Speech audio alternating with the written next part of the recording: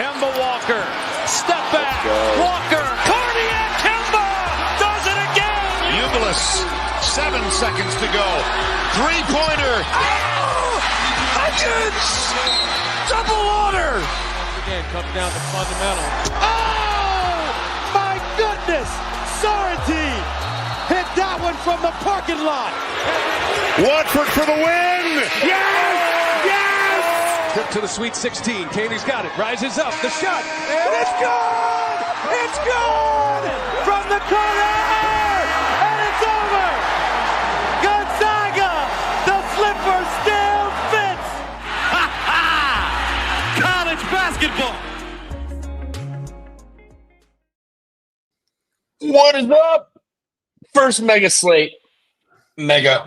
Whoop, that was the beers kicking in. Mega slate. I'm fucking amped. What about you guys?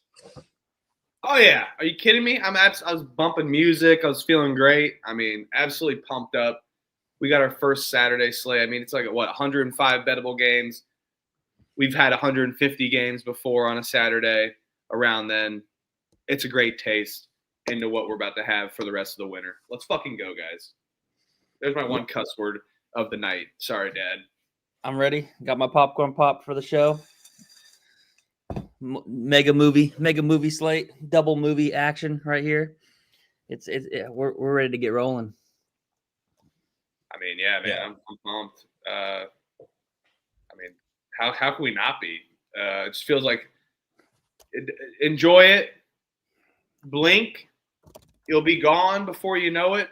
But if you enjoy it in the present, it'll be great forever.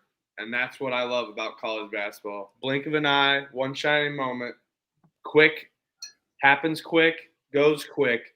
But if you sit back, smell the roses a little bit, you just enjoy. That's when you get to enjoy like a Mercyhurst Lafayette, stuff like that. Enjoy it. These kids aren't 25 forever, these days. 25, 29, 32. Elliot's got eligibility left, I hear. Shit, probably nowadays.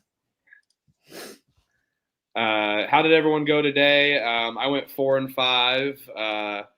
Started 1-5 or 0-5. So won my last 4 bets. We're down like a little bit above 5 or half unit, like 0.54 units on the day. But whatever. We're gonna have like 42 bets tomorrow. We're gonna freaking win. We're going to cap all 105 games that are bettable. Probably bet around like 40 to 50. So let's go. Let's go. I'm freaking amped up. How'd you guys do today? We can talk about a couple games, but we got so many games to talk about. We definitely need to talk about a couple. But how'd you guys do today? I got screwed by Marist. Apparently they fouled up 10 with like 5 seconds left and they lost that. Kentucky got smoked. Let's talk about that one for a second. Big Blue Nation does not put up with what that is, and they were audibly pissed off. They've been audibly pissed off. You read the Reddits, you read the forums. I don't even know if those, you read all that stuff from BBN, and it is bad news for Mark Pope. They've been rallying behind him because he's one of theirs, but they'll turn on you quick, especially not only do you lose by 4, you lose by 6, you lose to the foul game, you lose on a buzzer beater. You're getting your ass kicked and you're not showing up, and you've paid a lot of money for that roster. Embarrassing for Kentucky. Guess what, guys? I have not put one team on this list, Kentucky, until SEC play. Welcome to the no bet list. Kentucky is an auto fade list. No bet list. I liked them today. I was like, if there's a spot to get up, it's going to be this one. I have the crowd. Gonzaga's been off for a while. They're fresh off an ass kicking. They were dead from the jump. That game was over by the second media timeout. We'll be generous. That was good cooked. Kentucky's fucked. They're done. I fucking hate that tall dude with the afro. I don't like him.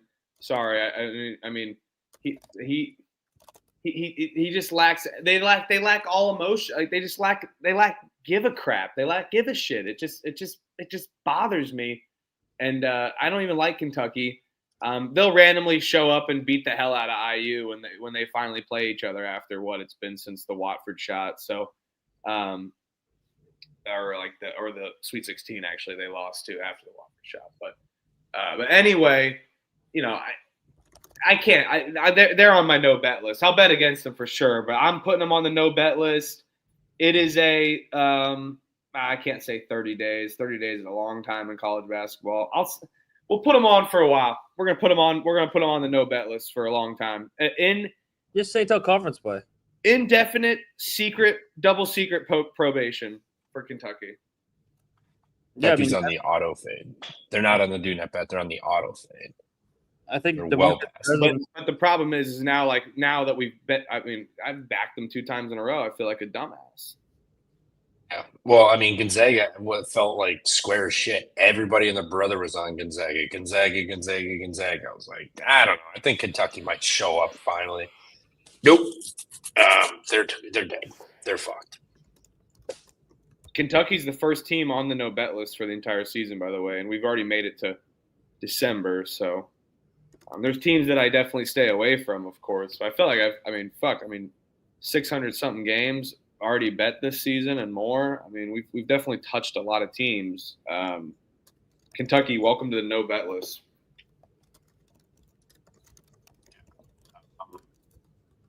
Yeah, it was kind of. I had High Point team total over. I think they had 2 points the last 5 minutes. Lost by 3 on that. East Tennessee cleaned up nicely. Xavier, that was a great game. They crushed. Mercyhurst let me down. Quinnipiac, easy W.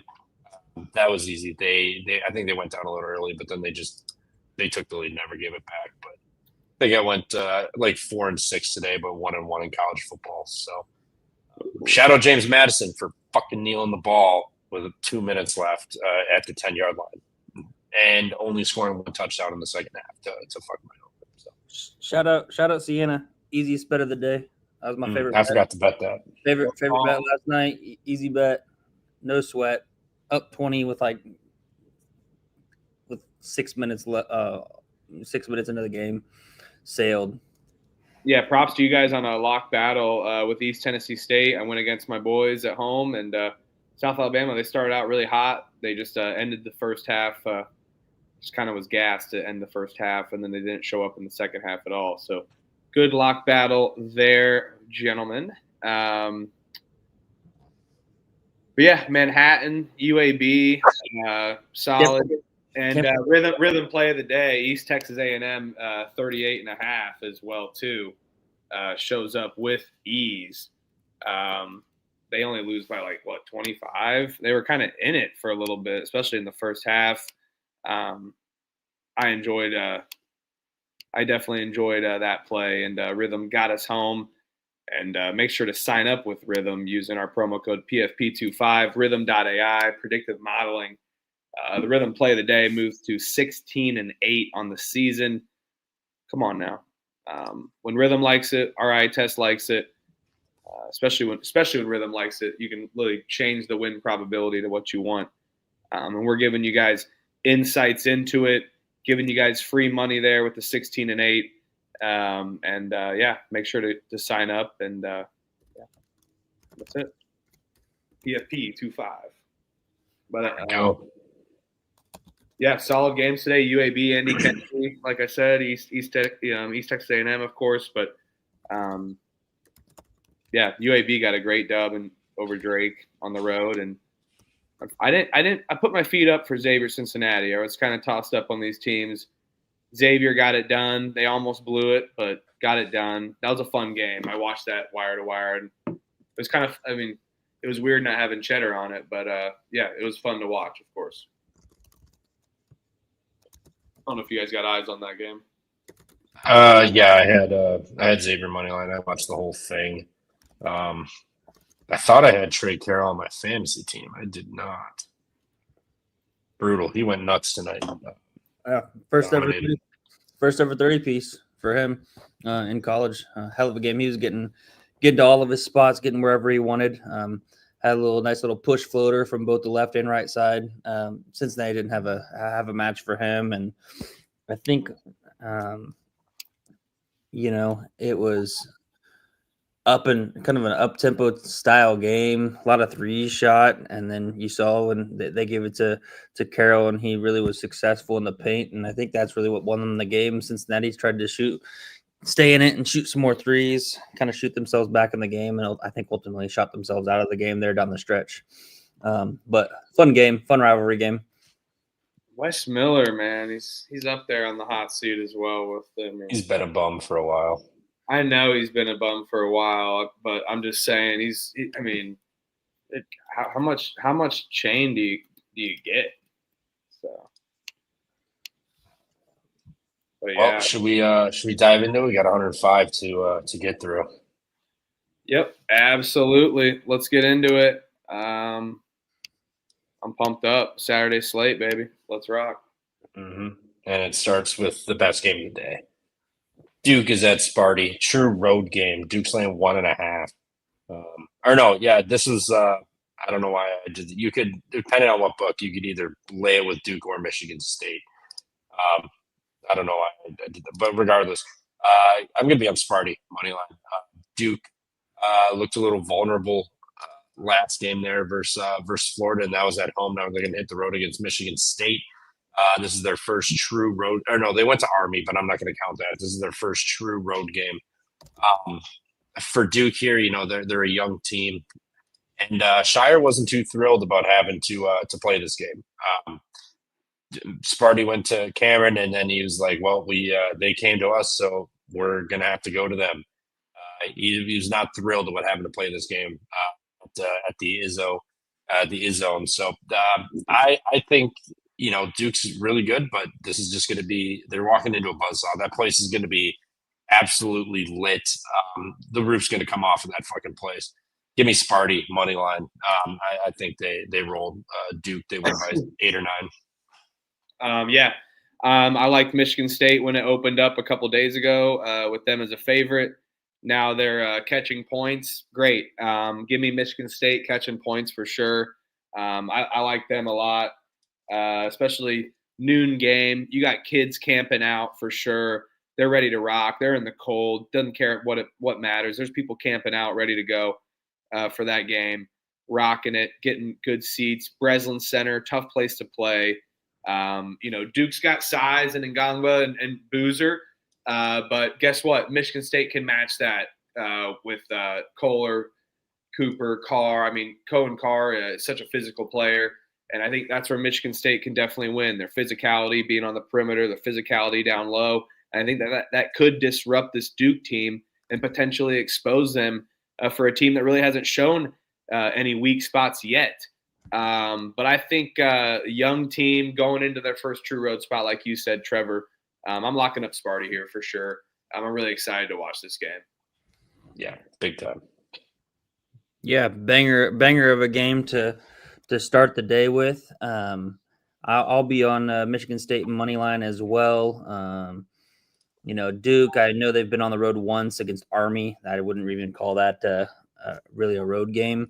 So now you go into the Breslin Center where it's going to be a true road game, true hostile environment. They've got young players. We'll see how they respond to just getting smacked in the face. I think Michigan State might jump on them pretty early and often.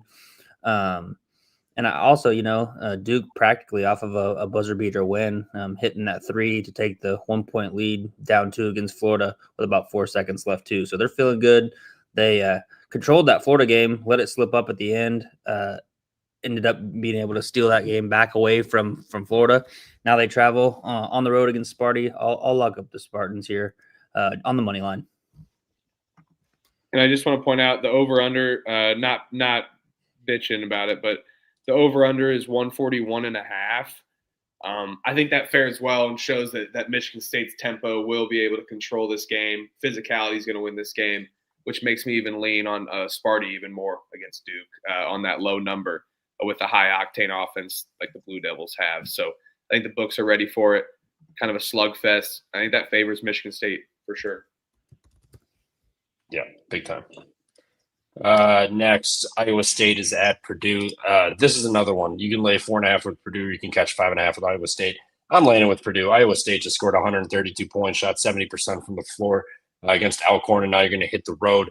I believe this is their first true road game as well, which it is. They're going to get eaten alive by Purdue. They're not gonna replicate what they did against Alcorn State. They blew their load a game early, and now you got to go to Mackey. It's going to be a bloodbath. Lay it with Purdue. They win this game by double digits. Yeah, I mean, I stuck with it. I'm going to keep with it. These two lines were out early in early in the week, and I'm going to stick with it with my eye test here over anything else. I think Purdue in Mackey could very tough for Iowa State, and we've really seen Iowa State not show any weaknesses either. So we're kind of going against these two teams that haven't been prone to any problems yet at all. But we're going to ride with the home teams on the short spread. Iowa State, like I said, 18 Creighton, 16 Mississippi State, 31 against Syracuse. They haven't shown any problems. They're going to be able to show a problem here. I like Purdue at home. I will bet the Boilers in Mackey Arena. Boiler up. Yeah, I'll be in agreement here with you guys as well. What could go wrong? But Taman Lipsey, he was reevaluated today. He practiced but didn't really practice full, so his status is still unclear and up in the air. Really, if I were them, I wouldn't try to push it, especially on a groin injury. For if he re-aggravates that right before Big 12 play, they're going to need him more in Big 12 play than they need him for this game. So even if he plays, I think he'll be a little hobbled, which I think, he's a key integral piece for that Iowa State. He's their glue guy. And I think on the road, first road game, like you mentioned, Trev, that could be a little bit of an issue.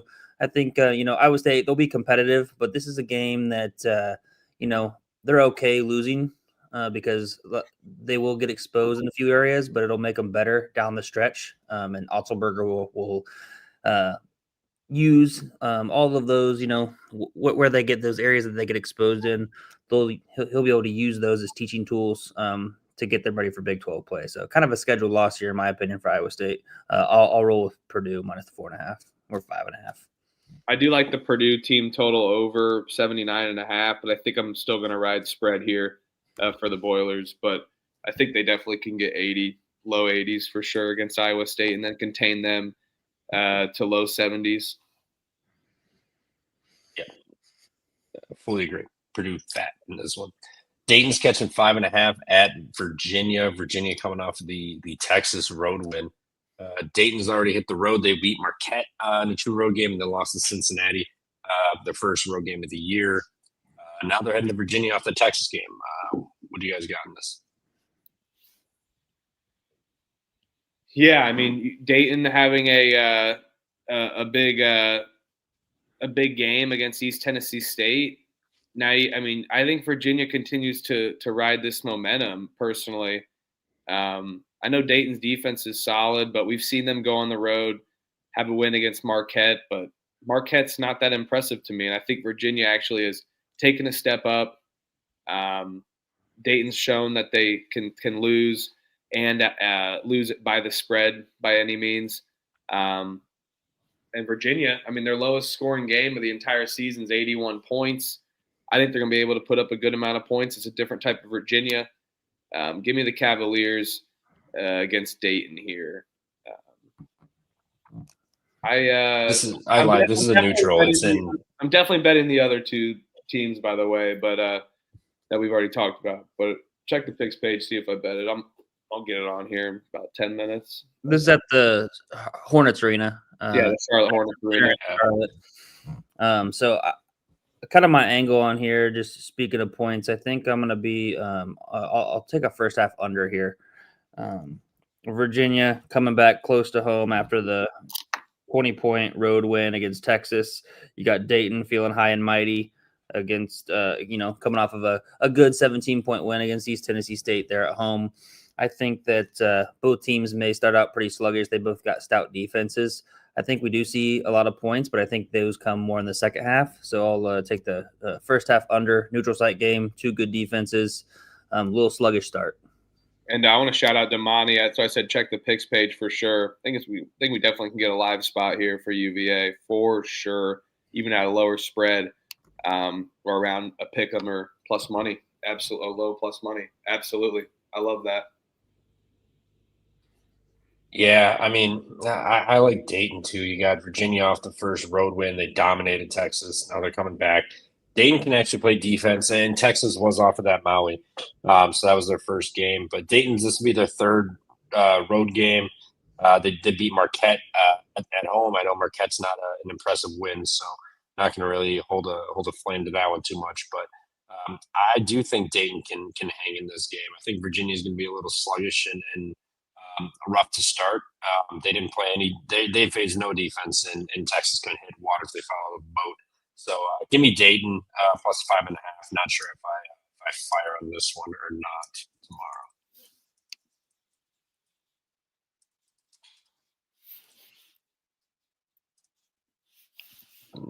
Next, Rhode Island's heading to the Fries. Providence is laying 7.5. Get the fuck out. Wow. Providence land point. Get out of here.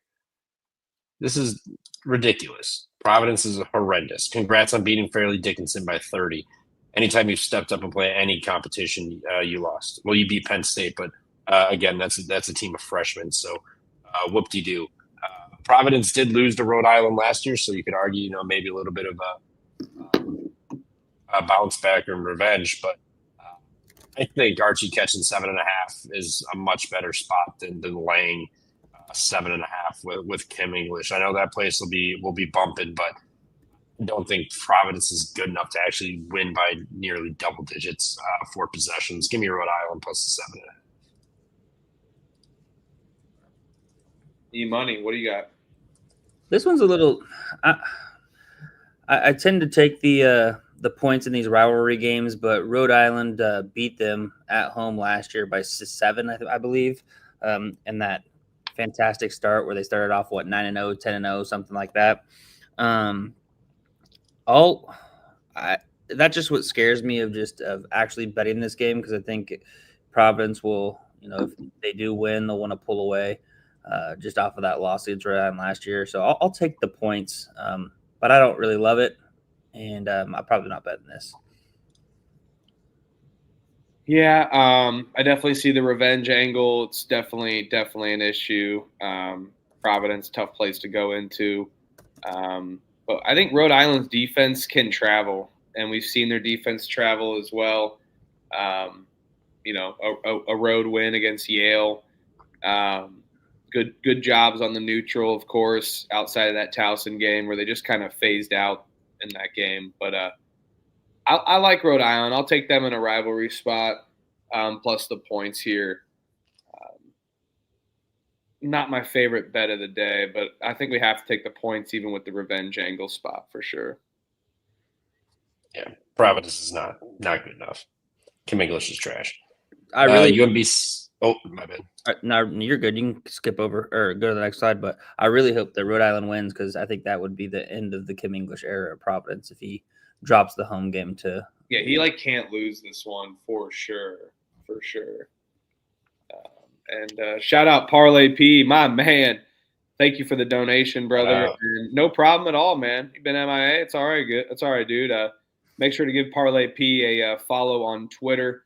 He's always got some good plays chopping up there, and gives fire content all the time on all sports. So make sure to give Parlay P a follow on social media.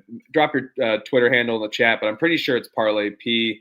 Maybe like an underscore there or something, but make sure to drop your handle in the chat. And thank you for the donation, man. Appreciate it.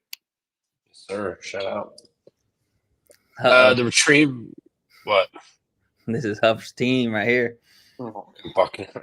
The Retrievers catching 2.5 at Bucknell over under 145.5. Take it away. Oh yeah, take it away. Bucknell. I mean, let's be honest. They're horrible. They're horrible. But a broken clock is right twice a day, and I will unfortunately dive into this stink here with Bucknell. They go back home. UMBC, a team I feel like is, I like Jim Ferry. I think UMBC is a well coached program.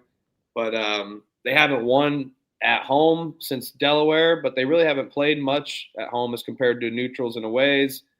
They played a lot of games. They got a good amount of experience, already 10 games under their belt.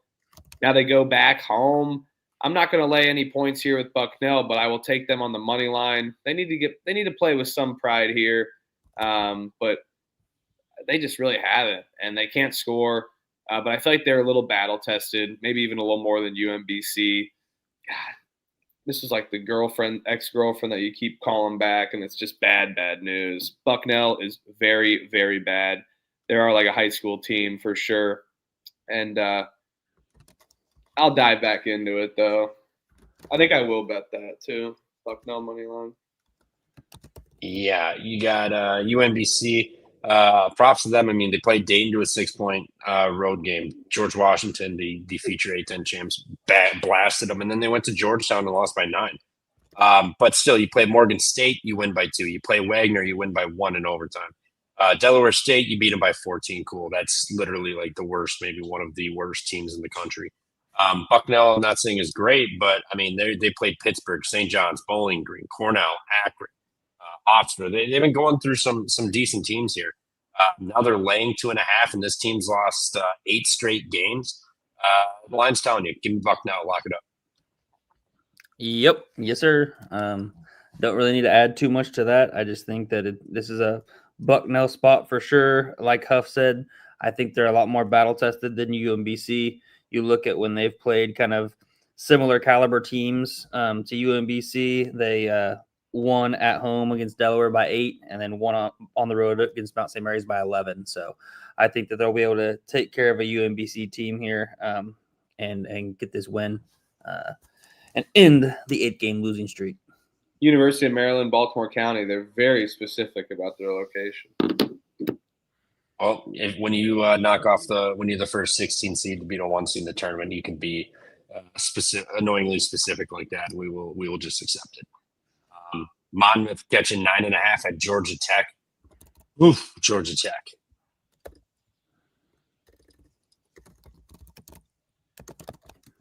I want no part of this game. Georgia Tech really pissing me off.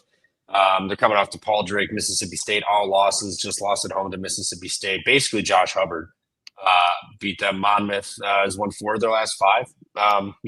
They're playing decent. I'll take Monmouth. No bet. I have no faith in this Georgia Tech team and Stoudemire. I don't think they're great. I thought it was a good spot for them, catching Mississippi State first road game, and they lost by double digits at home. Give me Monmouth. No bet, though. Yeah. I really like the under in that chat from JB8845. Right on, dude. I think the pace itself is pretty slow. I know Georgia Tech kind of can run at pace, but they're not the most efficient scoring team. You kind of can expect maybe a bounce back. But even in their losses, they've been able to put up at least 70 points. So they're not, shooting terribly outside of that one, 50-point performance. But Georgia Tech's defense is also pretty good. And they can limit possessions on offense on both sides on defense as well. We've seen Monmouth kind of play at a slower pace, low-scoring games. I will take the under in this game. Don't think I will bet it. If I had to lean aside, I'd take Georgia Tech, but I can't lay that many points. I'd expect a bounce back, but I'm not betting against Monmouth. I'm just going to bet against both these teams playing at a slugfest pace, and love that in the chat by JB. Yeah, for sure. I like that angle probably more. I was going to be on Monmouth plus the points. Not going to bet it, though. I like taking Monmouth as a dog. I like betting against Stoudemire as a big favorite, almost double digits. We're seeing this kind of tick down to maybe 8.5 as well. I think that Monmouth can keep it within this number, but the chat sold me. Huff sold me. I'll be on that under 143.5. Like it. Southern Miss catching 21.5 at Miami. I kind of want to take Southern Miss. Miami off the big road game. Jai Lucas first road game as the coach gets the win at Ole Miss, and they're coming off the Georgetown win too. They've won 2 straight versus P5. Now they're back home to play 4 bye games here. I think they kind of go through the motions a little bit tomorrow. Not saying Southern Miss is great, but they've won 3 straight. They did take South Carolina to overtime on the road. I think they hang around. I think they lose this game by 14-15. I just don't want to back Miami off of a big road game under Lucas. And I don't know, but I'm going to guess they were probably dumping Gatorade and shit in the locker room for Lucas on his first road win. So Southern Miss, no bet though. Malik Renew, he said University of Indiana. Yeah, I forgot to UI after playing there for 3 years. I'm sure that he would say Miami P. I don't know. But anyway, I couldn't think of anything. But he doesn't. I'm out on this Miami team. I know they had a good win, but I think they're somewhat fugazi. But Southern Miss, they've had a pretty good showing. They've kind of found a groove. I think Miami plays their food. I'm definitely not betting this though. I don't know. Whatever. I'm not betting this. I can't bet this. I'll take Miami, I guess. But I think they play with their food and it stays right around that 20-point, 25-point window, and there's a potential backdoor at play. So I want no part of that game. Yeah, I like Southern Miss here with the points. They played respectable against South Carolina on the road, only lost that by 4 points in overtime. So, I think that home environment is better than what it's going to be there in Miami. You got Miami who's, fresh off of that road win, like you said, Trev. I just think maybe 21.5 is a little bit too many points. So I'll take the points with Southern Mississippi, but probably not going to bet this. I'm with you, Huff. Yeah, for sure not betting this. I'm betting a lot of games already, but definitely not betting this. Oh, New Haven's catching 18.5 at Boston College. Over under 126.5. Give me New Haven, no bet. Who the hell? I don't give a shit who they're playing. Boston College should not be laying 18.5 points to anybody, especially in a total with a 126. What are they saying? Boston College wins 72-44? No, get out of here. Give me New Haven, no bet though. I'm not betting. I'm not backing this team, but Boston College has not done anything to deserve to lay this number. I mean, especially after that LSU game. So maybe you argue they bounced back, coming pissed off after blowing that cover in overtime. Shout out Earl Grant, but I'll take New Haven, no bet. I'll take the over, most likely a no bet. But I mean, on the angle alone that we think New Haven will be able to keep up with Boston College. If Boston College can get around 70, I think that we can see that over just fly into like the 130s for sure. Defenses are pretty good.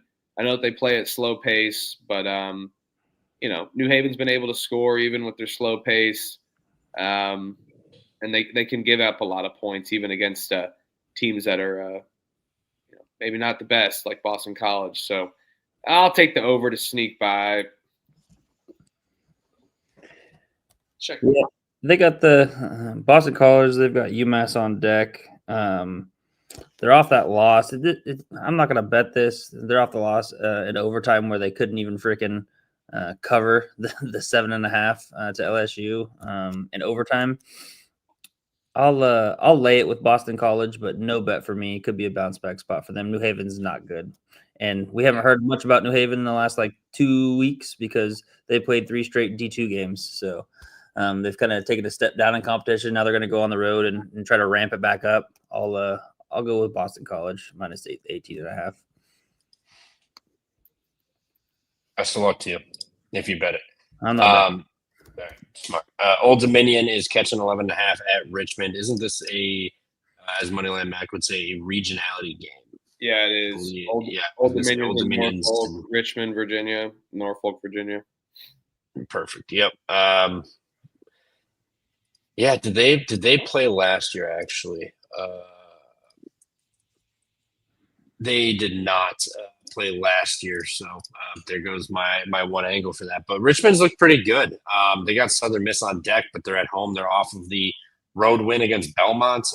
Maybe this is a little bit of a flat spot. Old Dominion gets up for this, giving it's an in-state game. I'll take Old Dominion with the points. Probably not going to bet this, but I think Richmond, huge road win against Belmont. Now you come home and you got to play an in-state rival. I think it's a tough spot. I think Old Dominion's going to keep this one close. I don't even think maybe a money line's crazy. I think Old Dominion could get it done just given the spot, but I would be on Old Dominion 11.5 or nothing. I'll take Old Dominion as well. We've seen Richmond go into Belmont, put up 84 points. We've seen them be impressive constantly. Even in their loss of Furman, they were getting smoked, almost came back and won. Richmond plays at a really good pace. Old Dominion, not the best team, but they've somewhat kept it close at times. I know that their defense is absolutely putrid, but we've already seen Richmond shoot at an efficient pace. I think that they can come out a little more slow, and we get an intrastate battle here. So I'll take Old Dominion plus the points as well. I'll wait to bet this towards the end of the show when it's like 3:30, 4 a.m. Going Garden at 10 a.m., by the way, and then I'm going to the bar at 11:30. Going to be boozing all day. Really good weekend for me. Boo, Sam Miller's ex-girlfriend's mom who works at ODU, alt line Richmond. I'll take Richmond minus 11.5 on that principle alone. Maybe I have to Benedict this now. All right. No, but in all honesty, another kind of regionality game, William & Mary. They lost by 13 on the road. This is their 4th straight road game. I know people will be scared to bet Richmond just because they're off of their first road win of the season. Now they return home. I just think Old Dominion isn't very good, so I'll lay it with Richmond. Might bet this just to get at Sam Miller's ex-girlfriend's mom. Hey, you know what? Sam Miller, I'm in. I'm Benedicting. I just picked Old Dominion. I'm not even going to bet him. I will bet this on Prince. I respect the chat, and I don't respect ex-girlfriends that are fuckers. So, yeah, let's go. Screw Old Dominion. There's no Monarch anymore. Let's freaking go. Go Richmond. All right, we may potentially be battling here. I might fire. Who knows? Sam Miller, come on. You got to come on for Sam Miller. Sorry, Sam. I don't know. Just the spot. It's spiteful. They're not going to win the game. All right, Richmond will win. But I think ODU's hangs around. Asheville's catching 22.5 against NC State. Here, this is I'm pretty positive true road game. Yes, it is. NC State off of the Auburn and Texas losses, back home now finally. This could be rough for Asheville. I mean, Asheville hasn't looked great. They stepped up once against Wichita State. They lost that game by 17. NC State doesn't care to play defense. Neither does Asheville, really. But Asheville does have a little bit of offense. I don't hate an over 160 in this game. I think NC State's pushing 90, 95 points at least in this game.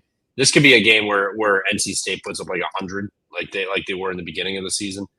And then you just need Asheville to cross the 60, 65 point line. I like the over in this game, 160.5. Yeah, I definitely can see that angle for sure. I think that number is going to keep going up. I see 158.5, by the way, Trevor, on FanDuel. So that doesn't help me enough. But and I also see 20. I also see 25.5 on UNC Asheville as well. So the line's already getting steamed up. I know on principle, NC State definitely off of 2 losses, 3 out of your last 4, you really haven't looked like you've been interested playing basketball at all. I know that this could be a whip and shape kind of game where they can beat up on a little brother, but I like Asheville. I'll let this number keep going. I think it's a lot of points. I think this is a backdoor kind of spread. I'll let that number keep getting steamed up for NC State. Give me the interstate battle here. What's the word I'm looking for? I guess transparency. I guess I made these like 4 hours ago, 5 hours ago when lines started coming out. Dude, who gives a shit? You're making slides. It's fuck. Oh no, I'm just saying like these may not be 100% accurate anymore, given they were made hours ago. Once we get towards the end ones, they're more accurate. But Well, who cares? I mean, the lines move. It's funny seeing the lines move, and I'll let them continue moving. I see 25.5 right now. Yeah, I'll take the NC State team total over. That'll be my angle here. I think, yes, UNC Asheville can score a little bit. I don't mind the over full game. I just think NC State's going to look to run it up, pad their sorrows a little bit after a rough stretch there out in Maui, and then against Auburn at Auburn. So I think they'll run up the score here. They're going to take out their frustration, just like Ken said in the chat. Going to take their frustration out. So give me NC State team total over. I like that. I see 92, I think. Maine is catching 17.5 at Miami, Ohio, over under 138.5. Maine is horrendous. I would take Miami laying the points here. I don't see how Maine really breaks the 60, 63 threshold. Miami can shoot free throws. They can get to the line. They can score. They can play defense, force turnovers, get runouts. I would lay with Miami here. I think this is going to be a bloodbath. I think this line's telling you what's going to happen. So give me Miami, Ohio. No bet though. Here's a team total over that I like. I like Miami's over 76.5 team total. We've seen that, Maine definitely limits possessions. They can slow it down, but their defense is absolutely atrocious. Miami's defense solid. They can force turnovers, get out in the transition super fast, and like you said, Trevor, get to the line a ton. I think that number just goes by. Miami's lowest scoring game was 76, so I think the books are definitely scared of like Miami's tempo. But I think we definitely get in the 80s. This line could definitely jump, so I will bet that for sure. And Miami, Ohio is a fun team, and I've enjoyed this Travis Steele team, and how can you not? They've been winning, and they're going to continue to win. So I sense a back door, but I think we can. I think we'll get above that 67.5 or 66, 67. Shop around. You said it, not me. I will be. I'll lay it with Miami of Ohio here. I think Maine has played a lot of close games. I know they're 0-10. They have played a lot of close games, though, covering a lot of numbers. They've kind of been a covering machine, except for the game against Ohio on Wednesday. I think Miami of Ohio does pretty much similar to what Ohio did, maybe even a little bit worse. So I think that we will. I'll be on Miami of Ohio here, and I can't wait to bet Maine on Sandro. Coked on some popcorn, buddy. Yeah. Why don't you think when he keeps cutting out the camera? It's actually meth. Yeah, crystal meth, actually. All the anhydrous plants. Good shit. How do you think we cap till 4 in the morning? Gotta have some meth, I guess. But yeah, no, I'll be on the Red Hawks here. I think they'll look to run it up. But I can't wait to bet Maine against Canisius at home for their first D1 win here next Saturday, the 13th. Canisius wins that game. My meth cocktail for capping games is a freaking soda with a ton of caffeine and a beer. It's great. It's been fun. Enjoying it. I just finished a bottle of Chardonnay. Now it's time for some brews. Ooh, okay. Girlfriend's got fucking 40 bottles of wine laying around. Yeah, I'm gonna staring at a bottle of Cab right over there. I think that's gonna be hit. Is it? If you go get one, I'll go grab another one. Is it beer before wine? I'm fine, or wine before beer? I fear. I can't. I don't know. Whatever. I think it's liquor before beer in the clear. I don't know the wine. No, but there's a wine one. I think it's beer before wine. I'm fine, or wine before beer. I'm right. I don't know. I would guess the rhyme is beer before wine. I'm fine. I'm guessing. I don't know. Who gives a shit? I'm at home. We're letting it rip. I love a wine drunk lately. Been enjoying it. I was never a wine guy, and then my girlfriend's got fucking 30 now. Bottles of wine up there. So I'm just like, yeah, I'll dabble a little bit. I'm not a red guy unless I have some pasta. I like this whatever white shit, whatever the fuck it is. It's good. It tastes like juice. Yeah, I know about the liquor before beer, guys, but there is a wine saying one too. I'm pretty sure as well. There is. I know that. Trust me, I'm a boozer. I know the liquor before beer, beer before liquor, but hey, it's always fun end of the night on liquor. Let's go. Not a liquor guy unless it's tequila. This line. Ooh, this game's fun. Yeah, it is. Do you guys like Utah Valley on the road? Because I don't. It dates back to the last couple of years. Just on the road is not a team you want to back. Bowling Green, they are off the Kansas State win, which sucks. This is why I kind of feel like this might be a Utah Valley spot. BG feeling good coming in, just beat K-State on the road.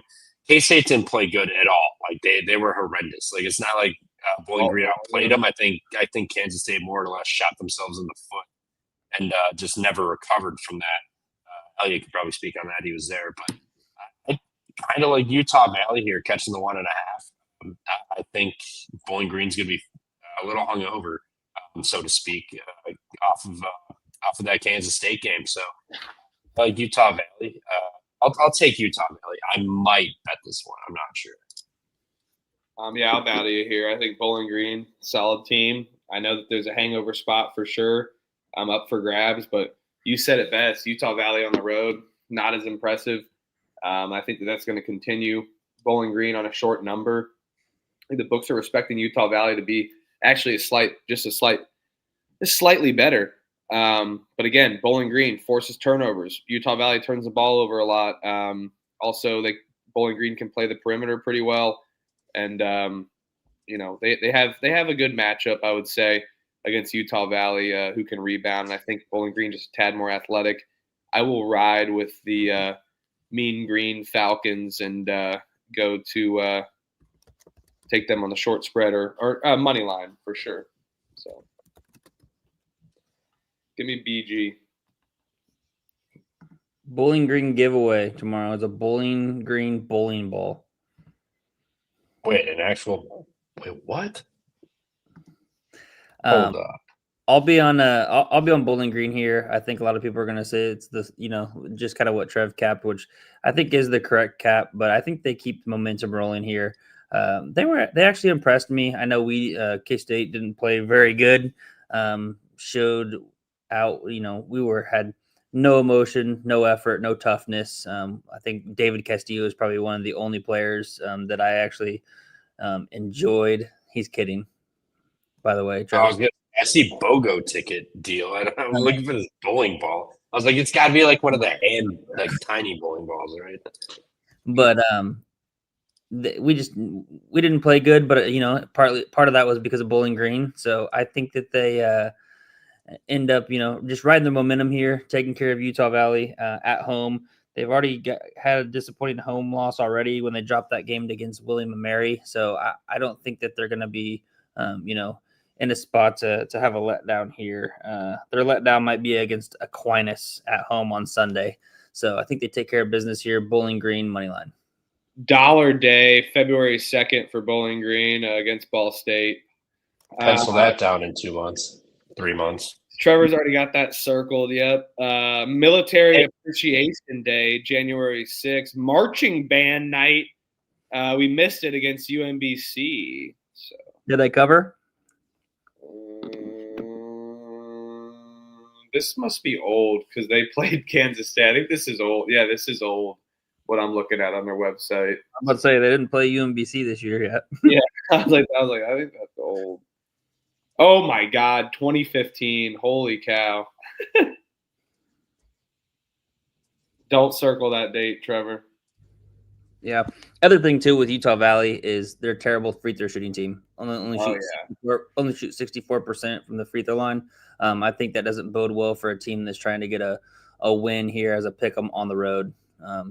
It's one thing if they're at home, but the fact that they're on the road and they struggle from the free throw line, you need all the points you can get. So give me Bowling Green. ChatGPT or Google AI overview or whatever, they just sit on the throne of lines. Like Bowling Green really focuses on engagement for basketball, leveraging the Stroh Center for fun fit shots. Come on. Get out of here. Get out of here. Enough of that. Move. Jeff, I was at the game. So, yes, I watched the game. I didn't score a comparison the Bowling Green K-State game. He didn't watch there. I saw it with my own two fucking eyes. We sucked. Dude, when does Tang get canned? Elliot, now, that's what that says. Elliot's already answered to this question, by the way. My bad. They're not out on him yet. It can turn. We're getting this forgetful this early in the show. It's going to be a long show. Ohio State is visiting Northwestern. I believe this is an actual road game. This is a true home game for Northwestern, correct. Okay, what happened to Martinelli? I know he got hurt in the Wisconsin game. Did he come back and play in that game? I had it on the quad box. They were up 20. I kind of wasn't paying attention, but I did see Martinelli get hurt. Cheers. Cheers, Pulp Fake fam. Oh, mountains are blue. Man, this line is screaming Northwestern, man. Ohio State's first road game, I believe, too, right? Nope, they just lost in Pittsburgh. That's right, the buzzer beater. They've been off for a week. Been off for a week, and they're only laying 1.5 to Northwestern. I get Northwestern lost guys, but they still play hard. Chris Collins gets the most out of these guys. If Martinelli got hurt and didn't come back, I don't know why this line would be 1.5. I'd imagine he's going to play, but he's uber important to this team. I'm going to take Northwestern here. I'm going to bet it. I think Ohio State loses back-to-back road games. Man, this line it feels like a Northwestern line, does it not? I mean, Ohio State off the buzzer beater, maybe they bounce back, but only 1.5. I don't know. Give me Northwestern in this one, man. Yeah, Northwestern at home. I think they'll actually be a decent crowd. I know it's not the most lit environment, but I think they'll actually show out for first Big Ten game. They're welcome back, or first Big Ten home game, that is. And Northwestern's battle tested Wisconsin, Oklahoma State, South Carolina, Virginia. They played really good. I mean, outside of Notre Dame and Pittsburgh, Ohio State hasn't played anyone. You know how I've been on Ohio State all season. So I'll take Northwestern here as well. I think they get it done in the Welch-Ryan Center. Yep, Northwestern, money line for me. I don't even care if this line flipped it, by the way, too. So I don't care about. Oh, we got a home team flip? Ooh. Yep. I'll take Northwestern money line. It's like -120, -125 is available. Yep, I'll take the. I don't really care about the injury news. I'm seeing 2.5, -140 in places too. Who are you saying, Martinelli? Yeah, Martinelli. He got hurt. I think it was his knee. He's not. It was his knee, but he walked off the floor. But he got it huddled and sat on the bench.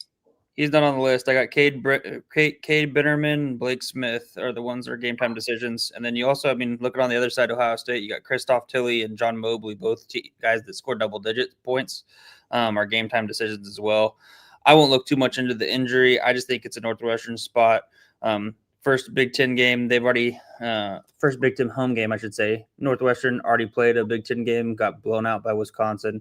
I think they get right here, protect their land, and win their first Big Ten game. This is Ohio State's first Big Ten game, and not to mention, no Ohio State fan is going to be even tuned in, checked in, or anything like that, because they're all going to be focused on the 7 p.m. Eastern Ohio State Indiana game. So, hey, but don't be saying that IU's not going to be caring, because it's in Indy, and that game going to be rocking. Trust me.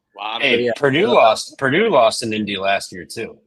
Yep, and everybody in the chat, shout out the chat. I forgot they were in the Big Ten championship. Oh wait, they weren't, because Martinelli's playing. Yeah, that's right. They're horrible. Wait, are we talking football or basketball? We're talking. I mean, you guys. I was just saying the whole cap for football, basketball. Like you guys, I'm saying don't do it for the Hoosiers because they'll be down there in Indy. Like, yeah, this game's in Evanston, Illinois. Like, yeah, it's not a cap. I don't think it equates for the IU game. I'd be lying if I said I know what we were talking about. I just had to chime in with that. Trevor, I know you don't want to talk football because the world's upside down because IU's good and Wisconsin's not anymore.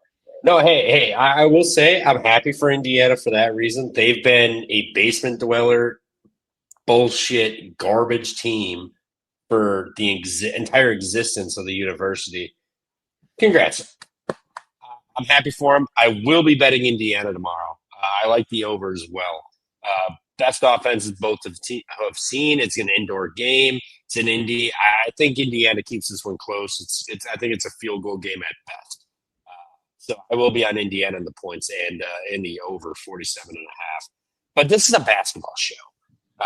Let's get back to it. Meaningless game. IU cares about it more than Ohio State, probably for football. But yeah, I was just saying, like, you can't say the cap for the IU game because it's in Indy. It'll be rocking. Oh yeah, speaking of rocking, yep. Oh, what is this line? What is this line? Both teams are bad. Cleveland State's not. I know, but come on, Detroit's way worse, in my opinion. Yeah, I think personally, Detroit's off of back-to-back wins. They beat Niagara by 4. Then the IU Indy one, you can kind of grain of salt. I mean, all they want to do is just like score the ball, and then they'll stand there and be like, "Yeah, fine, go score. We want the ball back to keep scoring." They lost by 14 to Cleveland State. Cleveland State's back home. They lost to Detroit Mercy. I don't think either of these teams are good, but Cleveland State laying 3 points, basically, you got to – I don't know. I'll take Detroit. I'm not betting this game. I probably will find a way to put it on a quad box one way or another just because it's that disgusting that I have to have eyes on it. Give me Detroit, no bet. What's that? I said for the culture. For the culture, dude. Who else other than TZ is really paying attention to this game? Nobody. A bunch of fake basketball fans. All they care about is the big time matchups. This is a big time matchup. Make sure you have this on your quad box tomorrow.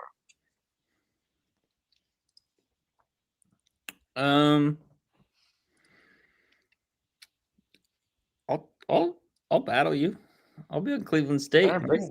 Minus the 2.5. I think this is a spot for them to get their first home win, D1 home win, I should say. They dropped a game to Valpo. That was their only other home game. Now we've got Detroit Mercy coming in feeling high and mighty off of 2 D1 wins. I think the hospital gets checked out of the hospital. Give me Cleveland State minus 2.5. Yeah, a team that's lost 4 of their last 5, not against a D1 opponent. They haven't won a D1 game against a home team or D1 game at home yet. Cleveland State is god awful. I know Detroit Mercy is feeling themselves as of late. A road win against Niagara, a home win against IU Indy, but it can't continue, especially for Mercy. I think that they get one against Fort Wayne on the road next weekend, and they drop one here against Cleveland State. I'll take the money line minus 130. Vikings, they're bad. I have to address this. I will never wear a Hunter Simons jersey. The Badgers have so much work to do. It's insane. We are a basement dweller of a Power 4 conference, and it doesn't sit right with me. We're trash. I went to that Iowa game. We left at halftime. We were down. We let Iowa kick the living shit out of us, and that's unacceptable. No Hunter Simons jerseys for me in the future. But Norfolk State is catching 8 at JMU. These are all home games, basically, right? Like, I know they're sprinkling random neutrals. But... No, this is in Harrisonburg. Yep, and this is a intrastate game for sure. Norfolk to Harrisonburg. JMU just beat Troy tonight. For the conference title. Hangover spot? Basketball show. I know, but it's a hangover spot. The whole school's going to be partying, right? It's a Friday night. You just clinched the conference title at home. They got to be going like bananas, right? I mean, give me Norfolk. I'm not betting this, but give me Norfolk. Give me Norfolk. They're probably they're probably still out there throwing snowballs at the punter. Maybe. Yeah, I'll be on Norfolk here. This is way too many points. I haven't been too impressed with JMU. I don't even care about the hangover spot. It's kind of a good angle because maybe the basketball players are out there partying right now. But I just think Norfolk State, You saw NC Central keep it close against JMU. I think Norfolk State's better than NC Central. I think they can be a little feisty. I think this game comes down to the wire, and JMU maybe hits a couple late buckets and wins this game by 4 or 5. So this game I'll actually bet, and I'll be on Norfolk State. I think they're a good program under Robert Jones, and I think they keep it within 8. Yeah, you just don't know which James Madison team that you're going to get, right? You've had a James Madison team cover this number against FIU, Nebraska, Omaha, almost to Towson at home even, but then losing to LIU, Longwood, George Mason, getting your break speed off, then only win by 5 against North Carolina Central. I'll lay it with James Madison. I think that there is a spot for the Dukes here. But on the premise that we don't know which one they're going to get, super volatile team, I will not be betting the Dukes here. Boo. Smart man, Norfolk's going to cover. Boise State catching 5.5. Then bet it. I said maybe. I bet it. There's 105 games. I gotta pick and choose. Bet them all. I'm betting half of them at least. I'm betting 50 games, but not JMU. I'm betting them all. I'm betting 50 of them at least. Do you guys want to know a fun fact about this Butler team? No. They're the number 1 power conference covering team ATS, 7-1. Yep. They're good. They're good this year. I hate this team. I hate this team so much. If I bet them tomorrow, Boise State wins outright. If I bet Boise, Butler wins by 25. Well, tell me what you're I'm doing. going to lose-lose. That's the opposite. Oh, I hate this 5.5 number, but Butler's look good. They're at home. Boise traveling. Is this Boise's first true road game? First game after Maui, too. Yeah, Butler. I'll take Butler. Lighting the 5.5, but I cannot bet this game because it never works out in my favor. For the last 20 Butler games, I bet I've probably won 2 of them. So if you've been fading me on Butler, congratulations. I hope you enjoy your yacht out in Barbados because you've been cashing. Give me Butler, no bet. I cannot get involved with the Butler game tomorrow.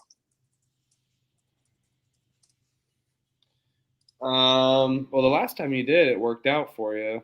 Oh, I got a miracle under. I don't know how it happened, but I got a miracle under. So I didn't pick a side, but I still won via that. But I will not be getting involved with this game. I can also give you another angle. Boise ended Butler's season last year in the Crown Tournament. All right, I'm going to bet Butler. I'm betting Butler. I'm doing it. I knew he would bet it if I said that. He loves the season ender comeback. Yeah, I do. Look what Quinnipiac did tonight. They kicked the shit out of Iona on Friday night at home. Butler by 30. Come on, let's go. Have some pride, Butler. Kick their ass. Get some revenge. Let's go, Butler. Bet. You got the fastest paced offense, very efficient. They've dominated at home. Now this is one of their biggest games that they've played at home this season. I think Hinkle will be rocking, and especially a good lead into the Big East play. I will ride with the offense, and I just saw that team total over 176.5 come out, and I love that. I think it's a great play. Go Butler. I think we definitely see a revenge spot. Butler scores 80 against Boise State, who I know Boise State's defense is okay at least, but we've seen them be able to stumble, and I like Butler here. If I had to pick a side on the spread too, I think Butler gets it done for sure at Hinkle. True TV, Impractical Jokers leading into this. Hell yeah! I'm gonna start this. I'm just kidding. Providence, Rhode Island's leading into it. But yeah. I'm gonna turn on True TV tonight. Go to bed listening to Impractical Jokers. Wake up to the Providence, Rhode Island game. Oh no, it's Danny Bonaducci with World's Dumbest or whatever, that little show on True TV. Who is Danny Bonaducci? The only reason I know that name is from a Wiz Khalifa song, like Cabin Fever. Danny Bonaducci? Yeah, I know the line you're talking about. It's rolling something that tastes like fruit. Yeah, that's but he was a child star in the 70s. I'm an old soul, by the way. He was a child star in the 70s. Redheaded guy. He was a D-list celebrity. Carrot Top? Yeah. No. Did he grow into Carrot Top? No. Look him up. He looks like he is a. Yeah, I don't know. He's one of. I can't remember what show it was. Not Strokes. Not Family Matters, but it was one of those like older shows with Danny Bonaducci. Rolling something. It tastes like fruit. Banger song, by the way. I'm gonna throw on Cabin Fever. No, Danny Bonaducci was not a Brady Bunch kid, by the way. Not a Brady Bunch kid. I promise. Danny Dumshit coming in clutch. He was the decent radio talk show host DJ in Chicago and then Seattle for decades. Okay. No, it's not. He was a child star too. He was a child actor. He was great on the radio as a child. He was in the part. He was. Can I get my play so we can fucking move on to the next game? My bad. He was already off the rails. Episodes of the Partridge Family. Partridge in a Pear Tree. Merry Christmas. Happy Hanukkah. I don't give a shit. Let's fucking talk basketball. Hey, we're talking yeah. about Suchi. I'll lay it with Butler here as well. I think my biggest play here is just Boise State coming first true road game, but also coming back traveling from Maui. This is their first game after Hawaii. I think it's a real tough spot for them. I'll lay it here with Butler. Not to mention, I know Chat had mentioned it already, but Boise State just fresh off the Mountain West Conference title here tonight in football. So both your football and basketball team can't be good on the same weekend. So Boise takes the loss. Butler rolls -5.5. Lay it. Oh, my bad. Tennessee Tech's catching 2.5 at West Georgia, over under 151. Who wants to kick off this banger? Yes. Tennessee Tech, solid team. I actually got to watch that noon game with Lipscomb. They played pretty well. Again, that LA Fitness Ball kind of environment. Now you got West Georgia, who can do the same thing. But I don't know, man. I think West Georgia at home, solid spot here. Both defenses are going to be pretty putrid, I would say. So I think there's an over spot for sure. We've seen both defenses allow a ton of points, regardless if they're playing a down team or an upper team in a P5. But yeah, uppers and downers, baby, uppers and downers. Yes, sir. I think West Georgia's the spot here, and I do like the over. But after how well Tennessee Tech shot against Lipscomb, tough for me to back them on the over. So I'll take West Georgia here on that alone, and I think their offense is super efficient, and I think West Georgia actually plays the perimeter super well, and I can stop the three. So give me West Georgia here at home.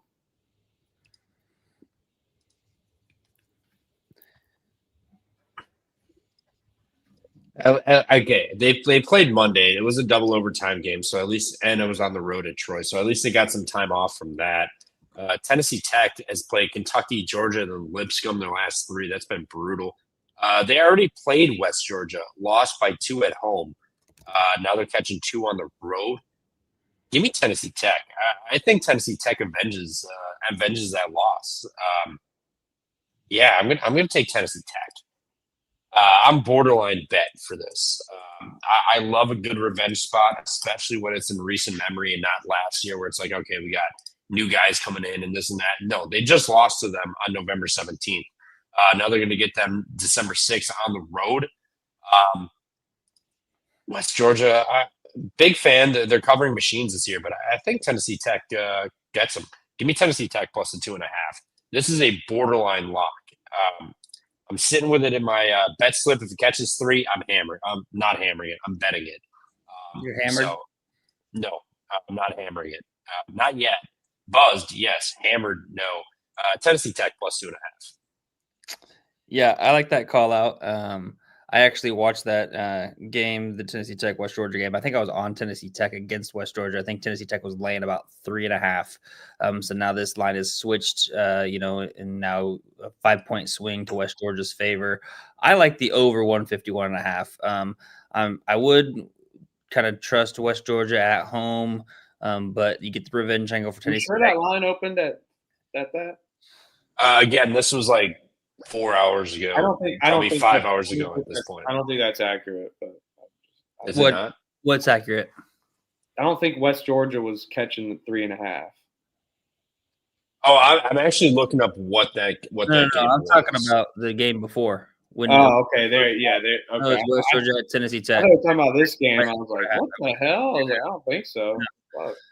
No. So I would typically like to just lay it here with West Georgia, but they're off that double overtime win on the road against Troy. A hell of a win. Could be a little bit of a letdown spot, but they're at home. They've already got that win against Tennessee Tech. Kind of scares me. I just like the over 151.5. I'll get straight to it. Last game, 61-59 was the final, 120 points total. Now we got this over-under set 31 points higher than what it finished. Give me the over 151.5. I think it's telling for a reason. Yeah, I like that over for sure. Tennessee Tech runs at pace too.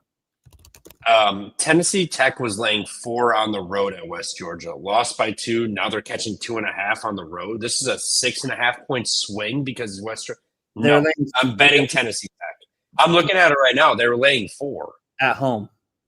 Yes, I know, but okay. Is the home court really worth 3 full points? Even if it is, that's still a 3.5 point swing towards the other side. No, give me Tennessee Tech. I'm betting this. They're going to win this game outright. Give me Tennessee Tech plus the 2.5. Bet. Chat, fucking block battle that motherfucker. Bring it on. Bring it on. Let's go Golden Eagles, all right? Get these fucking Wolves out of here. Pansies. Nah, fuck off. Wolves are going to kill them. No, you can't. A wolf can't attack an eagle because an eagle can fly. An eagle can swoop and kill. You're forgetting about that. Next, Stony Brook in Duquesne. Stony Brook's catching 9.5 at Duquesne. All-time logo for this Stony Brook team. Literal sea wolf. Shout out to them for this logo. Great logo. I don't really have a good feel in this one. I'm not a big Stony Brook fan. They burned me a bunch in the past. But Duquesne, I don't want to lay double digits with, basically. I'll take Duquesne at home. No bet.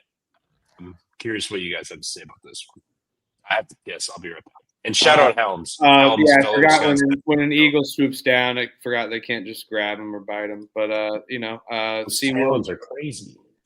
Sea Wolves catching this many points against Duquesne. I don't like Duquesne laying this many points. Don't really care if it's at home. I personally never like to lay points with Duquesne. Stony Brook, though, their offense is so bad. It's so hit or miss. It can be up and down. But I'll take Stony Brook with the points here. Yeah, shout out Helms. Appreciate the $20. Definitely enjoy you in the chat. Enjoy your support. You've been a day one listener, so we appreciate you. Shout out you the GOAT, as Sports Science Jacob said. I will be on Duquesne here. I'm not going to bet this game. I think they might get a little bounce back spot after dropping that home game to William and Mary. That was an easy call. William and Mary was getting 7.5. I just don't know if Stony Brook can put up the points needed for a Duquesne team that likes to play with pace. So I think they are able to play with tempo and just kind of outrun Stony Brook here. I'll take Duquesne, but no bet. I'm with you. I don't like laying this big of a number with Duquesne. SIU Edwardsville's, oh my God, it's laying 6.5 against Western Michigan. Western Michigan off of a win against Southern Indiana just scored 88, but they're not the same team on the road. They've just absolutely no-showed. SIUE is kind of catching fire just a tad bit.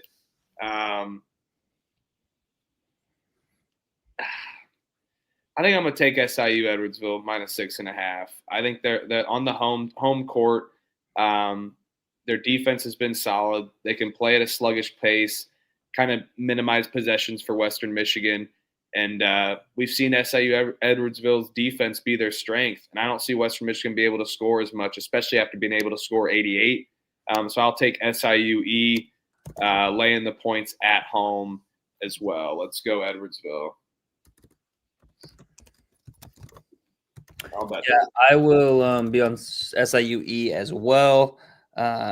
their only D1 home game so far, they lost, had that terrible effort against Indiana State, real bad letdown spot. I think they get up here and they beat a Western Michigan team who's feeling themselves. I know me and you for sure were on Western Michigan, laying the 3.5, 4.5 against Southern Indiana, and they rolled, beat them by 14. So I'll be on SIUE here. I think the Cougars get it done at home by margin too.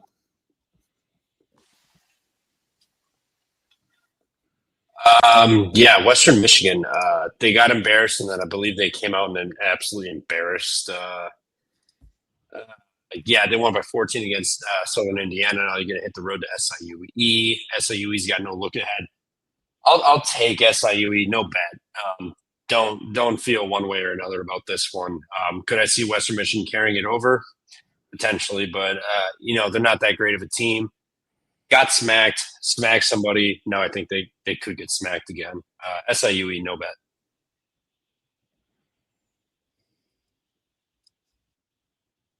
The Dolphins catching 6.5 at FIU.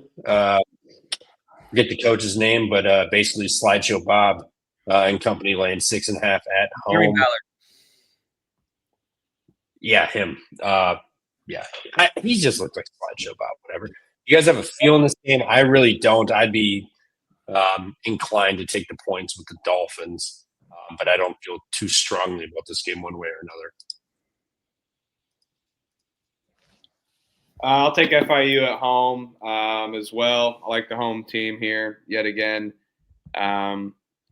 This has been a problem. Dolphins definitely can swim on that home court, but Jacksonville just went to overtime on Tuesday, kind of exhausted all their offense. We've seen FIU be solid at home. They're definitely due for a letdown spot, especially with Miami on a look ahead, but that's also 10 days away, so they got plenty of time. I don't think there's a chance for them to look ahead. Give me Pitbull at home. Mr. World 305. Yeah, I kind of like the over here a little bit. I think Jacksonville, I know they play slow, but I think here at home, FIU will be able to push the tempo, and they play at a very high pace. So I think they'll be able to get that tempo rather than Jacksonville. I'll just lay it with FIU. No bet for me though.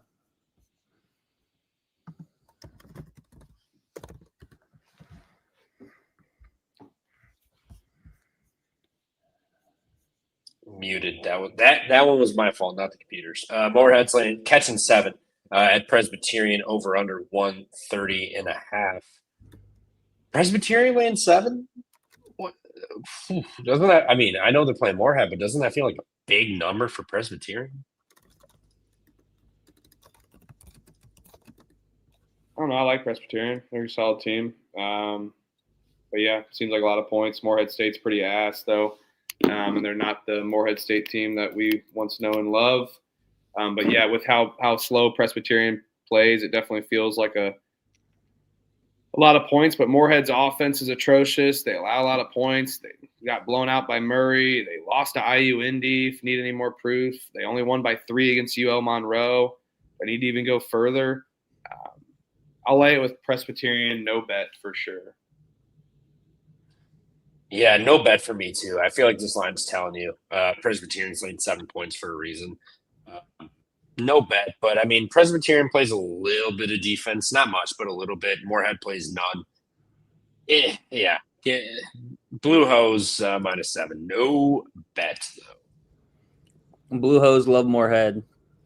Give me Presbyterian. For my pick though, I'm going to take the under 130.5. Gross, but I could see this game being like 60-50.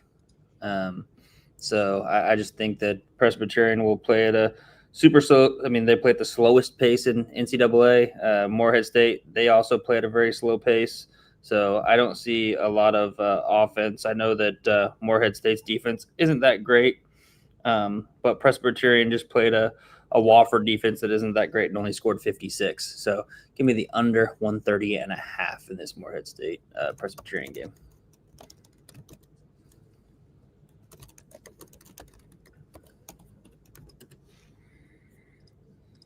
Youngstown laying 8.5 against IU Indy, over under 174.5.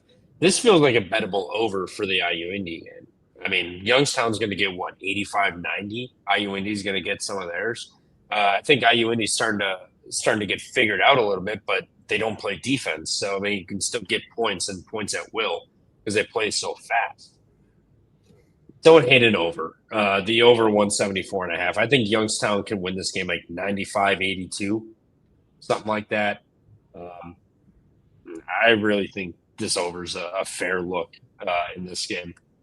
Or just laying with Youngstown because IU Indy plays no defense. Youngstown at least has some pride and plays both ends of the floor.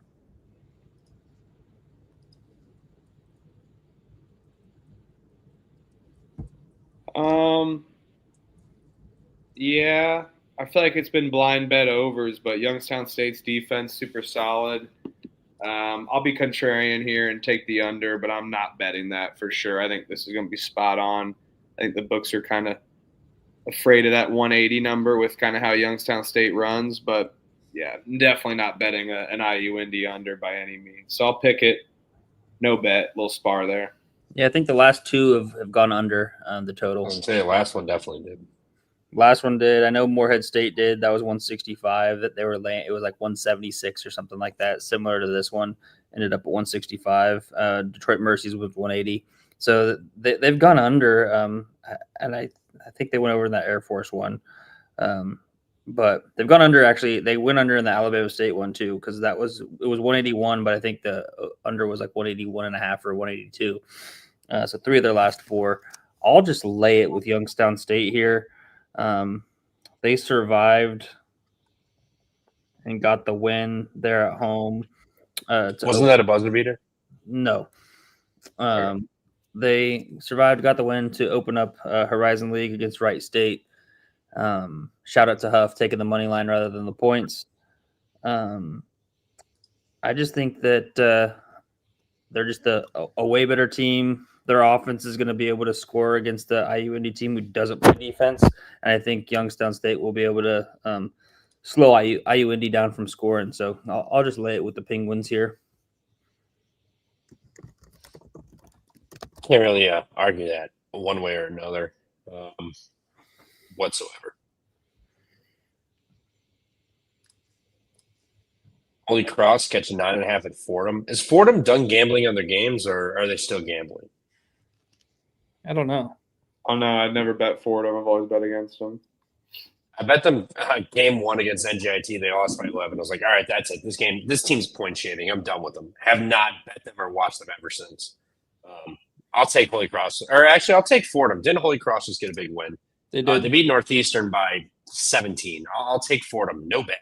I'm not getting involved with this. Yeah, same with that. Fordham, no bet for me. Holy Cross, off, like you said, off of a big win. But who wants to bet Fordham laying that many points as well? I will say this, though.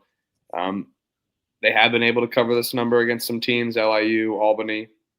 So it's not out of the question that they can cover this number. So, yeah, give me Fordham. Let's go Rams. They win by 12. Yeah, every time the Holy Cross has been kind of on the road, they've just laid an egg. I'll ram it here with Fordham, but there's way better games to bet, so this will just be a pick for me. Fordham minus the 9.5. I think they bounced back. The last time out, they were in Canada, lost to Colgate by 10. Holy Cross, like you guys said, off the huge win. I like Fordham in this spot. Yeah, no bet. I'll be honest, I'm probably not even going to have eyes on this game tomorrow. Next, here we go. Delaware State. Delaware State's catching 9 at home against the in-state rival, the Blue Hens here.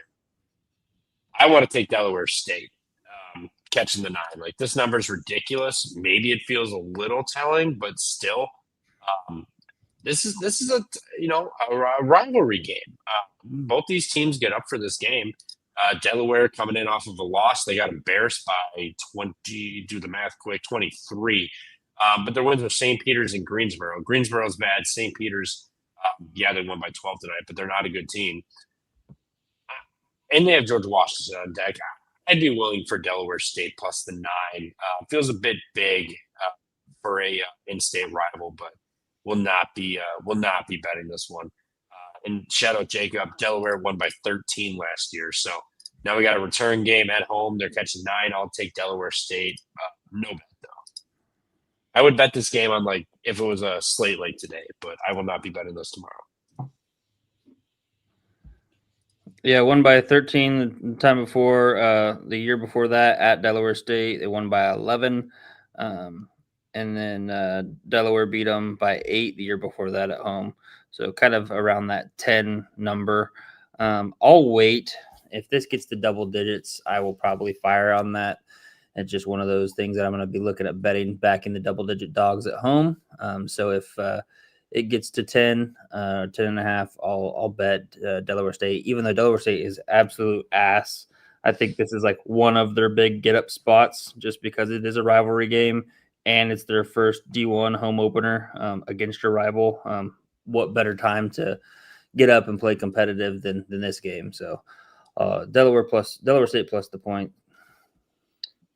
Yeah, I like Delaware State. I think that they I think it's a good call, Elliot, by waiting a little bit. I even would say if I'm betting this, maybe even a first half angle, Delaware State comes out fighting hard versus losing a cover at the end. So I'll take Delaware State first half. No bet.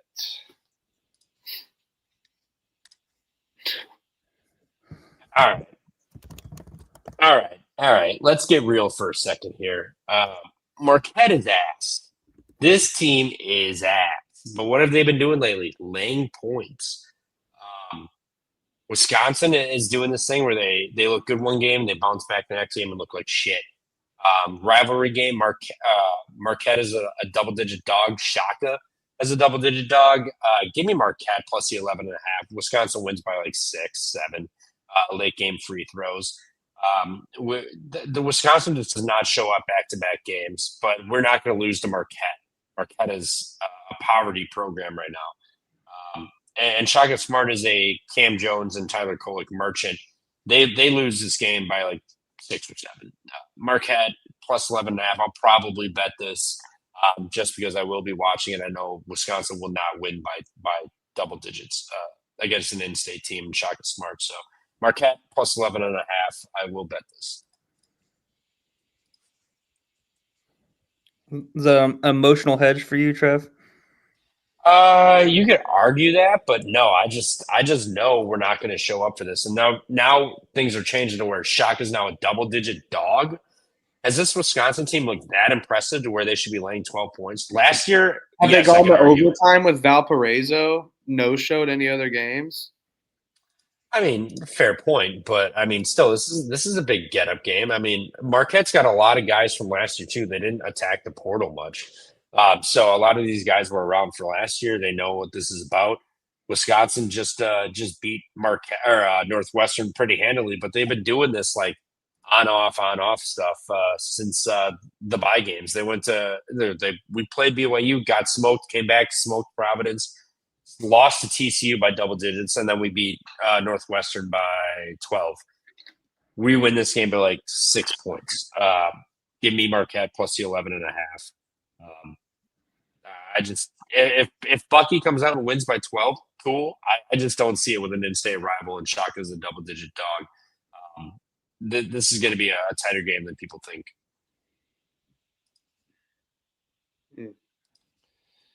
Yeah.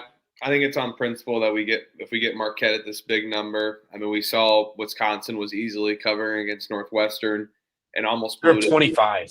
Yeah, and they almost blew it at the end. But I've watched this Marquette team. They lack give a shit. Their guard play is awful. They don't really have a physical prowess as well. But yeah, Wisconsin battle here. Tough on the Kohl Center. I'll take Marquette plus the points, but I do not love it. And you're welcome. You're going into no bet territory with Kentucky here, Marquette. If they go out and lose by 25 or something, 20 points. Yeah, if they don't cover this, they are in the same grouping as Kentucky, 100%.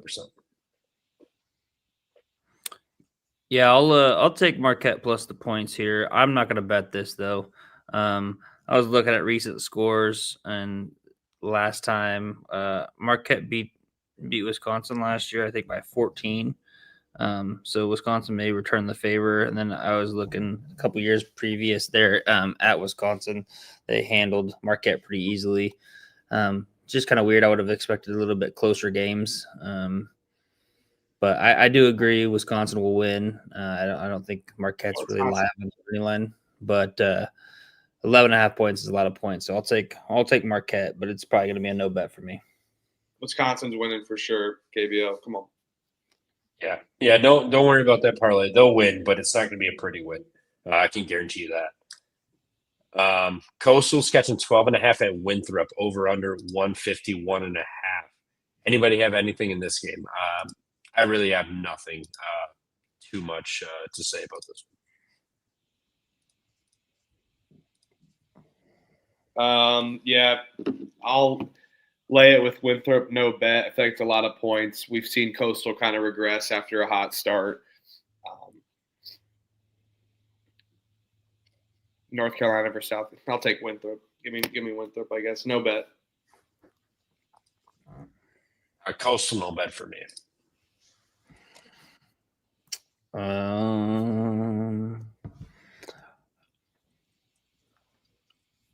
Yeah, JB in the chat. I think that's what I thought. Didn't Coastal just beat Winthrop like 105 to 80 something? Oh yeah, Winthrop did lose by 6 on the road. Correct. Hey, what was that score? 72-66. Oh, 72-66. Damn, I was way off. I'll take the over here. No bet for me though. I think we see a lot more points in this game. Coastal off that tough loss to USC Upstate, where they blew that lead. They jumped out to that 20-4 lead. Ended up losing it. Game of runs, as we always say. Just seems like a little high number. I would want to take Winthrop in the side just on a bounce back, but 12.5 is a lot of points. I'll take the over 151.5. Hopefully Coastal will be hitting their threes. If they're hitting their threes. Dan Clare is on. I think this over soars. Yeah, and to that point, I mean, Winthrop fouls a lot. They got in that game against Coastal, Winthrop shot 23, they shot 21. Neither team shot over 57%. So if either team starts hitting their free throws, I think the over hits with ease, just given both foul a lot, but I have no faith in it. But I'll still sit Coastal, but off that loss they played this year, now they're laying 12.5. I feel like I'm probably on the wrong side if I were to bet this. Georgia Southern's laying 8.5 at Gardner-Webb. Do we just keep blind fading Gardner-Webb? But Georgia Southern is off of a win, but Gardner-Webb is atrocious.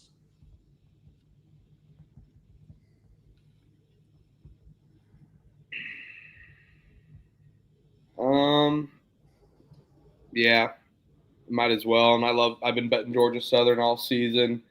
Does feel like a weird spot. They're definitely due randomly, and we've seen Georgia Southern go on spurts. But I've been backing Georgia Southern this whole season. The last 2 games, been backing their overs. There've been one team that I've been pretty spot on with. I'll continue going with them out of principle.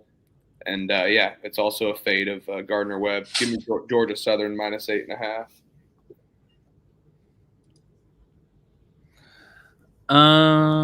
On the road, fuck. I hate this Gardner-Webb team. This has been an auto fade team for me. I'll lay it. Jacob, Gardner-Webb, I think covered one time. I believe that was against. They're 1-8 ATS. Yeah, that was against Elon, if I remember correctly. I'll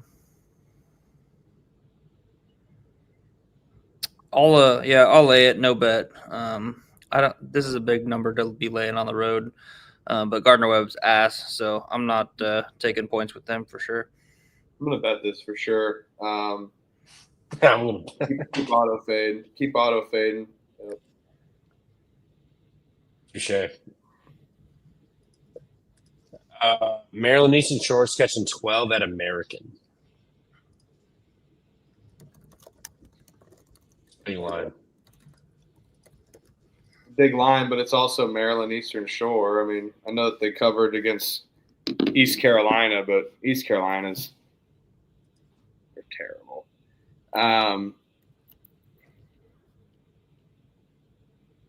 It is a big number for sure. I mean, don't get me wrong, but another bad team. They beat Maine by 13. And they've also been at home since November 24th. They haven't left.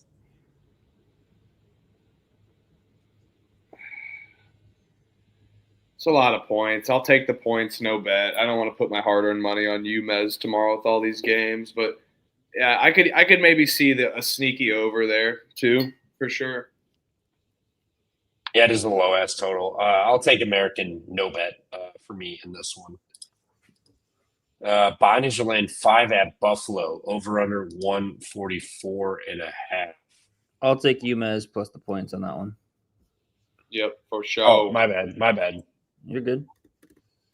I don't need to go into that anymore. I kind of like Buffalo. Buffalo's been like surprisingly like kind of good. Like I don't think they're like an amazing team, but they've been all right. I mean, I know they're undefeated, but they're beating Southern Miss, Green Bay, Vermont, VMI, Bucknell, Canisius. They're not like impressive wins, but they are. 8-0. Bonaventure hitting the road. They beat Florida Atlantic last Sunday as their first true road game. I went home and played Bloomsburg. Now they're hitting the road again against Buffalo. I think Buffalo hangs in this one. I think they lose this game by 3 or 4. I think they fold late. The money line looks good. They fold. Bonaventure finds a way to win, gets it done. I'll take Buffalo plus the 5, but no bet for me. Don't love it a lot, but I have been, thoroughly impressed with this Buffalo team, given what my expectations were for them in the preseason. What about you, Elliot? This one's kind of tough for me. I just don't know if we're getting Buffalo at its high just because they're 8-0 and now we're getting them at a respectable number against a full market. You said against the St. Bonnie's team, who is significantly better than them on paper. But the only thing I guess Florida Atlantic, they played a game between that Florida Atlantic game. I'll lay it here with the Bonnies. I think Bonnies get it done here. I think the Bulls are kind of I wouldn't say a fugazi 8-0, but they're not a true 8-0. This is definitely going to be their biggest step up in competition. I mean, I guess you could say winning at DePaul was pretty impressive, especially by 13. But I think the St. Bonaventure team is significantly better. I'll back the Bonnies here, laying the 5, laying the short number. Oh man, to take Buffalo at home on a plus, I mean, it just feels amazing. This Buffalo team is a storybook team so far, and it's almost like a Disney movie to say the least. I think that's certainly live here, and Buffalo, great three-point shooting team. They like to shoot the three pretty well, and St. Bonaventure, I feel like a little better on the inside kind of game. So I think Buffalo's got an advantage there somewhat. Give me Buffalo plus 5.5. Let's go, Bulls. Blue Bulls up. Here we go. Some Horizon action. Northern Kentucky's catching 1.5 at IPFW. Huff, your neck of the woods. What do you say about this one? Fort Wayne's a little up there, but it's just PFW, by the way. The I is no more. Yeah, it's just Purdue. It's just Purdue Fort Wayne now. That's why it's IU Indy, because they swapped the degrees. That's right. The degrees they split off. Or no more together. Man, I feel like Northern Kentucky is the much better team. It's telling you to bet IPFW for somewhat. I know Northern Kentucky, solid defensive team. I like the way that they defend. But now you've won all these games, getting a short number to IPFW. I think we're blindly taking a horizon over here, though. We've seen IPFW's offense at times be lackluster, but even the games where they're shooting inefficiently, they've been able to score a good amount of points as well. Pace has been super hot, and this is just another horizon potential over. I know I don't love overs with the Northern Kentucky team in the past, but this season they've been able to hit this over, especially down in the mid 150s. I like it. Defense will be ass for IPFW, but I do like them on the side to get it done. Weird number, weird team, 4-6, laying a small point against a 7-2 team that's been on a winning streak. Yeah, give me the Mastodons and the over here, 156.5. I think I will bet that over. Yeah, I'm with you. Over. PFW. Legitimately the worst shooting defense in the country. 365. They're allowing 62% effective field goal percentage. I think we see a bunch of points. I think IPFW, I'm with you. I think they win it, but I think this is going to be like a game both in the 80s, maybe creeping towards the 90s. So give me the over 157.5. I'm going to bet this one. Yes, that is my play as well. I'll be on Northern Kentucky PFW over. I also like the side of Purdue Fort Wayne. The fact that if they're going to win, they're going to have to outscore them. They're not going to be able to get stops and hold Northern Kentucky down. So they're just going to have to push pace and outscore the Norsemen, which I think is exactly what they're going to do. So that's why I like the over rather than just laying it with Fort Wayne, because I think the over is more likely to hit no matter what. But I do like the side of Purdue Fort Wayne laying the 1.5. Yeah, big time. Haven is catching 6.5 at Furman, over under 142.5. Wow. What say you guys about this? Because I kind of like Harvard. They haven't looked good, but you lost to 7 on the road to UMass. You lost by 13 to Boston College, and then BU beat them Penn 84-80. I don't think Harvard has a great defense, obviously, but I think they can score enough points. I kind of like an over here, but I could see it where Harvard just gets clamped down. So no bet, but I do like the over 142 in this game if I had to bet this game. Yeah, I like Furman here, actually. I think I will bet this. At home, they've been up and down. And now that they got this Harvard team they're welcoming in, Harvard limits possessions. Defensively, they're pretty good. Furman did put up a good amount of points, 97 against Elon. So not really enticed to take that over. But I think Furman gets it done in Greenville. Tough travel spot for Harvard. We've seen them kind of no-show these types of games. And a team that only beats Bryant by 3 at home. Man, I do like Harvard with the points more, but they just really have no-showed some of these games. I think Furman comes and gets it done and wins this game by like 8 or 10. So give me Furman here at home. Yeah, I think Furman's starting to play a lot better. They were struggling right there at the beginning of the season, but I think they're kind of coming around a little bit. They're actually going to have a home court atmosphere this year, as we talked on the conference previews. They opened up their new facility. They lost that first game to Troy, but I think they really start to roll here at home. And I think this might be one of these wagon plays where we're just backing Furman constantly at home, laying the number. So I'll lay the number -6.5.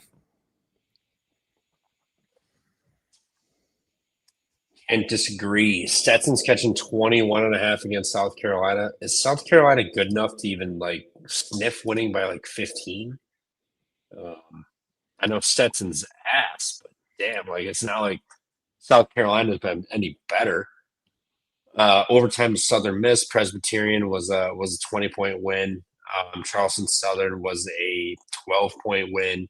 A&T was a 19-point win. Stetson really worse than these teams? I feel like they're kind of similar. Now you got South Carolina off of the Va Tech loss, which, could could be a reason they have Citadel on deck, so it's not like they're looking to head to anybody. But I just think 21.5 is just too much for South Carolina. Give me Stetson, no bet. Yeah, I'll spar you here. I'll take South Carolina minus the 21.5. Don't want to bet it. I think tough travel spot for Stetson. Just got done playing Grand Canyon. Now they got to come and play the Gamecocks there at home. Gamecocks are off that tough loss against Virginia Tech. I think they bounce back. It's a lot of points. That's why I'm laying off, not betting it. But I think that'll be the side that I'll take.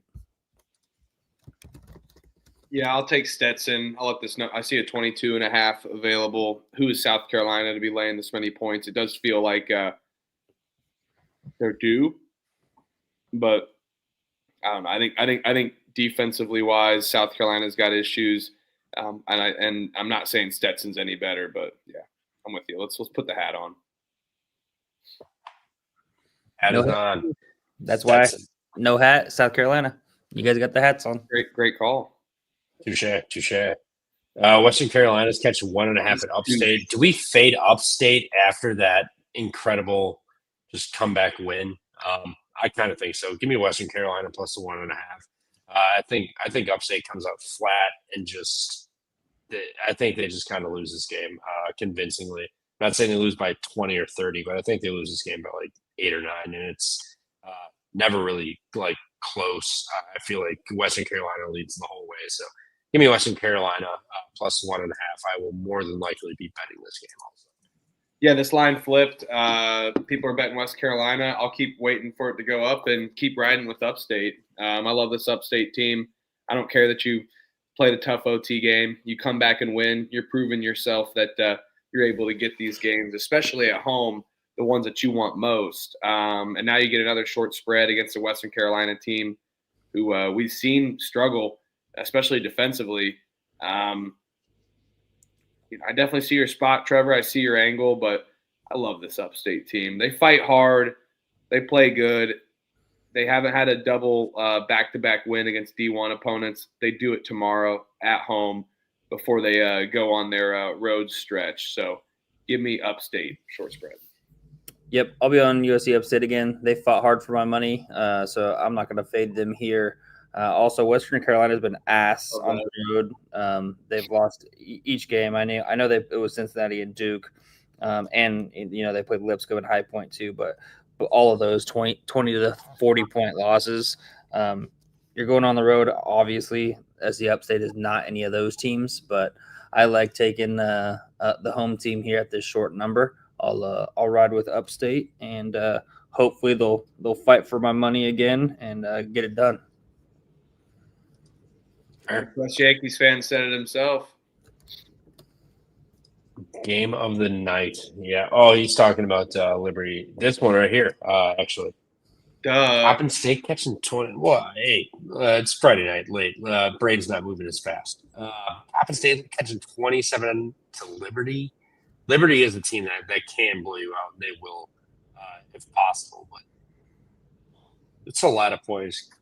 Give me Coppin. No bet. Definitely not get involved with this one.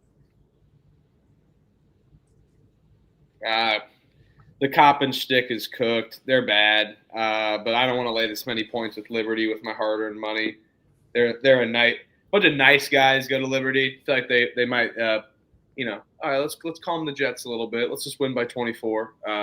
Lay down the juice. So I can't bet Coppin State, and I can't bet Liberty. I'll lay that many points with Liberty. I'll lay it. No bet as well. Yeah, I will. By the way, What'd you say? it's up to 28. 28. Yeah, I'll lay it. No bet. Coppin State really kind of burned me. I took them plus 31 against West Virginia. They were looking competitive in that game, only down like 2 or 3 with 7-8 minutes left to go in that first half, maybe even less than that. And then they just got absolutely boat raced, and I think West Virginia ended up winning by 42. So I don't want any part of Coppin State. I'll lay it with Liberty at the big number. They haven't played in a long-ass time, a week and a half. Last game was on the neutral against Bradley. They dropped 2 in a row, both Towson and Bradley on the neutral. I think they bounce back here, but it's such a big number. I'm going to lay off betting it, but I'll be on the Liberty side. Okay.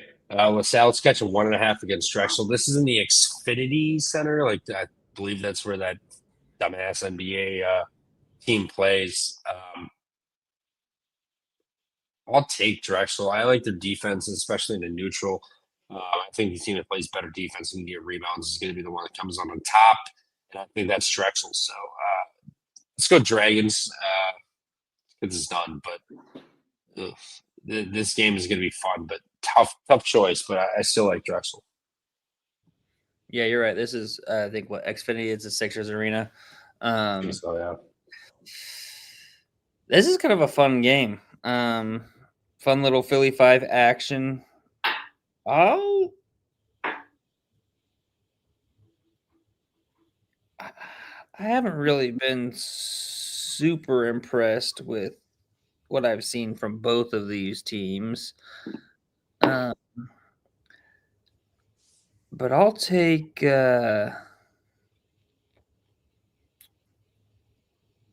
LaSalle on the money line. No conviction, not gonna bet it, but I just have a hunch that LaSalle is gonna get it done here. I think they're the better team in general. I haven't been overly impressed from what I've seen with Drexel, besides of the second half against Colgate was the only impressive half that I've seen Drexel play. So I'll be on LaSalle. No tempo, no pace. I know it's kind of a short temp. It's definitely cooked into the books, but I'm not afraid of it. I think we get this number to go under for bad offenses here, especially with Drexel LaSalle. I know this number could maybe sneak over. It's a low amount, but I think it's baked in for a reason. With the pace that we have, we're going to see some issues. Ken Pop's got this at 135. Now we're seeing it at 132. I'll wait for it, but I think this number just squeaks in under with the pace that we have, and both two good defensive teams. Now you got Drexel too, who's a little bit tad better offensively than LaSalle. So I think LaSalle won't be able to score just like they've proven the last 3 games. So yeah, give me the under there. And you got the NBA arena on the neutral too, so that plays into your angle as well.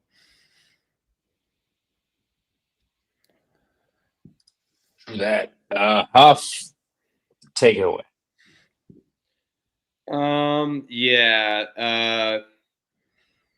Listen, I know Louisville's off a loss. Louisville definitely can look like they roll, but man, we're gonna play with some pride tomorrow. You got the Big Ten championship in Indianapolis. You're playing in Indianapolis at Gainbridge hours before the game kicks off. There's gonna be fans down there. I know people are partying down there. I was going to go down there, but I'm going to stay up a little up north in suburb area. I went last year for the Big Ten championship. It was a good time, but it's going to be absolutely packed, especially with Ohio State fans. There's a lot of Ohio State fans in Indy, just in general. I think we see a jam-packed crowd. I'm not saying Louisville won't travel, but it'll be heavy IU. It's a home game. Both teams off of a loss, so I think that kind of balances out the losing cap. Indiana definitely can be out. They can be out rebounded here. They can be out. Just Louisville being a little more physical than them. But I don't know. I think IU keeps this home. They play with pride. They're live here. First time playing in a while. IU's already been good on a neutral too. They got it done. Give me the Hoosiers here. And they're going to win in football tomorrow, too. Big Ten championship. I'm telling you, this is a great weekend for Indy sports fan. IU cannot lay an egg going into the Big Ten basketball or Big Ten basketball, and then into the Big Ten championship. Sorry. Yeah, both teams off a loss. Louisville is just at Arkansas. Now they got to travel, 2 days off or 3 days off to go play. IU off of the Minnesota game, pretty bad loss. but they're catching points again. I mean, we saw this Purdue team come in and lose to what was that, Alabama or Auburn or some shit last year. I like this Louisville team. I like this Indiana team. This Indiana team is vastly improved and looked pretty good, but I think Louisville's laying it for a reason. Give me Louisville minus the 4.5. Sorry, Huff. I'll be pulling for the football team, but I think Louisville's laid a number for a reason. Give me Louisville on this one.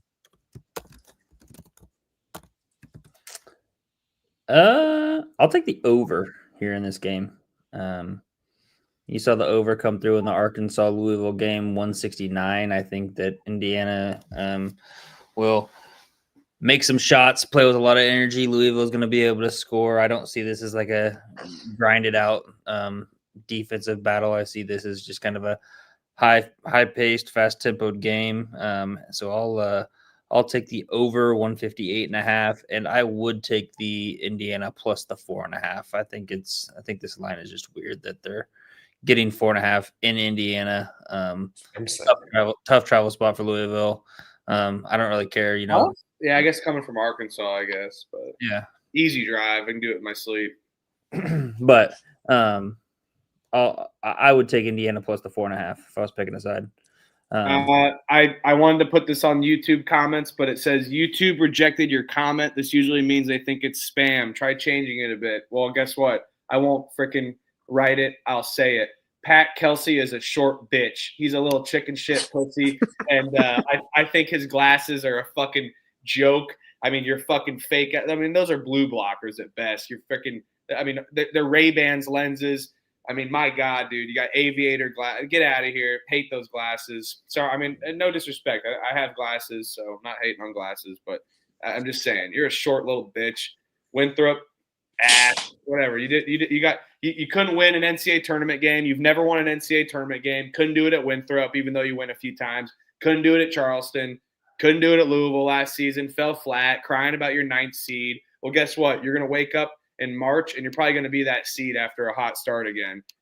Get your emotional ass out of here. Give me DeVries. They look exactly alike, but DeVries looks like the uglier stepbrother that parties a little harder, is way cooler, and is at your local bar. Give me local bar scumbag over Pat Kelsey, short little bitch. He's a short little bitch. No disrespect, though. No disrespect. I'm pretty short too, but no disrespect to glasses. But hey, Pat Kelsey, your glasses suck. They make you look like a pussy. Hipster ass. No disrespect. No disrespect. Actually, all disrespect for that one, but no disrespect to glasses is what I meant in general. Trevor, take your glasses and times them by 9 is how big they are. It's like they're touching it. It's like this. It's like, dude, and they look like blue blockers. They don't even look like real lenses. Not ideal. Yeah. So we've set our piece with this one. Let's next one. Princeton is catching 5.5 at Loyola. Did Loyola figure it out, or did they get lucky the other night? Give me Princeton plus 5.5. No bet though.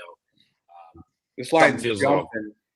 6.5 is available too. Yeah, I'm with you, Trevor. I'm not buying into the Loyola steam. Hell no. The books love Loyola. But I'm not betting Loyola, and I'm not buying into it.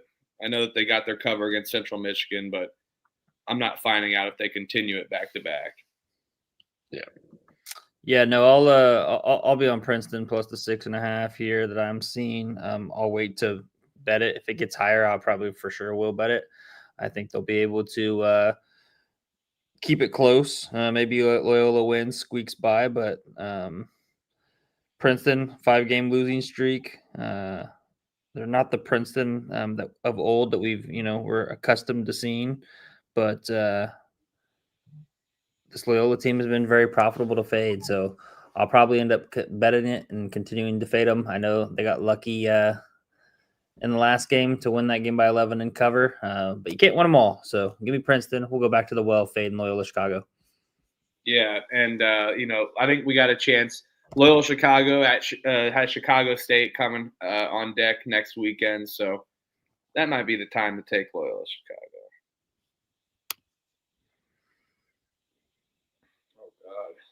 Murray State's laying 15.5. Over-unders 161.5. For Bellarmine,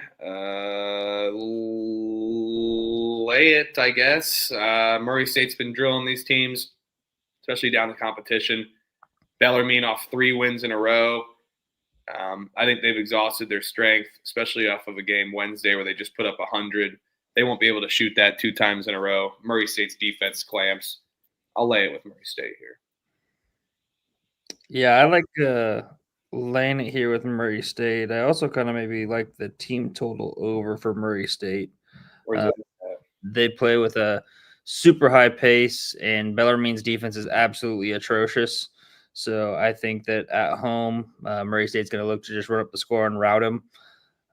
You've seen that, beat Morehead by 32, beat Little Rock by 21, Nichols by 20. So they're smoking these teams that are definitely way less talented than them. So they like to run it up. I don't mind the team total over though, just in case we get a little backdoor cover on the 15.5.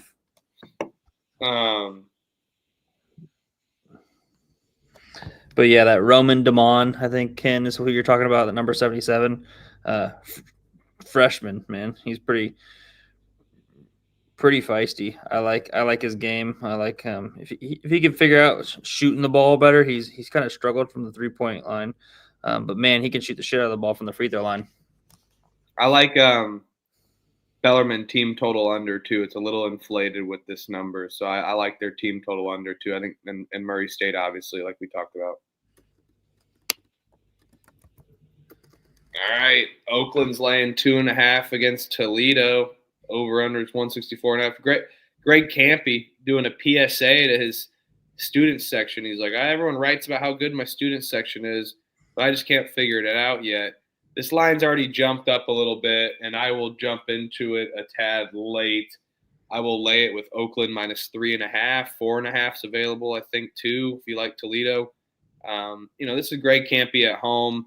We've seen them be very physical. They've been able to score a good amount of points. He's been pleading with his team, and Toledo's defense has just been a tad putrid. And I think Oakland will be able to expose them just a tad here. And who knows with how Oakland is able to run. We've seen them just dominate offensively. Campy's got these guys running great sets. I hope people show up tomorrow for sure. But I'll take Oakland here.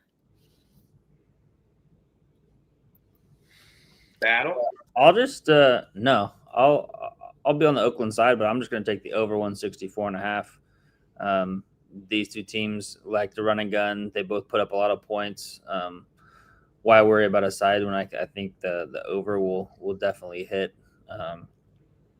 I like Oakland on the side though. I think they started out and struggled there at the beginning of the year, and I think that they're going to be a team that we should definitely back as the season goes on, because they're 4-5 now. They've won 3 in a row, so they're starting to turn it around, figure it out.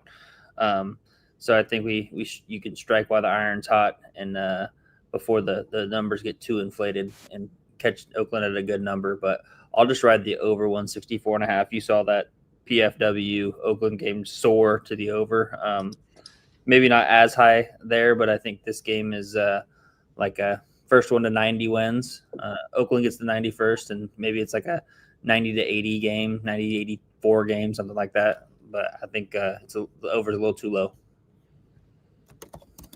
I like Oakland in this one. Campy just called out the student section and like the students and everybody else that supports it for not showing up. He's like, we played Michigan, we played Purdue, we played Houston, we were in the game with UCF, and then they come home, put up 101 on Fort Wayne, and the student section's not there.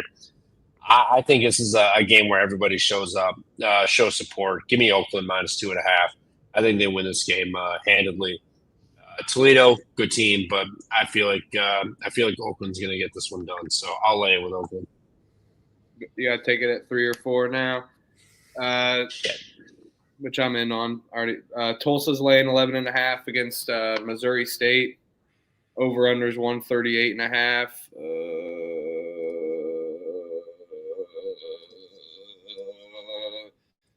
Tulsa hasn't covered this at home yet, but God, Missouri State they are terrible. They are terrible. You leave the Missouri Valley just for your freaking football crap. Your ass. I'll take Missouri State plus the points, but I'm not betting them. They're so bad. So bad. Can't bet them, but who is Tulsa to be laying that many points when they just haven't done that as of recent at home?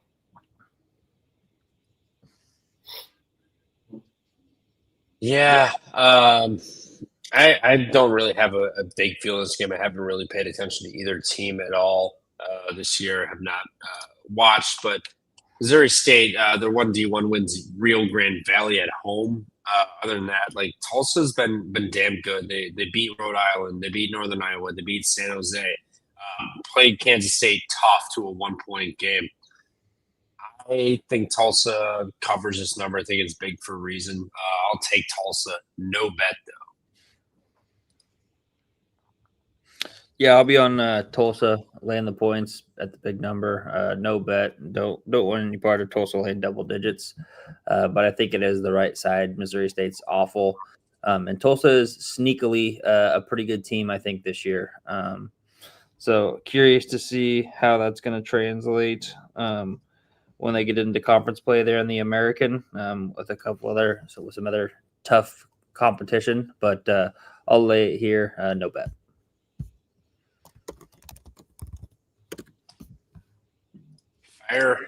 Georgia State's catching 11 at Kennesaw. Kennesaw was laying 13 last time, and they covered that with ease. Georgia State's ass. Give me Kennesaw. No bet. I don't know if they can cover back-to-back double-digit spreads, but I don't want to fade them. So Kennesaw, no bet.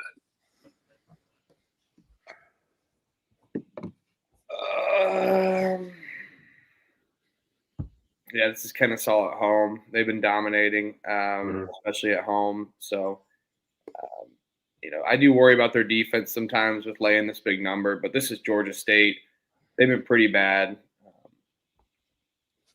Lay it with Kennesaw. Close game. Both of these teams are basically damn near Atlanta.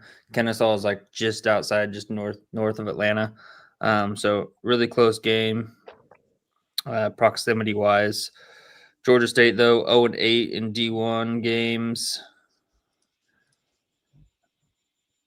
I'll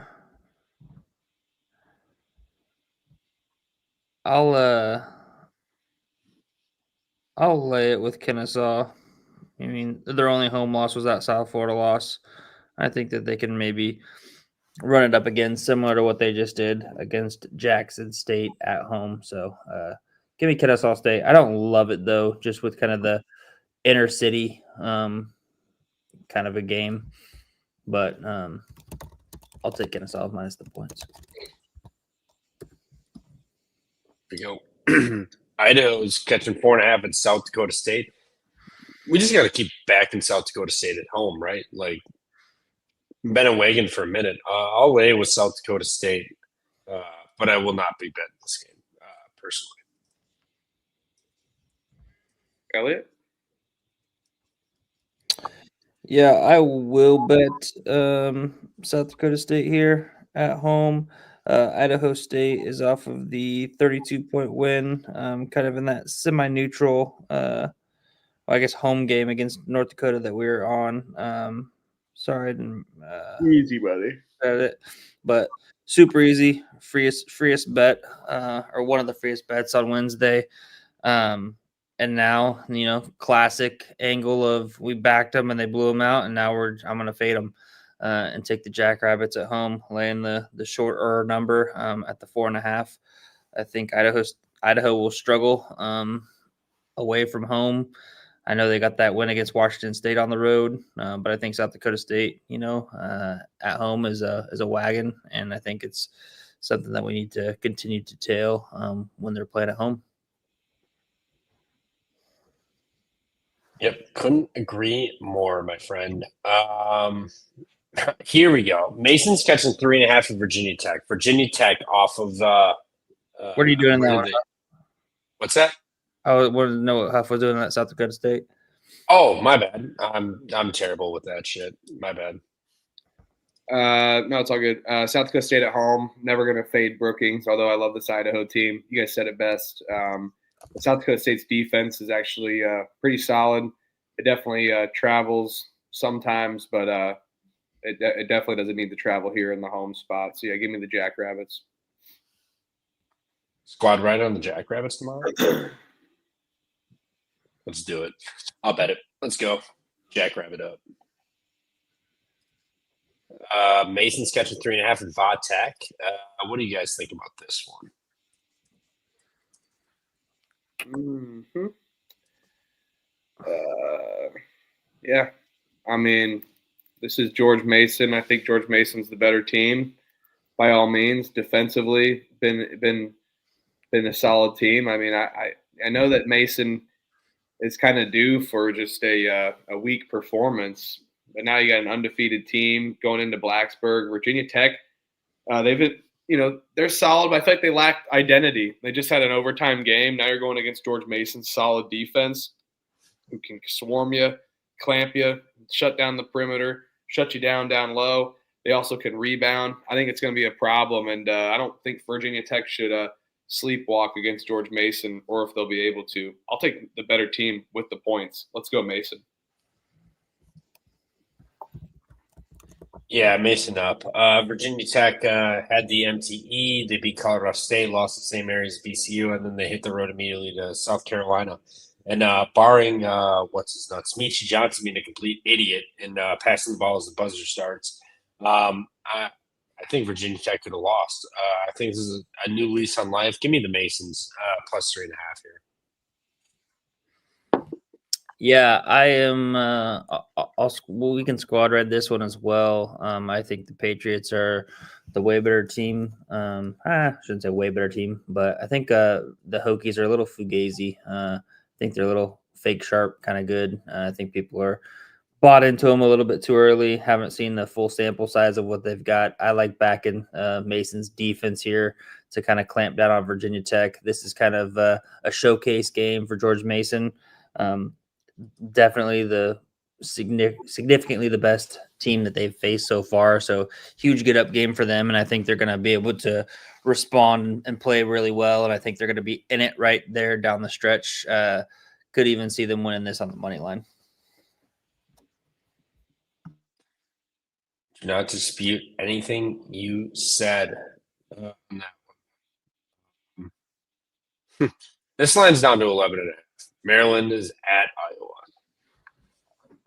Maryland struggled with teams that play in transition. Iowa does not. I'll take the 11.5 with Maryland. Now it's 11.5 with Maryland, but something tells me it's Beatty, but Iowa hasn't looked that good. They've looked good, but when they played like a real team, they kind of struggled. So Maryland not playing a team with up tempo like Maryland against or Alabama Gonzaga, I think they can hang in this game. I'll take Maryland with the 11.5. Yeah, I'll let this number keep going down against the home team here. I'll take Iowa here. I'm not worried about it. McCollum gets his first. But he's already got his first Big Ten belt under the road. Buzz Williams getting his first Big Ten game. Now it's a true road spot. You make a good point about teams up to pace and whatnot, but Georgetown though, they kind of run at pace. So I don't know. I definitely see that. Yeah, they haven't played a team with sets. It's definitely good for Buzz Williams, but I'll let the smoke keep going against Iowa. I mean, they're able to hold teams to a low amount of points, and their offense is shooting efficiently, especially when Carver Hawkeye's rocking. I don't think it should be an issue. So I'll let this number continue to go down and let Maryland be the fake sharp play of the day tomorrow. I can see that 100% fake sharp. I'll let the number go down as well, and I will be on Iowa minus the points there at home. Maryland is a team who really struggles to defend the three, something that Iowa can take advantage of. Iowa is also very efficient on the offensive end, whereas Maryland's defense is not very great, giving up 53% effective field goal percentage, good for 247th in the nation. So I think we'll be able to run their sets. I think that Bennett Sturt's got a little punked there at Michigan State with the athleticism and the defense, and I just don't see a guard on Maryland that's going to be able to really kind of lock down Bennett Sturts. I think he's going to be able to get whatever he wants there at home. So I like Iowa laying the number, and the fact that this is coming down. I'm seeing single digits now, maybe minus 9.5. I like that. Over 137.5 too. I don't mind that either. I think it's a little low. I think Iowa can maybe put up 80, and then what? Maryland gets 60. Even if they get 60, I think if Iowa puts up 75 and Maryland puts up 65, 140, that hits it. Yep. I don't mind that over either. Elon catching 4.5 at Wofford. I'll take Elon on the bounce back from the home loss. I've not been that impressed with Wofford. Give me Elon with the 4.5. I will not be betting this though. Yeah, I like Elon here. I think the overs are definitely a solid play too. We've seen Wofford play a little slower tempo, but the game before they played up tempo against Eastern Kentucky, then they slowed it down against Presbyterian, got a win. Now I think Elon will be trying to control the pace. I know that they just scored 97, but mostly all of Elon's games have been in the 90s for the most part and high scoring. How can we not believe that that's not the case again? I'll take the over here. And Wofford, Elon. I do like Elon if I had to pick a side too. Let's go Phoenix. I'm gonna do another. I'm gonna fucking do another little Spartanburg soiree. I'm gonna go Upstate on the money line, Wofford on the money line. A little stab and then a little money line play. It worked out for me on Wednesday. Now both teams are back at home. I'll rock with that. I'll take Wofford on the money line plus USC Upstate on the money line. I do like Elon on the bounce back here, though. Thanks, Sam. Appreciate it, boss. We can battle. But yeah, I agree with you, Huff. Over 159.5, what we've seen. The other thing too, I talked about this angle before with Elon at Jacksonville State. You can take Elon first half. They'll probably either going to be winning or tied, and then they're going to lose the second half. Just what they've done. So maybe they figure it out and play two halves together. But I'll believe it when I see it. Same. Believe it when you see it. Greensboro's at East Carolina. East Carolina's laying 6.5.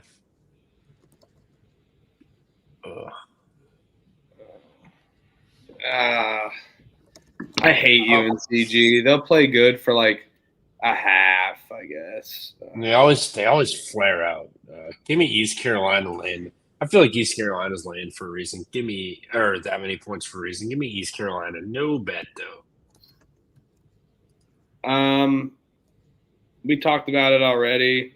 I'll just continue riding it. I'll take UNCG first half. I think that they compete in the first half against East Carolina, but ECU runs away with it, like we've seen with some of these with some of this UNC Greensboro team this season. So give me UNCG first half. BRB. What?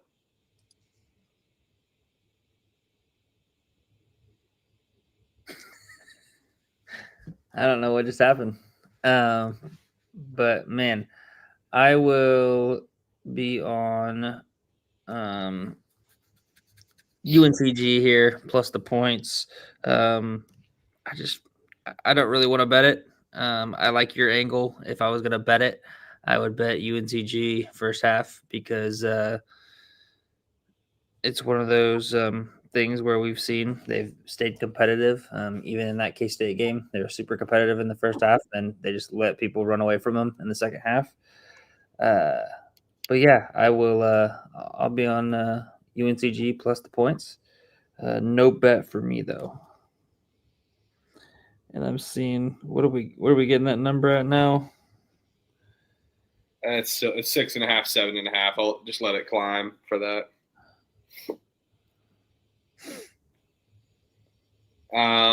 Abilene Christian is catching 3.5 at home. Over unders 131.5. New Mexico State is off a loss.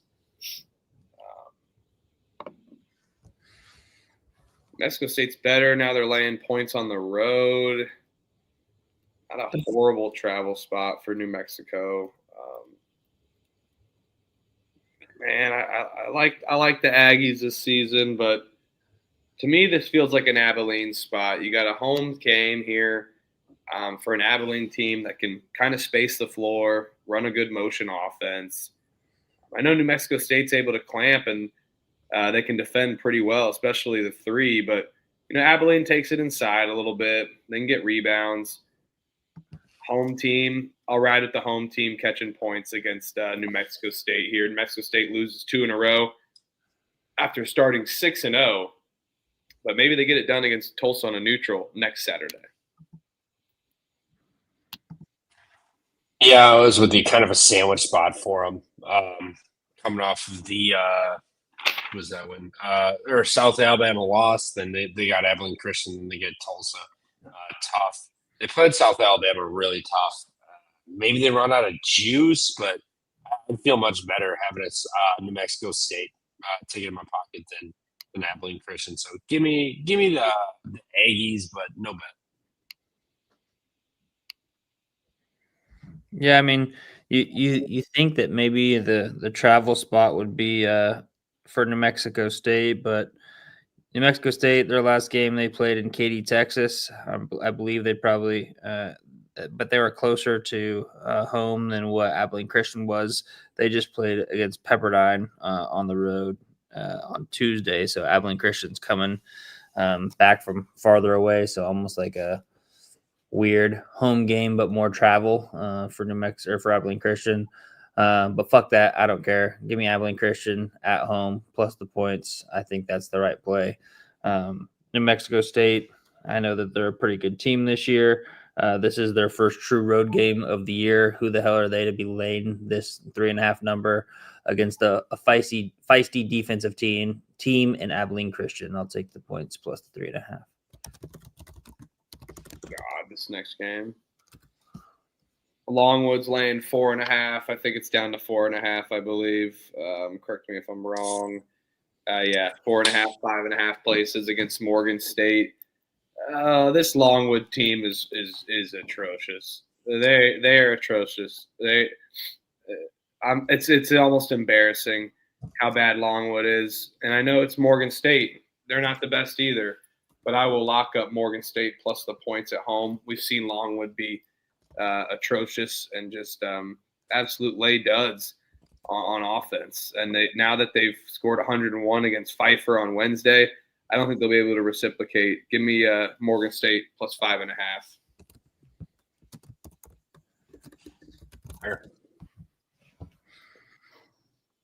Yeah, I will be on Morgan State plus 5.5 as well. I think that this is almost bet worthy. I just have not been impressed with Longwood's offense at all. You get Morgan State at home. They perform a lot better at home. Kind of one of the more shocking games of the year was how in the hell Longwood was able to beat James Madison by, 18 or 20 points. They smoked them. We'll never understand that. But, hey, it's college basketball. That shit happens. But, I'll back Morgan State here at home. Their defense sucks, but I don't know if Longwood's offense is good enough to expose their terrible defense. So I think Morgan State can score with them and stay in this game and possibly even be live. So give me the Morgan State plus the 5.5. Go. Right.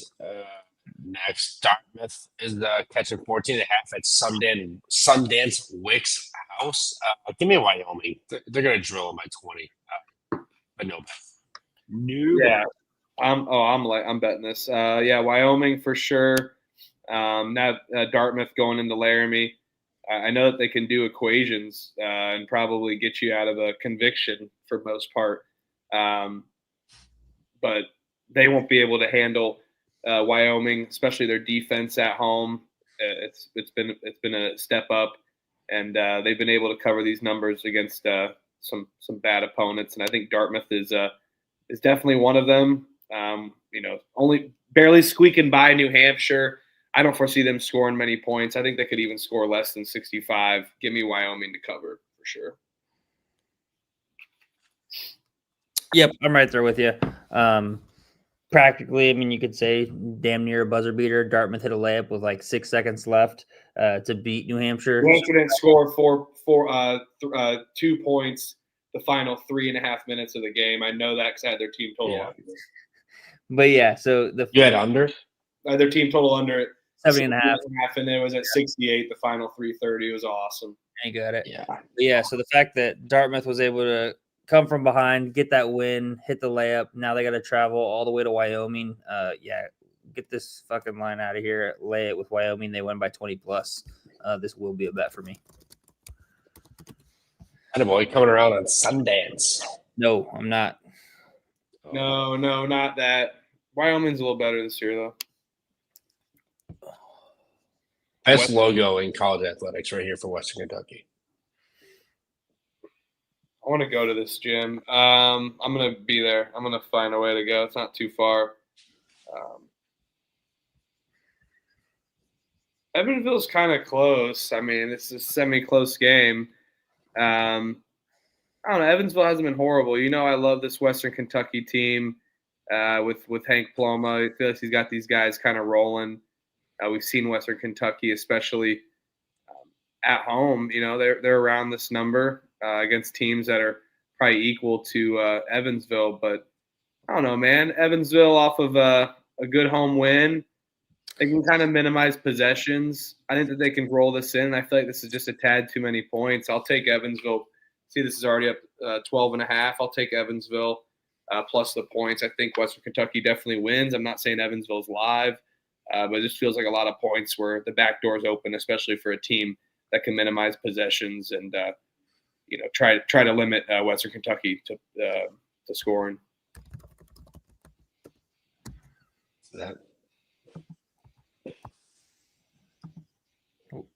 What do you got in that one? Incorrect word? No, I'm talking about the Western Kentucky.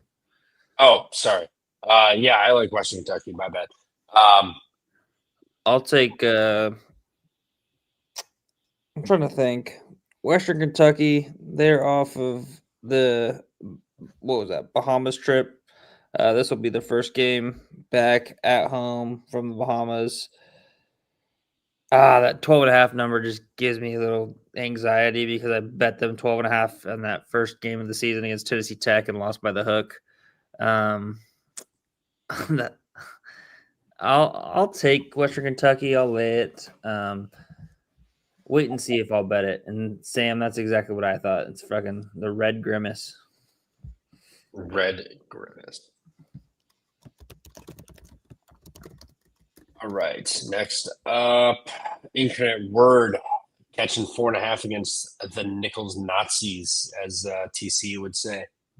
Anybody have any feel in this game? It would be incorrect word or nothing for me in this game. I don't know who Nichols is to be laying a fat number like that. I think Illinois, or I'm sorry. I think incorrect word hangs around in this one. So give me incorrect word. No bet. What's this line? 0-7. Is this line for sure 1.5? That's what I saw probably 3 hours ago.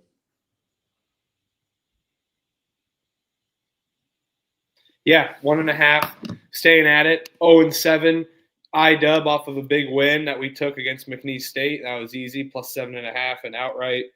Now we got Nichols State, who's 0-7. And, they're not horrible. And we're horrible in the Southland last year. First Southland game. I know Incarnate Word's the better team, but I'm going to go with the 0-7 spot on a short spread. Give me Nichols plus the points. Yes. I will be on Nichols as well. Like you said, 0-7. All 7 of those games came on the road. Now they finally get their first home game. Huge get-up spot for them against Incarnate-Word, not to mention it's the first Southland Conference game for Nichols. Also, just the other angle to this is, like you said, Huff, off the Incarnate-Word's off the big McNeese win. A little letdown spot for them. I like the home team here. We'll ride with Nichols plus the 1.5.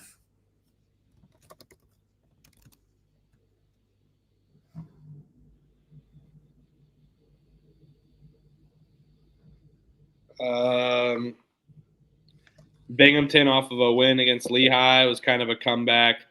I like Lemoyne. Binghamton at home's solid, but Magic can't strike back. I'll take Lemoyne. Absolutely no bet.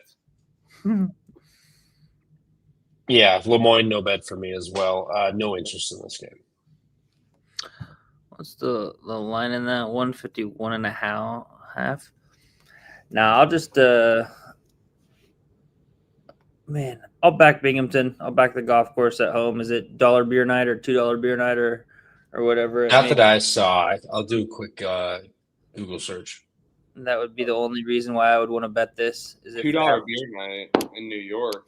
Awesome. If they're having something like that, that would be why I would bet it. I also don't mind the over 151.5. I think both of these teams' defenses just suck. So I think we could see a lot of points here. Even though Binghamton really struggles to shoot three, they rely pretty heavily on the 2-point basket, and Lemoyne guards it pretty well. Maybe I might have just swayed my pick to Lemoyne minus the 1.5, but yeah, I don't mind the over 151.5 either. Didn't see anything on no $1 beer night for me to sway my pick to a bet or to change my mind. No beer night angles in this one. All right. Elliot, take it away. Oh, man. I don't even know what to think about this team right now. Read the slide first. Rule of oil. To Seton Hall, plus 3.5. Shaheen Holloway as a dog coming into Manhappiness against Jerome Tang and the Kansas State squad. Over under is 147.5. I'm going to be on my Wildcats here. As always, boots will be on the ground. I'm hoping for a better effort than what we saw against Bowling Green on – what was that? I don't even remember what day it was because I don't even want to remember that game. Was it Monday? Yeah, Monday. It was Monday. Monday or Tuesday, yeah. Terrible start to the week. It was Monday for sure. But yeah, they've got to bounce back. I mean, if Jerome Tang, if he's some sort of coach and he really wants to get going on here, he's going to have to get his players ready to play here. I know a lot of people will probably be on Seton Hall with Shaheen as a dog, and with K-State struggling against Indiana and Bowling Green. I get that. But if you got any pride, you got any toughness, even some of the players in the post-game conference called out the toughness for K-State, said they lack toughness. So, I think this is a gut check game. I think we really need to get this win after the struggles of the last two games. But we're also going to introduce Colin Klein as the head coach at halftime. So that's another fun little angle too. The place should be rocking. It should be full, packed full, just because of that news as well. So I'm gonna lay it here with K-State. I'll ride with my team. As much as I don't want to, I'll probably back Kansas State as well. I'd rather live in that Manhattan than the other Manhattan, but I am worried about Seton Hall's defense, man. I think that definitely can travel, but first true road spot. Hopefully the fans are fired up. 3 losses in a row. You got to come out and play tough. No look-ahead spot. You play Mississippi Valley State on Monday. There's no look-ahead after losing 3 in a row, and especially to Bowling Green. I'll lock up the Wildcats with you. Yeah, I kind of like Seton Hall in this game. I mean, they look pretty good at Maui. Yes, you could argue the rims, this and that, but they've looked pretty good. Shaheen, I feel like he's starting to figure it out a little bit with this team, but still, I don't know, he's kind of a weird one. But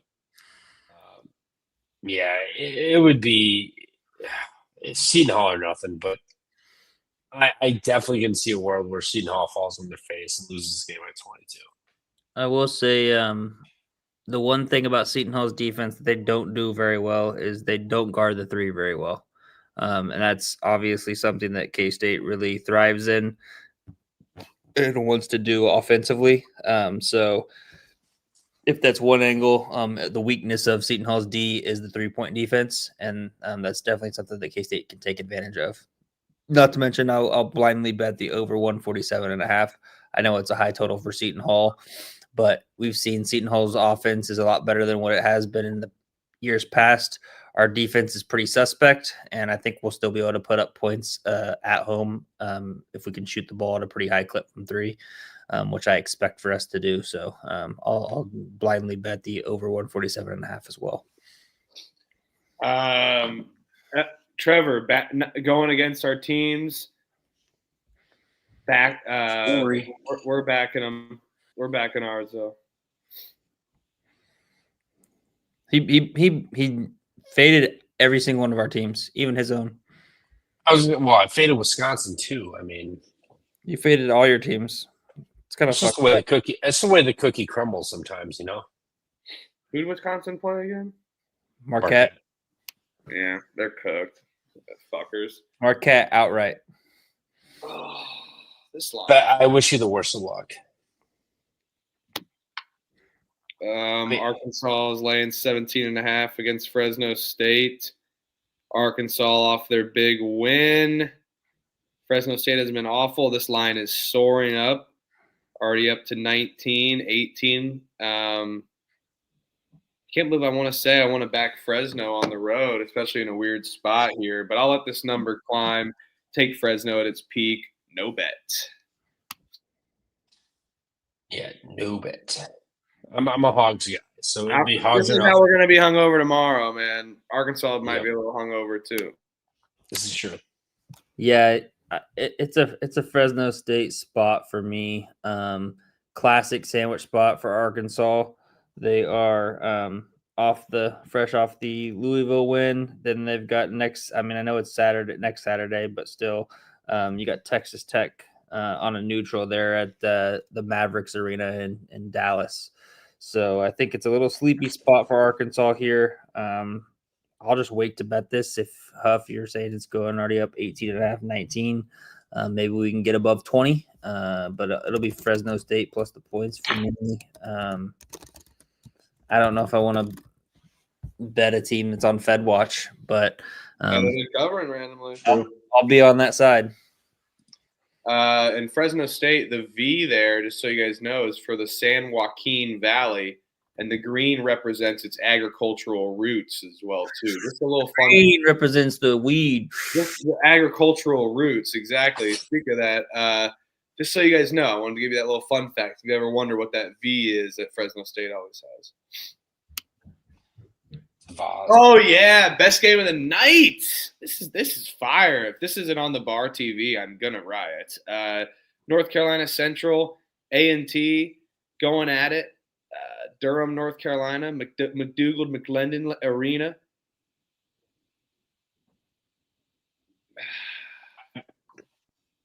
Should we flip a coin? That kind of feels right. I mean, I got no real strong feeling on this, but I would take the points with an in-state rivalry. I think A&T is a little better, man. But Central at home, I know that they're solid, so I'll back North Carolina Central, no bet. I don't think Elliott needs to bet this game. Let's move on. Yeah, no. Akron is going on the road, laying 7.5 against Tulane. Over-under is 166.5. Is this a hangover spot too? Tulane won tonight. Tulane Party. won tonight in football, dude. Like, what is? Well, yeah, but party. But everyone's gonna go and party. Dude, Tulane's campus is shit. I was not too far away from them. That party school, that partying's ass. Did we talk about North Carolina Central, North Carolina A&T? Yeah, we did. You really want to go back? You actually have something on this? Yeah, I'm betting North Carolina Central money line. Lavelle Moten, back at him in this rivalry game at home. Give me Lavelle Moten. I think A&T's better, but I'm not betting this game. I'll root for you. I took Central, but I'm not betting.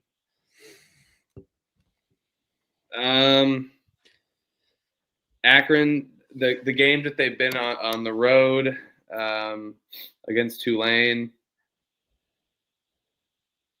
it's been Purdue on the road, Yale on the neutral, they lost. And then outside that, this is like their really, really true road game, like tough travel spot. Tulane. Tough for me to fade Akron, though, man. Akron's just been drilling teams. Wagon. But it's a weird voodoo down there. A lot goes on, but I don't think Tulane can handle. I think Akron continues to roll. I'll lay it with Akron, even on a weird travel spot in the voodoo. Yeah. Oh, yeah, right on. See, I was not too far away from this campus either. Yeah, I guarantee. I don't live there, but I was not too far away from it. I'll just Get football shit out of here. I'll go with the over, 166.5. Or, I mean, I guess Akron team total over might be a little bit better angle. What do you think?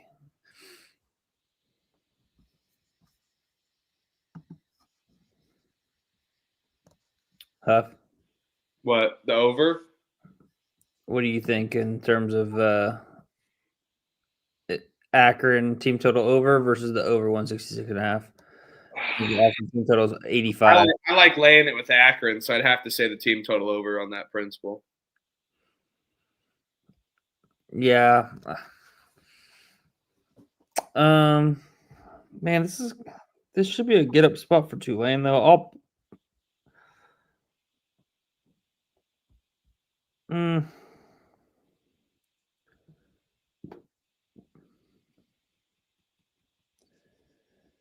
Yeah, I'll battle you. All right. I'll take Tulane plus the 7.5. Over's going to hit now, so everyone knows. Michigan's laying 22.5 against Rutgers. Over-under is 145.5. Give me Michigan. I don't care how many points it is. Rutgers is ass. Rutgers has finally had a couple get-up spots after just getting drilled a couple times in a row. Michigan's got size. They got athletes that I think will just be able to trounce on Rutgers. And like I said, Rutgers, semi-played okay against Purdue, got a win against UNLV, played hard against Notre Dame. They're due for a freaking ass beating, and Michigan's going to hand it to them. One of the best teams in the country right now. Give me the Wolverines at home. Yeah, is the only thing concerning about this the fact that Michigan's off of the freaking 40-point ass whooping of Gonzaga? I know it's their opener for the Big Ten play, so that'd be the only thing concerning of laying this gigantic. They had 10 days off, bro. I know, but it's like fuck. That's a lot of fucking days off too. Yeah, feeling fat and happy about themselves because they blew out a top 10 team by 40. You've been talking yourself up for 10 days, and now you're going to play a feisty Rutgers team on the defensive side, not the offensive side. Jesus, they're terrible offensively. But yeah, I mean, I'll lay it with Michigan, but it's a big number for me. I'm not gonna bet this. I just don't think that Rutgers has the firepower to stay in the game.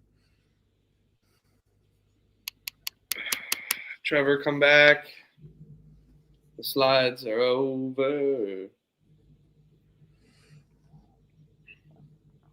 Let's see what else. Next one, Marshall at Ohio. We'll get the slide up here in just a second. Apologies for that. I've got Ohio at home against Marshall. Ohio is laying anywhere from 2.5 to 3. So I'm seeing a 3.5 out there too. And the over under in this game is sitting at 156.5. So I know Ohio is fresh off of the ass kicking of Maine. They took care of business. We weren't, too sure if they could run away with it, but they sure did. Marshall, they've lost 2 in a row now. You were on them plus the 9 against UNC Wilmington on the road after that tough home loss to Lipscomb by 23. What Marshall team are we seeing here, Huff? I don't know what the over-under is in this game. What is it? 156.5.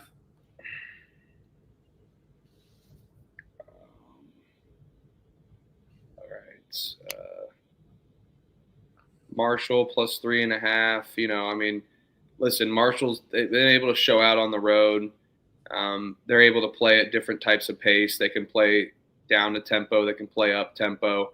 And their defense travels. This Ohio team been ass at home, lost to Bethune-Cookman at home, lost to Arkansas State at home. I'm not saying that's bad, but we don't know which Ohio team we're going to get as well, too. So I think this is a game of volatility.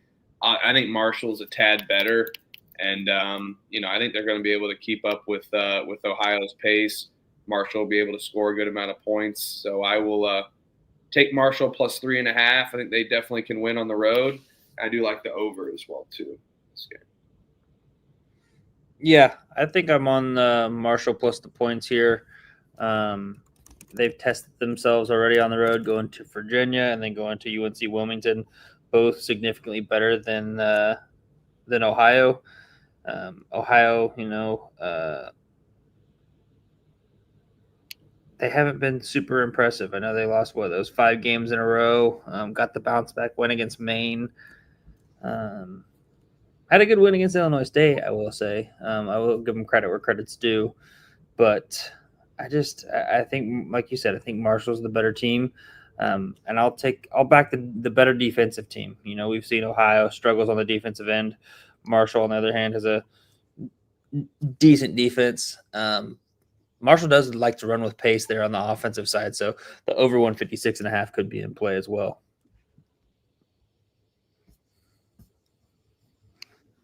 All right. Find this game now. UMass Lowell. I got it. I'm just trying to type a banner. Fuck. UMass Lowell is catching 11.5 against UMass at UMass. Mr. Frank Martin guy over there. Hey. They've kind of came around. The over was free last weekend or last game against Harvard. I think they definitely can run at pace. I don't want to bet UMass Lowell. We've seen how bad that they are. I like the UMass team total over. I think the over continues for them. But I'm not going to bet it just because they did score. They started to score a good amount lately. I think they could be due for regression. But, it is UMass Lowell of all teams. So I don't think I'll bet their team total over, but I'll just pick it. I think that's the right play. But, yeah, could see them definitely drilling a Lowell team that just kind of sucks. Yeah, I will be on UMass here, minus the 11.5. I will actually bet it. If you remember last year, UMass Lowell went into UMass and beat them by 13. I think that now you're getting a terrible UMass Lowell team, or a way worse UMass Lowell team than last year. And I think UMass is going to remember that they lost outright to a bye game against the in-state school, and they're going to look to run up this score here. So I'll take UMass on the revenge spot. After losing by double digits last year, they win by double digits this year. Hopefully it's not 10 or 11. UNC Wilmington is going into UL Lafayette. Over-unders 126.5, excuse me. So low total. God, is UL Lafayette going to score like 58 points at most? With that low of a total, I'm kind of tempted to take Lafayette. They are horrible, man. Horrible. And a 70-57 game doesn't get that number. But a weird travel spot here for UNC Wilmington. I think this is a time to back Lafayette, although they are ass. I will back Lafayette and fade my Wilmington team that I love ever much so. But this feels like a spot that they can score more than 57 points and get this number up there. But it's not my favorite. But this feels like the Lafayette spot. Let's eat some gumbo, Raging Cajun. Yeah, I'm gonna, I guess, probably die on my sword here, but I'm gonna go with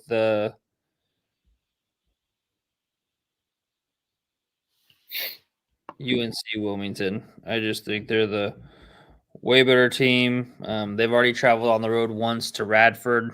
I know Radford's not very good either, but I think Lafayette is way worse than Radford, in my opinion. I just think that Wilmington will kind of be able to get whatever they want offensively, and then I think that Wilmington's defense will be able to stop a putrid Lafayette offense. So give me Wilmington by 15. I'll take the 11.5, I believe. Baylor is laying 2.5 against Memphis. Over under is 157.5. I know the penny has a dog thing for sure, but it is a short dog at best. Baylor has not been on the road yet.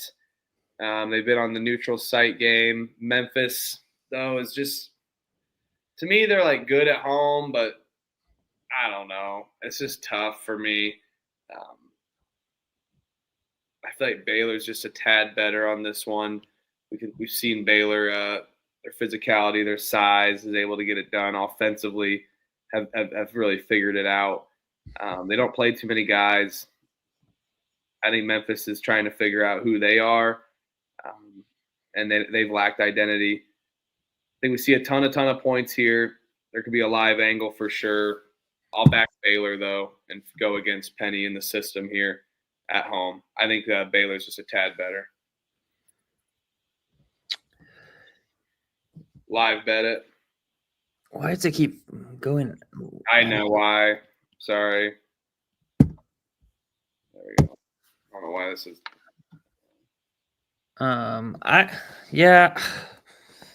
This is kind of interesting to me. I'm just gonna go. I'm not gonna think about it. I'm gonna go with Baylor minus the 2.5.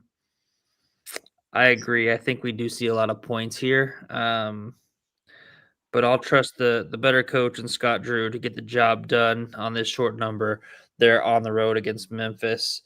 I think Memphis, while they're still figuring things out, I think Baylor's trying to figure some things out as well. I think that they got that tough ass kicking against St. John's. But they started out 6-1. I think they get the job done here on the road. Even in the first true road game, I know it's unlike me to fade the true road game, but I'll back Baylor here. I landed 2.5. Sorry, I had to. Let's go, Laundry. Cheers. Let's go, Laundry. Let's go. Yes. I had beer before this. Let's go. Laundry, Matt. Thank you. Beer before wine, you will be fine. All right, I like that. It's got all of them. There's liquor, sicker. You got everything. You got a saying for everything. So wait, so does that mean you go liquor first? Because liquor before beer, you're in the clear, and then you go beer to wine. It's beer before liquor. It's beer before liquor. Never. Yeah, I guess liquor before beer. Oh, whatever. Man. Never. I say never fear. So you roll with liquor during the day. Then what? You roll with liquor during the day. Then you pound beers until about 10 p.m. and then you hit the little nightcap wine and dine. I don't know. I just booze. Yeah, same. Also, I'll be on Memphis. Penny is the dog, not a favorite. Battle, motherfucker. Let's go. Memphis State. Doug McDaniel's ass. He can't. Dougie McDaniels is a G. Chattanooga is laying down 5.5 now, it looks like. SEMO, man. Chattanooga just laid an egg against Tennessee State. SEMO's kind of, they haven't been horrible, but they've kind of fallen flat to start the year, at least off not to a good start. Don't really know which team that we're going to get from SEMO and Chattanooga. But after Chattanooga just played absolutely horrible against Tennessee State, they really struggled, and they're super good at home. I've scored in the 70s, high 70s. I think we see a SEMO team that pushes the pace here, tries to control tempo, and both defenses just aren't that great. I don't mind the over here, 150 in this game. I think we see a low 80s to 70s matchup. Give me Chattanooga, I guess, on the side, but I like the over here, 150.5 with SEMO and Chattanooga. 149.5 is available on BetMGM. You said you're saying Yeah. Go ahead. No, I was gonna say I don't hate the over. I mean, the one win SEMO has that's D1 was Cal Poly. Cal Poly shot 16 for 54 combined, 5 of 24 from three, 31 to 37 from the free throw line. So they lived at the free throw line, still scored 68, and shot like 32% for the game. SEMO got lucky. I think Chattanooga can hang in this game and get it done. I mean, as bad as Cal Poly played, I know they lost by 16, but they couldn't hit water if they fell out of a boat. I don't think Chattanooga will be that bad. Give me the Nougat laying the 6.5. No bet. Yeah, I'll take Chattanooga here on the bounce back after a tough loss at home. I think proud program, good at home. I think they respond and get a good home win tomorrow against SEMO.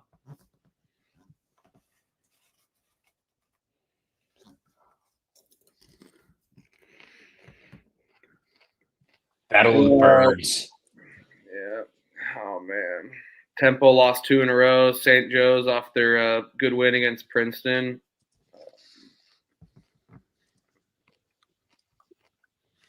And I don't think Temple should be laying points. I think Temple is, they're offensively can be okay. They like to push pace. They like to have a lot of possessions. They're decently efficient. But St. Joe's defense is solid. And, where Temple likes to thrive is getting to the line, and St. Joe's doesn't foul as much. On paper, analytics-wise, Temple is the better team, but personally, I don't believe in that shit. I'm a skeptic on that. I think St. Joe's could be a tad better. They're a little more physical. I'm going to take St. Joe's plus the points on a neutral here against Temple in the Xfinity Mobile Arena in this Philly 5 game. First, I'm going to take St. Joe's against Temple. Sorry. Plus the points. Yeah, I'm with you. I don't think Temple should be laying. I mean, St. Joe's lost to Virginia Tech, Penn, so I guess Philly team, and then UNLV, all on the road. This is a neutral. This is basically a home game. For all we know, Temple's still shaving points. I mean, who knows on that team as it's spilled over to. So I'll take St. Joe's, but no bet. Yeah, fun little Philly 5 action there at the 76ers Arena. This follows the LaSalle Drexel game. So another good game. I'll take the points here. I think it's going to be a close, competitive game. I think it comes down to the wire. I will trust the St. Joe's, the better defense here, and trust St. Joe's and their D. And maybe, if Temple wins, they win by 2, and everybody goes home happy.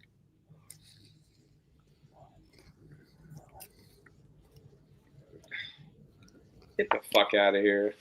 Fuck off. Fuck off. Pacific's a fucking wagon. A wagon, as Trev would say. Wagon.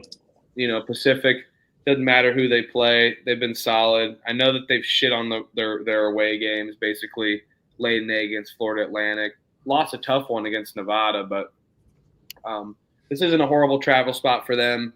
I think Dave Smart's going to have these guys rolling. Cal, who's been covering these numbers, they've been solid. I think this is a play with your food game for Mark Madsen and the Cal Bears.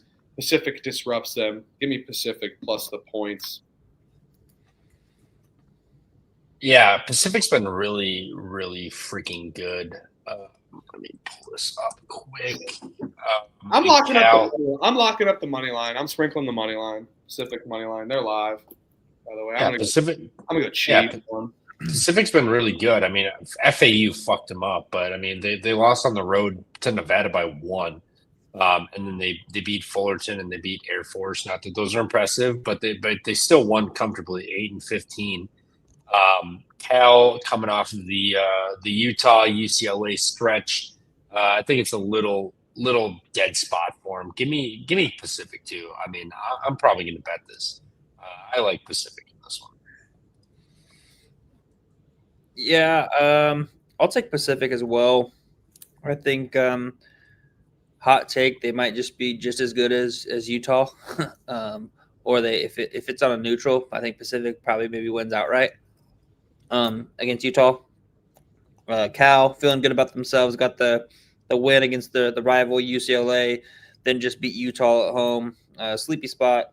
I feel like this score is going to kind of end at that same as the Cal Presbyterian, kind of a slow grinded out pace where Cal ended up winning 67-57. So that covers the number. I'll bet back Pacific plus the 11.5.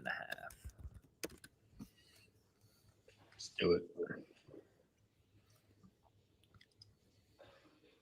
LIU's favored on the road at Lehigh.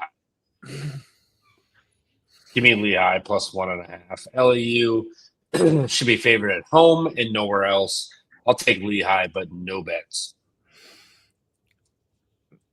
This Lehigh team, man, I kind of like. I've been sneakily betting them.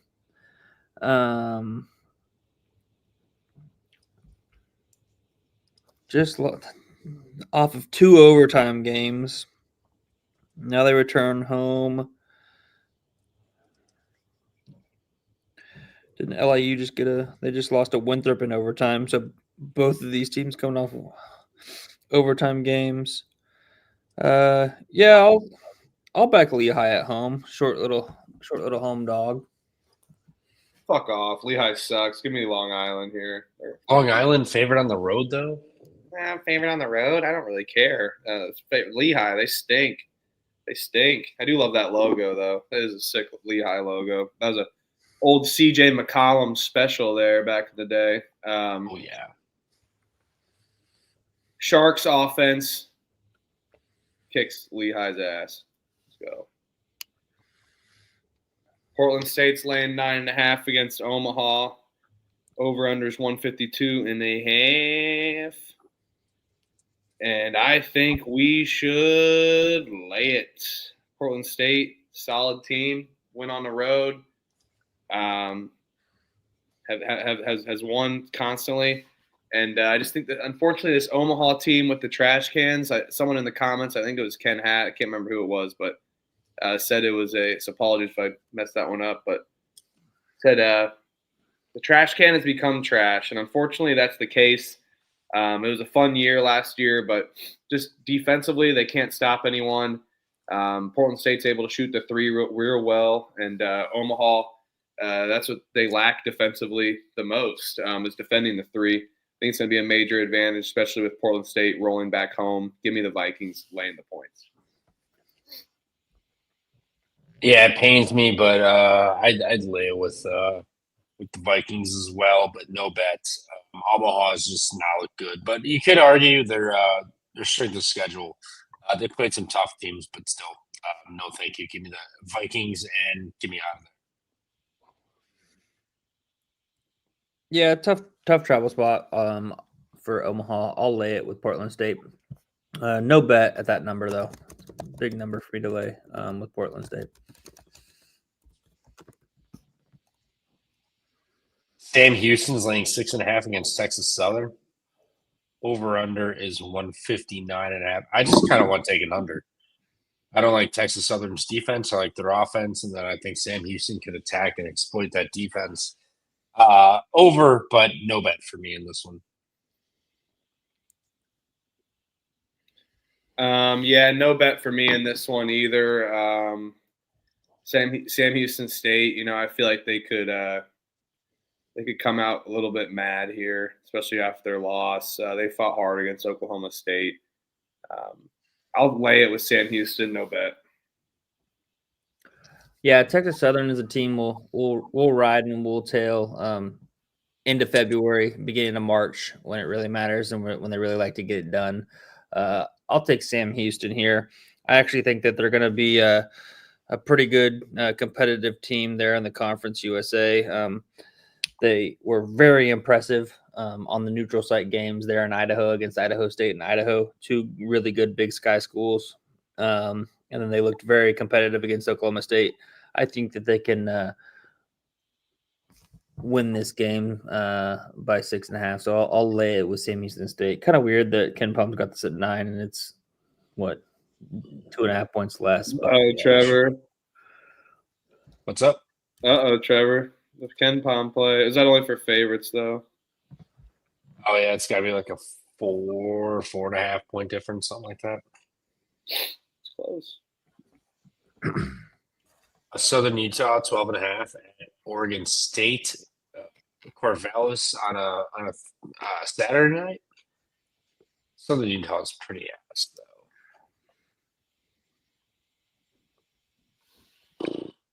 I'll take Oregon State just because Southern Utah sucks, but no bet.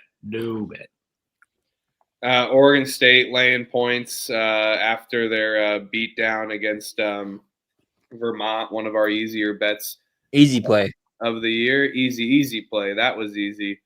I feel like this number could potentially backdoor or sit around, and Oregon State comes out a little hungover. I'll take Southern Utah plus the points. No bet for sure.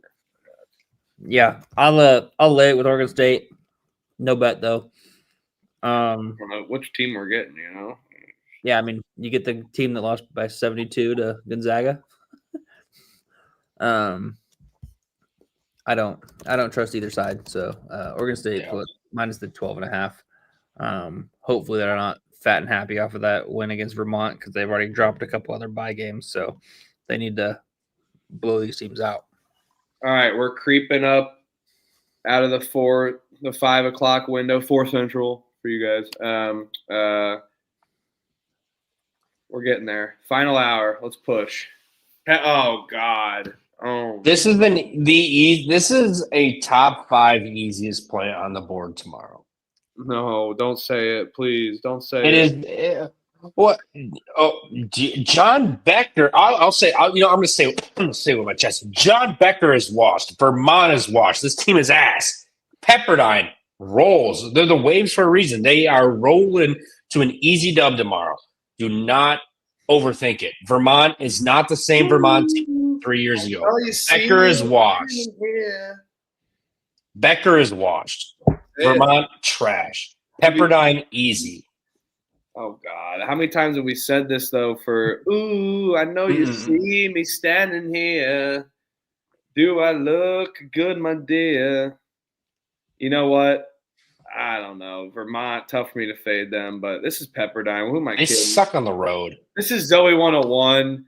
Vermont and Malibu, what the fuck are they going to do? They don't have their skis and whatever they have in Burlington. Freaking. We're going to go to the beach and take pictures if you catch my drift. They're not paying attention. And guess what? Zoe 101, she's getting knocked up behind this camera.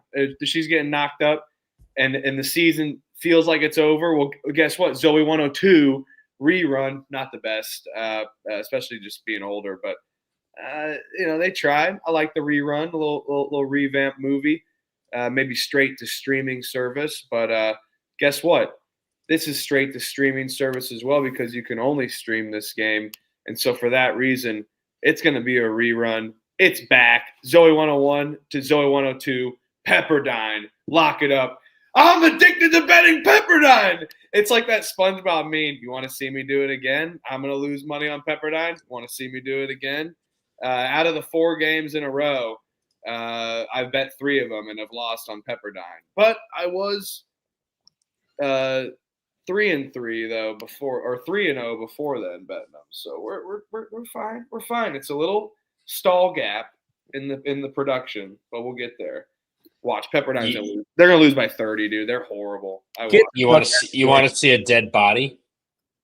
Vermont tomorrow. Pepperdine, lock it up. Kelsey's vision. Battle. Vermont. Lay it. Alt line it. Don't give a fuck. Alt line. Vermont been out on the West Coast. Absolutely just got killed by 30, Disney guy, Trevor. 30 to Oregon State. They've stayed out on the West Coast. Not a tough travel spot, as some people may think. Pepperdine has really struggled here as of late. Lost 4 in a row. I think Vermont rolls here. Better team.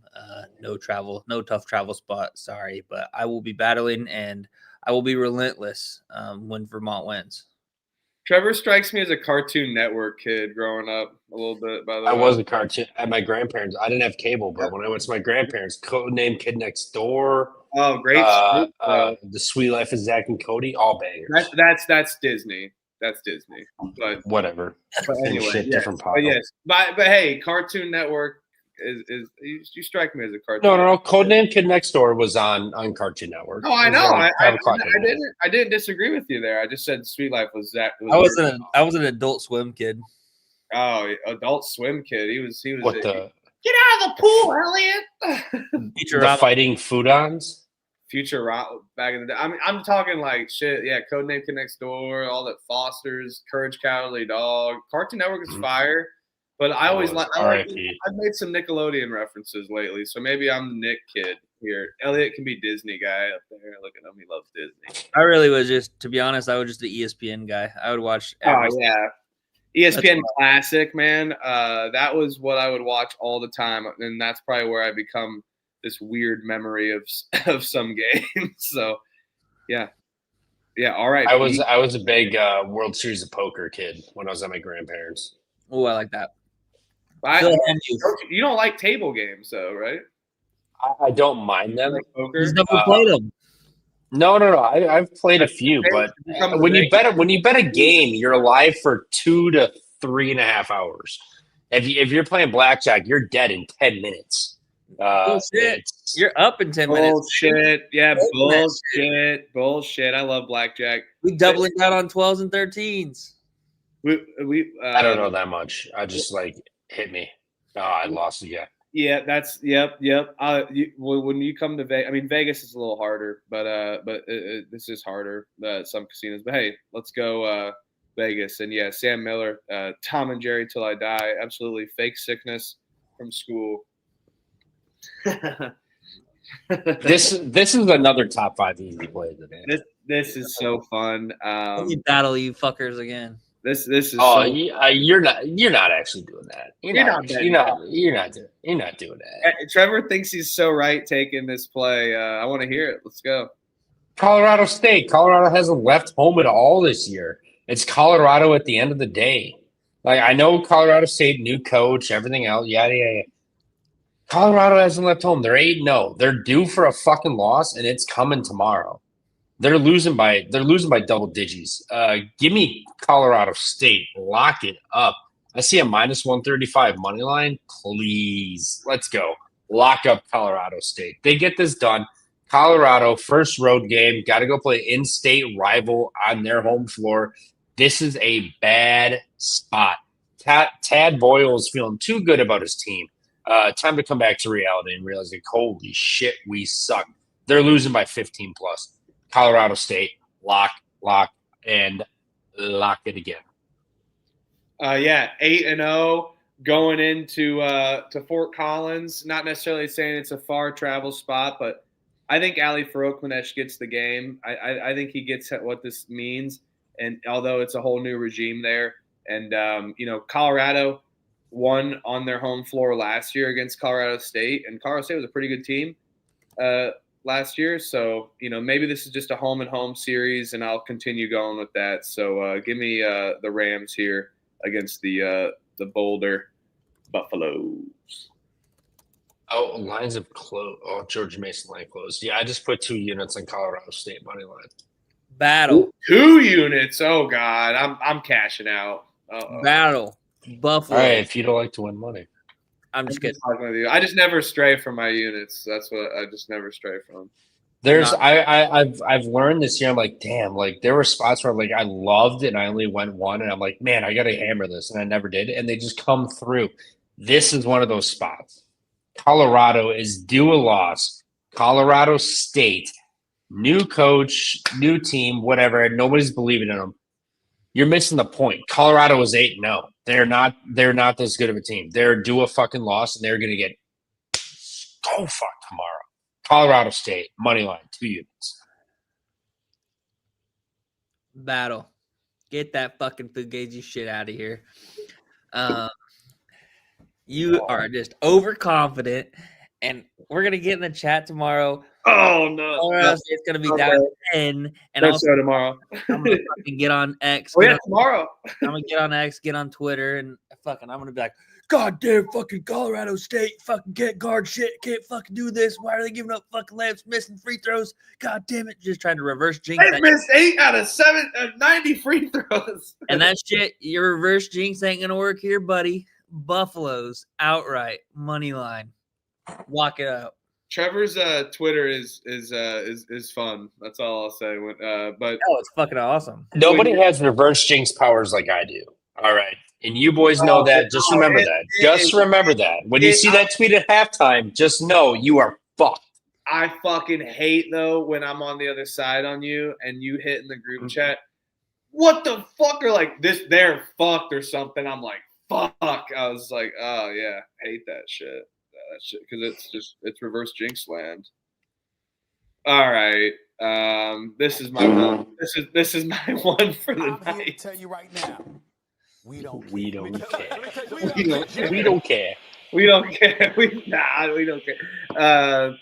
Elliot, this is your team. Tell us why UMKC is going to lose by 50. Because they suck ass. I mean, what else do you want me to say? Fucking goddamn. Eastern Washington, first D1 home game. They beat Eastern Oregon by 18. Now Kansas City's got to go out all the way after losing another cover against Idaho State, losing by 9 at home. Weird ass travel spot. So Saturday they went out to Ogden and played against Weber, came back home to Kansas City, played on Wednesday against Idaho State. Now they go travel all the way back out to Eastern Washington. Weird ass travel here. I will take Eastern Washington minus the 8.5.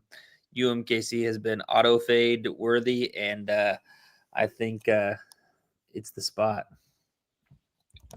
I'm not laying points with Eastern Washington. I'll take UMKC. What happened last time you did that? No bet. I didn't bet them. I didn't bet UMKC.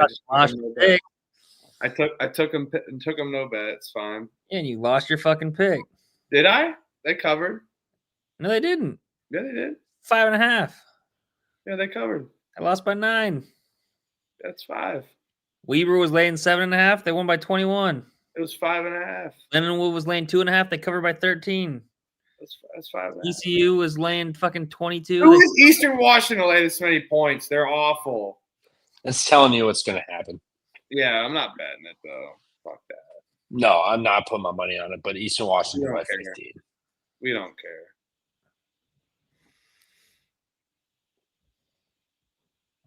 Both of these teams haven't had a D1 win, by the way. You can go on tomorrow. Yeah, but UMKC, they're covering. Yeah. Oh, yeah. Oh, yeah. Columbia's laying 13.5. Columbia money line was fun. It's a fun one against Hofstra. Yeah, eat a bag of dicks. I don't think that can go again, though. Like, I mean, they're so up and down. They got to drop one of these games. I think Columbia gets back to scoring a lot. We saw them score 90. We saw them score 80, hundreds, and a lot in the 80s. After they scored 89 tonight and scored like 2 points the final 5 minutes of that game. Too. Yeah, and they could have put up 100. They still scored 72 against a Hofstra team. That defense The 72 against Hofstra is a lot better than you think. I'll take the team total over for Columbia. I think they get back to it. Albany's defense is ass. I think Albany will try to run at tempo with Columbia. Well, that's not going to end well. No, it won't at all. Yeah, give me Albany, no bet. I can make arguments for both sides. No bet. Just give me IQ2. Please, somebody. I digress. Never mind. yeah, I'll take Albany plus the points. Not betting this game though. No. Oh. What the fuck is this? What the fuck? Kid's sketchy. Where are your parents? Dude, UCLA was up 25 and with 4 minutes left and won by 1 point to Washington. Hey, pays to get that number at 1.5, my guy. Oh my god! I woke up from a nap and I was like, I want some action while we're on the show.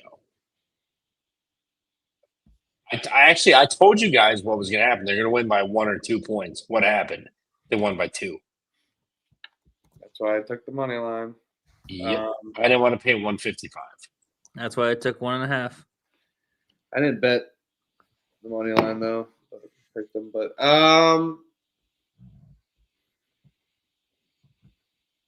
Nate Biddle's still out. Yep. Unless he comes back tomorrow, but I highly doubt it.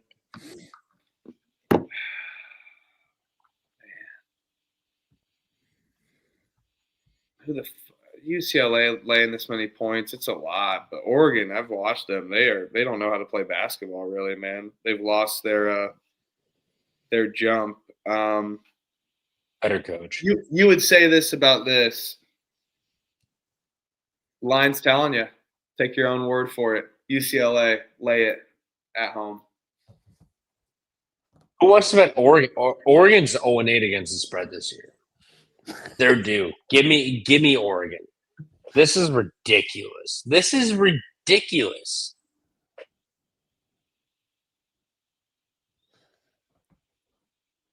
Yeah, I'll take Oregon plus the points. I don't want to lay double digits with UCLA. I think Oregon's got to cover this. This is an absurd number, which it could be telling, but I'm gonna fucking dive into it. I'll take Oregon plus the points. All right, I'll pull the Trevor again. I'll Benedict Arnold, I guess, but fuck, that game sucks. Let's move on. West Virginia laying a point against Wake Forest. Wake Forest off of a loss. West Virginia's off of just kind of beating up on lowly teams. Let's see. I don't like Dub V. Great defense. I just don't believe in like anything else. Like Wake Forest, hell, fucking no. I think Dub V can get this done, but at the same time, I would not be shocked if they lose like 3-2 with 124 total points. Give me West Virginia, no bet.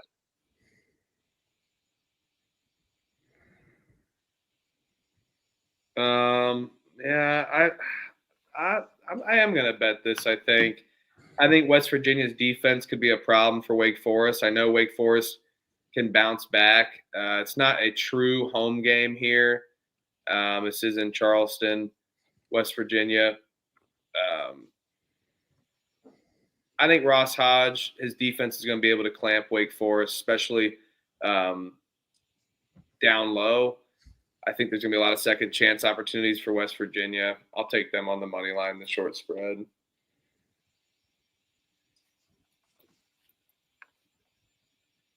Yep, I'm right there with you guys. I think West Virginia on the money line.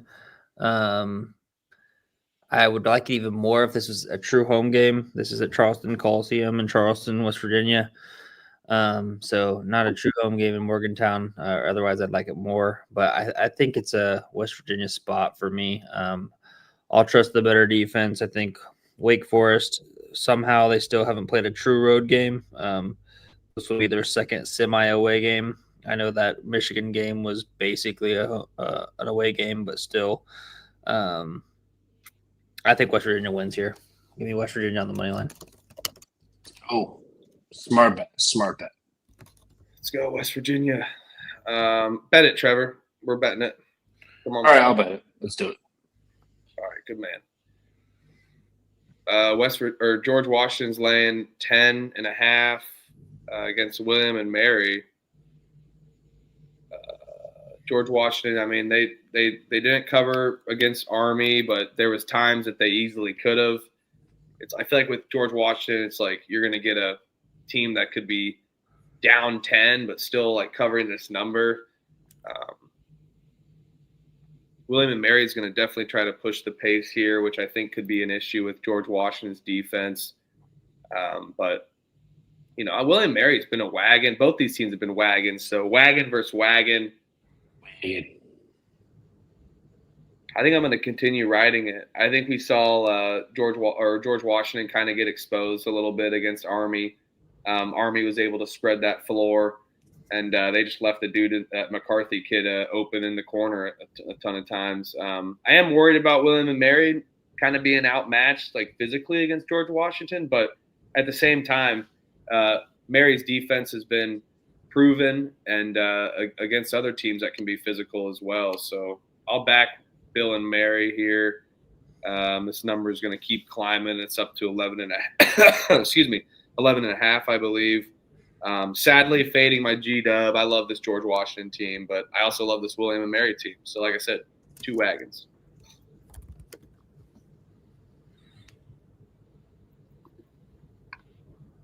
Trev's falling asleep. No, I'm not. What are you doing here?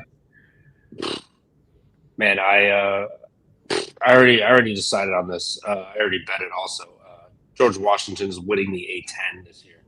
They're going to smoke William and Mary at home on a Saturday. This is a murder. George Washington by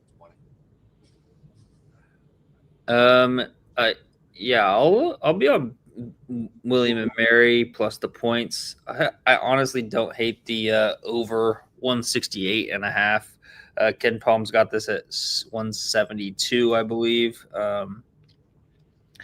I just see, both these teams running up and down pace, pushing the tempo, shooting a lot of threes, obviously on William Mary's side of the ball. The one thing that scares me is George Washington's pretty good at defending the three. But I think William Murray is going to just shoot so much volume of the three. It's not going to really matter. I think there's going to be a lot of points here. So I kind of like that over 168.5, but I tend to want to bet the plus 11.5 and just maybe wait and watch this climb a little bit. I think George Washington maybe wins this game by 6-9. George Washington, before he was president of the United States, he was a land surveyor. He got his land surveying license from William and Mary, one of the oldest institutions in the United States. A lot of presidents and founding fathers went there. Guess who gets to pay George Washington? William and Mary does. George Washington is betting on William and Mary, getting the commission. Even more proof to lock up William and Mary. Fucking.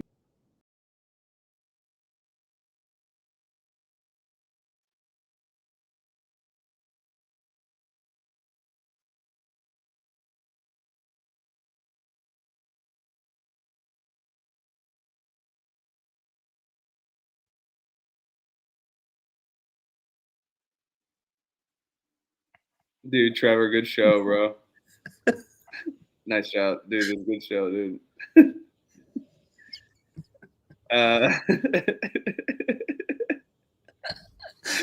I'm like so beat, just like all this. We're good, but I need like a nap on Friday after work when I get done. Idaho State minus 7.5. Over unders 147.5 against Denver. Denver just got their big win. That was a good spot for us against Eastern Washington. Now they go on the road against Idaho State, who's been dominating. I like Denver at home more than I do on the road. Idaho State's defense over Denver's defense. And guess what? Idaho State's offense has been solid too. I'll take Idaho State laying the points.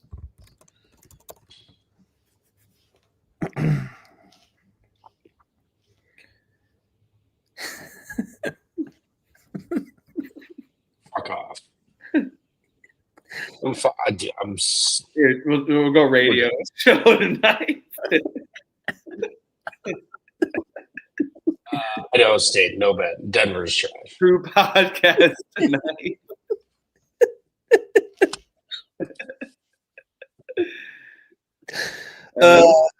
Yeah, I've been doing slides since like 4:35 up until the show. All right, it's been a long day. Hey, no one. We're not making fun of you. I want to go to bed too. It's fucking late. It's all good. We're it's all good. We get it.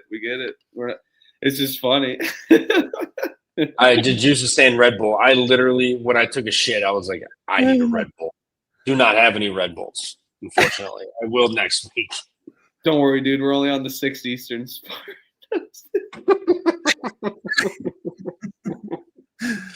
Man. Yeah, no, I'll be on. We'll start earlier next Friday, maybe.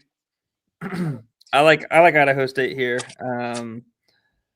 I just think this Denver team isn't very good away from home. So I'll back Idaho State and the Bengals. I think that they are a way better team than Denver, and we get them at home. So give me the Bengals. Idaho State does have Utah Valley on deck. Denver has beaten Montana State and Colorado State on the road. They're ass. Benedict, give me Denver plus 7.5. No bet. I thought you took Denver already. USC. No, I did. I said Idaho on the spur of the moment. I flipped. Okay, I got you. USC's I said Idaho State in his sleep. USC's laying 5.5, 6.5 against Washington. Over-unders 153.5. You know, we've been locking it up. Washington win against them at home, but I don't know. So this many points to lay with USC just kind of feels a little duddish. Washington can kind of feel like get them down low. I know USC's definitely got size advantage and they got the home whistle, but I'm not in love with this. I need to be talked into it, but I'll take USC. Probably not betting it though. Just like that home with, even if you take Washington, you're just going to get that Chad Baker-Mazara whistle. I'm telling you, USC is getting a friendly whistle. Not only at the Maui, I've looked at the other games. A lot of fouls. They go to the line, one in the top 10 most in the country. They're getting whistled constantly. Washington fouls a good amount, so that's my cap on USC. Need to be talked into betting it though. I hate USC. I'll live bet USC. They'll get down to 2 or 1 spread minus 115 money line. I hate USC because they should have lost to Seton Hall, and the refs gifted them that game with an extra like 24 times in the second half. Baker-Mazara needs to get an actual job, bro. Like you're 37 years old. Stop playing college basketball. It's getting just sad at this point. But I like Washington solely for the fact that USC has nobody to guard Heinz Steinbrock, whatever the fuck that German's name is inside. They have nobody to guard him. He went nuclear the other night versus UCLA with size. I don't think USC has anything to match that. Give me Washington plus the 5.5. I might even sprinkle a little money line on this one. Yeah, I like Washington plus the 5.5 as well. I think the health of Steinbach is going to be key here. We saw that he was healthy. He absolutely was able to take advantage of UCLA down low. I think did he even miss a shot? I don't even think he missed a shot. That Stein guy, whatever. Yeah, Steinbach. I don't think he missed a shot all night. No, he did. He was 11 for 12. My bad. 11 for 12, 7 for 8 from the free throw line, had 29 points. I agree. I don't think USC has anybody that's going to be able to stop him down low. I think this game comes down to the wire, and I'll take the 5.5, 2 possessions. I'm live betting USC. Let's go. New Orleans is laying 6.5 against Houston Christian. Over-under is 141.5. I will lay it. New Orleans off of a loss back home. Houston Christian, they're nothing special, man. But it seems like a decent amount of points, though. No bet. Yeah, no bet. I kind of like Houston Christian here. They got somebody on their level. New Orleans, everybody's in love with because of their big wins, but I'm not sold. I think they popped up, but I don't think they're a good team. Give me Houston Christian with a 6.5. I think they're live. Yeah, the only thing that sucks about Houston Christian is they're fucking just atrocious from the free throw line. They shoot 54.6%, dead last in the NCAA. Progression. So when it comes to these close games, that's the only thing that kind of concerns me. I do think that New Orleans is the better team here. They've tested themselves, I think, a little bit better than what Houston Christian has. Houston Christian, they're probably their biggest game that they faced was UC San Diego, whereas New Orleans just kind of went through the gauntlet, played TCU, LSU, Mississippi State, Texas Tech, Memphis. So I'll lay it with New Orleans here. Not sure I'll get it all the way to a bet, but I will take New Orleans on the side. Just more battle tested at home. They're what? Eight games on the road in a row. Now their first home game of the year. I'll back them on their first home game. Let's go. Boston's laying 5.5 against New Hampshire. The over-under is 141.5. New Hampshire out of principle. PU. I'm sorry, BU. No, thank you. Give me New Hampshire. No bet.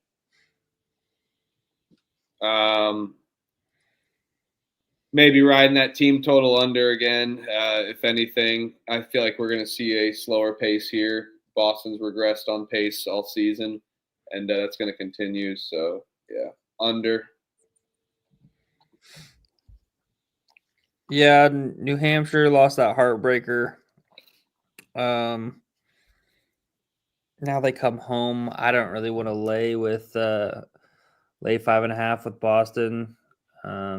I'll take the under with you. I don't mind that. I don't know if I'm gonna actually bet it, but I feel like this game is similar to that Dartmouth game that ended 69-68. So I'll take the under 141.5.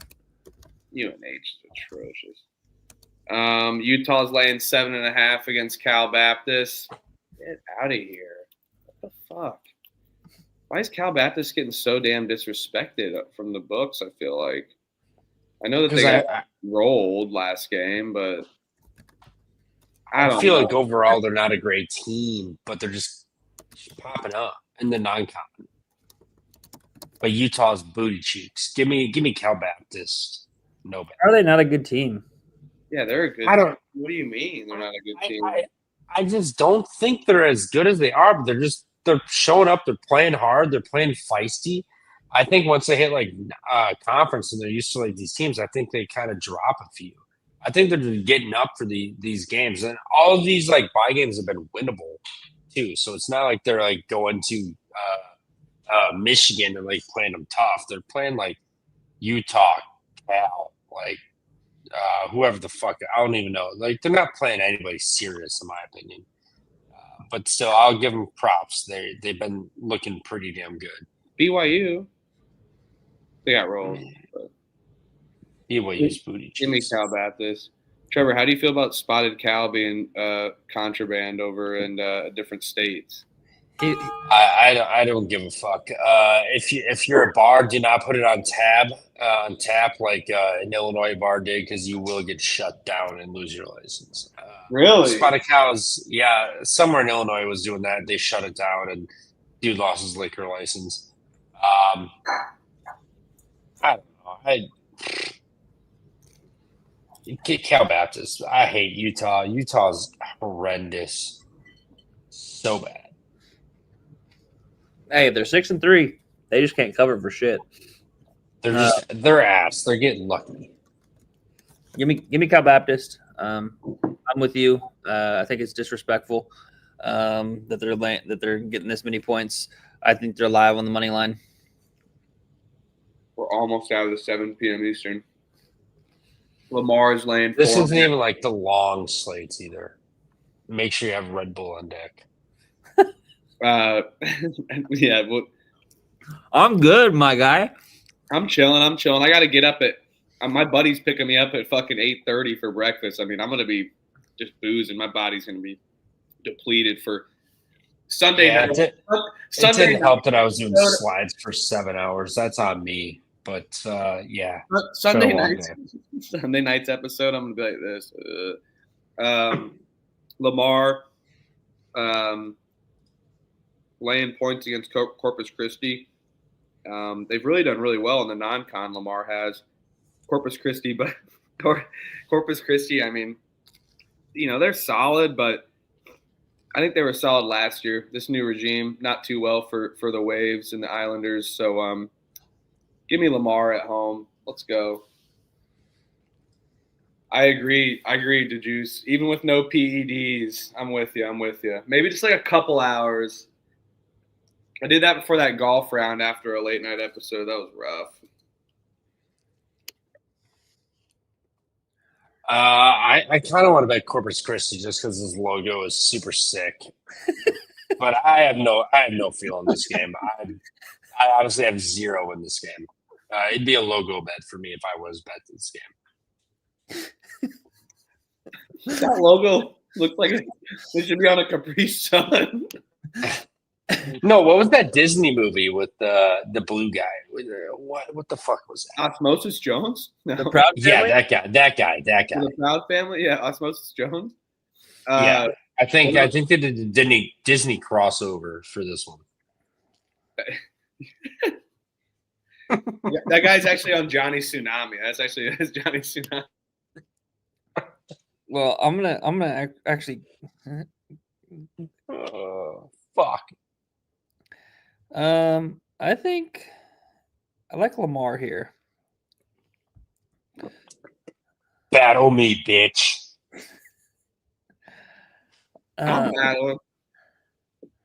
Yeah, we can battle. I think Lamar's the better team. We're getting them at home. They've first home opener or conference opener for them. They're in the Southland. I know Easton. Like I get what you're saying. Texas A&M, Corpus Christi. They're pretty solid. They should be good. They're in the Southland, but I think Lamar is going to be one of those teams kind of near the top. And I think that they're going to be able to protect home. So, yeah, I'll lay it with Lamar minus the 4.5. Lamar looks like it looks like a red sperm. Am I the only one that kind of sees this? Maybe it's just my delirium. I guess. Are you talking about like the tail? If you turn your head a little bit, you can kind of see. Anywho, next. Osmosis Jones and the Scooby-Doo Cyber Chase ones. Yes, 100%. The Cyber Chase, yes.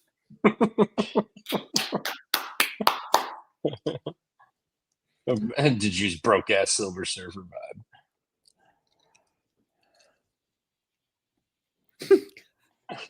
Trev just popped some ass today, so I'm gonna piss grab one more beer, and we're gonna power through this fucking. Oh, good night, Trevor. Have a good night. No, you count. You can count on your hand. If you can count to 60, I'll be back before that. Check on your picks. Check the picks page for Trevor's. Cal Foley's laying 5.5 over unders 162.5 against Riverside. I think we lay it. Riverside's a broken program this year. What say you? I was thinking the same. Broken program this year. Yeah, I just don't understand. I mean, obviously it's the first year for our Gus Argenal there, so maybe that's part of the reason. No Magpio there. Yeah, I don't mind laying it there with Cal Poly on at home, laying the 5.5. I mean, this is their first D1 home game. They played 2 D2s, Pacific Lutheran and the Redlands. Struggled with the Redlands though, only beat them by 6. Yeah, I don't mind laying it with Cal Poly here. I was looking to see last year what they did. Shout out Big West action. Gotta always shout that out. Lost to Riverside on the road by 18, won at home by 12 in overtime. Jesus, 112 to 100 in overtime last year. Yeah, let's lay it with Cal Poly minus the 5.5. That over is absolutely seared for Trevor, by the way. Grand Canyon plus 2.5 against Oklahoma State. Oklahoma State's on the road. Oh, let's go. I'm glad you're live. Let's go.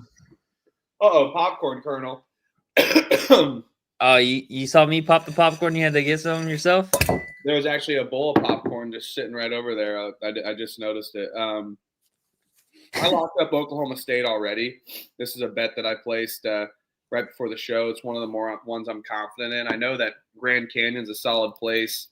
8-0's going into a weird spot for the Pokes here, but I'm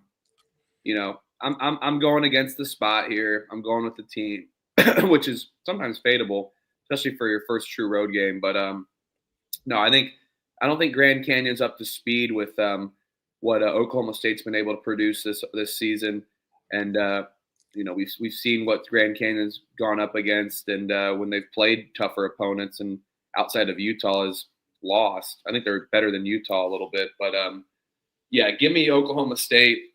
I'm going with the better team here. Yeah, this is it's not a true home court. So that's the reason why I like Oklahoma State. I would maybe even be on Grand Canyon myself if they were truly at home in that lit home environment. But this is a neutral site game. They're in Phoenix. DeJuice helped me out. I know it looks like he's going to the game or the MTE. It's the doubleheader with at the Suns Arena. Thank you, Colangelo Classic. I know the GCU crowd will still be there. I just think that it's a different environment when you're at that neutral site game. I also don't mind the over 154.5. Grand Canyon really struggled to score against Stetson, only put up 64 points. I think they ended up winning 64-42. Was a super low scoring game. So I could see both these teams scoring pretty heavily as well. But I will be on Oklahoma State minus the 2.5 and look at that over 154.5.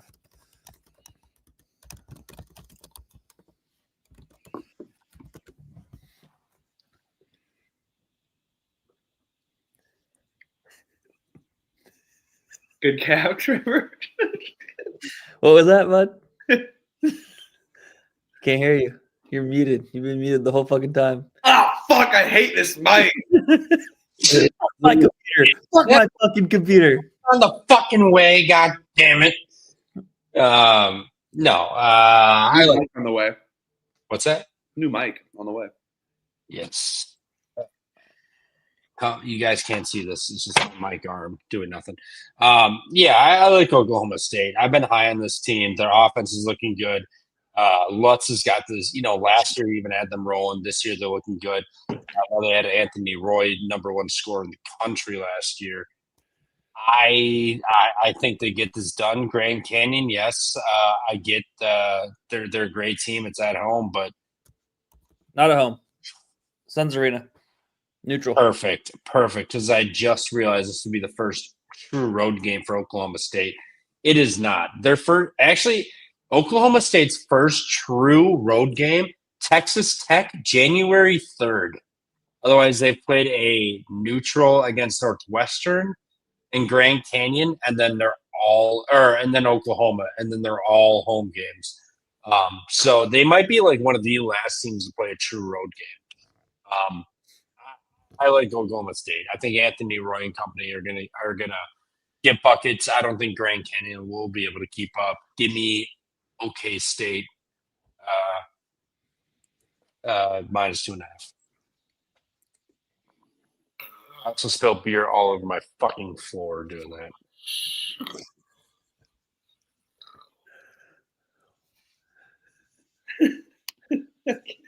That's awesome. Look, Trevor's spilling beer. No, oh my god, I'm dying. No, I have to clean this shit up before I go to bed. On top of all of this, just pour some water on it; it'll evaporate. Fuck it. I'll bring the Swiffer down tomorrow. Swiffer? Oh, no carpet. That's good. That's better. Just lay your head in it. Let your hair soak it up. Oh, that's a Michelob. I was thinking about getting a haircut. So let's just games. Fuck off. Pens. No. This is a ridiculous number. This is ridiculous. No. I know that Villanova's been able to do it, but I feel like Penn is somewhat competitive. I mean, I know they might get outmatched, but too many points. Give me Penn. This is an inner like city Philly game too. Yeah, right across the couple roads, few roads. Yeah, they're basically neighbors. Penn just lost to Hofstra by 16. They got embarrassed. They're going to be up for Villanova. Villanova's got Michigan on deck on Tuesday.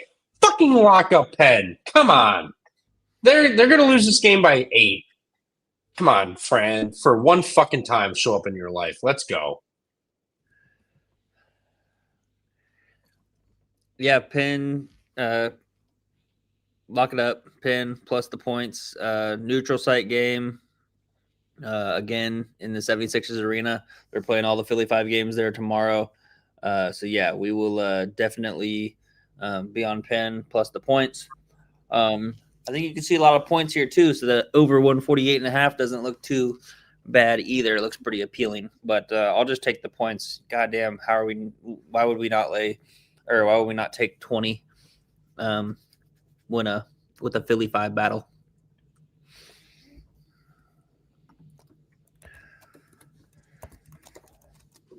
Yeah, this is just a ridiculous number. Penn, lock it up. Can I interest you guys in maybe a little dabble on the money line? Just a little dabble. Would you be shocked if Villanova lost this game with Michigan on deck? No, I mean Villanova's just been drilling all these teams, so fuck it. Yeah, but this is an inner. I know they just but Temple's point shaving. You can't lay anything to that. LaSalle is first year coach, right? I believe Darius Nichols first year coach. Darius Nick, come on. I know it's first year coach in McCaffrey. McCaffrey is Darius Nichols, whatever. Yeah, maybe a little fun. I just covered.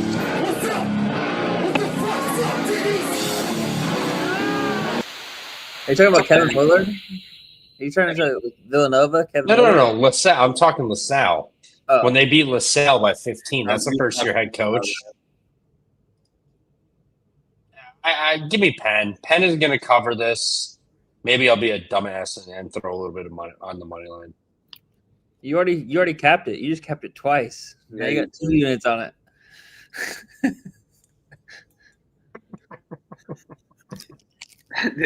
No, yeah, Denny's. Yeah, the Denny's by me is it's not. I feel safer at Waffle House. That's the craziest shit. Dude, no, this Denny's where it is not. It's sketchy. Kids dude, sketchy. This is a lock. Chicago State. Illinois State. No. Illinois State has not looked good. We thought they were all going to dominate, and they have not looked good. Yeah, Kerms, you should go. You should rewind to Trevor. I told him that. I went back and saved the moment. I have the exact moment. Oh yeah, dude, we got Opus AI. We need to be using that. That is getting clipped for sure. Clip that, as streamers would say. 4 a.m. I'm cooked. Breakfast tomorrow. I'll tell you who. I did slide since 5 p.m. my time. We're going on like 9 hours of hoops. All right, I'm a little tired. Dude, I know it's all right. It was fucking awesome. No. It is funny. Very unprofessional. Very unprofessional, Trevor. No, it was awesome. Give me Illinois State here. I can't believe you think you just want to just blindly bet Chicago State. You know, they have more athletes. They could be feisty, but dude, Illinois State, they're gonna clamp them. They've been high. I mean, for you to say haven't looked good, they've won 6 games in a row, 7-2 on the year. I've enjoyed them, especially at home. Get out of here with Chicago State bullshit.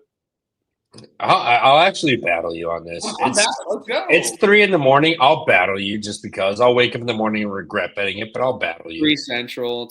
It's 4 Eastern. If you want to put some emphasis on it, but I guess time's relative. Get out of here. Get out of here. Time's a state of mind. Get out of here. You wanna bet 2 units on it and battle me too? I'm locking 21.5. I ain't scared of you guys. He got the 2-unit plays.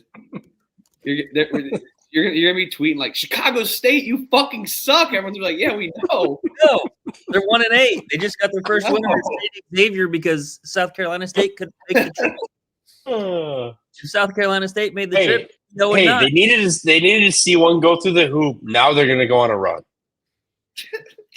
Okay. Trevor, go back to bed.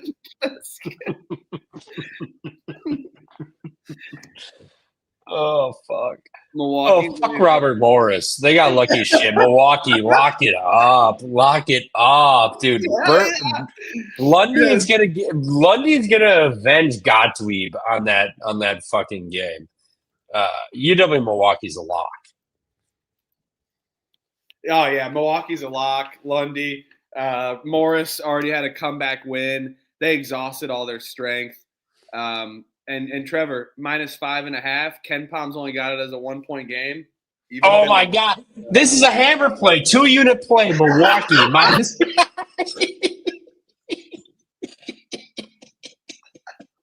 We're like slap happy at this fucking point. This is hilarious. The delirium is through the roof right now. Oh my God, this is awesome. Milwaukee all the way. Delirium play. But in all honesty, Robert Morris should have lost to Green Bay. They were down 12 with 2-3 minutes left, and then I agree. I don't know what Green Bay did. The 10-second call. They were giving up threes in the corner. They kept turning it over. They could not close out a game. Gottlieb does not know how to close out a game. You know who does? Lundy. The dude's an actual coach, not a podcaster. No offense to us. He's not a podcaster. He knows how to close a game because he coaches. Milwaukee's a fucking lock tomorrow. Top 5 easiest play on the board. I just gave you 3 out of the top 5. I think you would have given us 7 of the top 5. I'll be on Milwaukee too. They're fresh off the ass kicking that Akron laid on them. They lost to Akron by 24. Now they get a return home, licking their chops. First game there in the Horizon. I think they make a statement. They're going to be near the top. I think at least one of us picked Milwaukee to win the Horizon. So I think they're going to make a statement here with a convincing home opener conference win against Robert Morris. Kyle, we're begging you to get that screenshot of Trevor and then just put that little picture up of him whenever you need to roast him there. Yeah. No, the juice is right. Whenever I'm going to be on the show, he's going to put that picture until I get on stream. He's going to put that picture. Or if you actually just miss one or something. Yeah, or when you fall asleep and you miss. Yeah, I never miss a show because I fell asleep. I have missed shows for various other reasons, but not because I fall asleep. We all need to fucking booze and go out to bars. That's why we started the show late. That's why we got 3 people on the show. There we go, yeah. We need lives. Oh, yeah, we need lives because we're talking about Eastern Illinois versus Linden. I have another top 5. I'm just kidding. Wait, what? I'm just kidding. I was like, no, come on. Oh, this game is so bad that I probably Eastern Illinois is will going to tie put it on. Lindenwood to the radiator. I'm taking Eastern Illinois, no bet. They're going to tie to the radiator? What? Do you remember this? Never mind. Why just I don't know, dude. Eastern Illinois is bad, man. No, I'm not betting. Lindenwood may actually be the better team in this. Just move on. Philip Hone loves this game. I love that, Philip. Let's go. Philip, what's your take? I want to. You absolute sicko. I love I'm tailing Philip's bet on this one. I don't know. Lindenwood's better for sure, but dude, have you seen Eastern Illinois' home court? Did they get it? I'm just kidding. Oh, Philip, what's your cap? I want to hear this. Oh my god! I might bet it. If you give me a good cap, I'll bet it. Right, we can move on after this. Hold on. What did they do last year? They had to have played last year, right? Because they're both so bad. Oh, Lindenwood lost in overtime to Eastern Illinois, and then they lost at home to Eastern Illinois. Revenge. Actually, I'm going to lock this. Lindenwood is laying points. They got swept last year twice by Eastern Illinois. Overtime. Actually, that overtime game was that day game. Do you remember that? I do. Do you guys remember this game? I do. Yep. Yeah, we were all on Eastern Illinois. And we're taking Lindenwood lock. All right, I'm going to bet this right now. All right, Lindenwood. Oh, they're laying 4.5 now. Son of a bitch. No bet though. I'm rooting for you. No bet. Dude, Lindenwood's laying 4.5 now. Okay, I'll battle you. Fuck I missed the. I'm not laying 5 points with Lindenwood. I missed the window. All right, 2.5. I would have been on it. I'm not laying 4.5 with Lindenwood. Moneyline parlay, Lindenwood and Purdue. Actually, what's a Lindenwood and Purdue moneyline parlay? Oh my god! Get the fuck plus 117. Feed it to me. I'm betting it right now. Go back to bed. I'm getting out of here. No, I literally just bet Purdue Lindenwood moneyline parlay plus 117. It is in my account for tomorrow. Both 4.5. I like it. Just a public service announcement to everybody in the chat. He will be texting us at about 11 a.m. tomorrow and be like, I totally forgot I bet that. Why the fuck did I bet that shit? I accidentally bet. Or it'll be like, I accidentally bet Eastern Illinois. Fuck. No, Purdue, Lindenwood. Purdue minus 240, Lindenwood. Lindenwood minus 175 in the money line. Hey, I don't hate it. Oh, I love that 2.5 way more than this 4.5. Here's another top 5 easiest bet of the day. Go ahead, then. Houston's going to fucking maul them. Florida State is so bad. So bad. They're bad. Houston wins this game by 32. Dude, they'll have this covered in the first half. I'm betting this exacta right now. I'm going to call 89 to what's 32? Minus 57. 89-57. Houston wins. Yeah, how do you like that math, Fed, at 3 a.m? It's good math. Yeah, I'd fuck that math. I'm going team total over Houston 80.5. I like the full game over, but worried about Florida State's defense. I think that or that their offense against Houston's defense, I think that they will still try to like push pace, kind of run a tempo, and maybe Houston does too.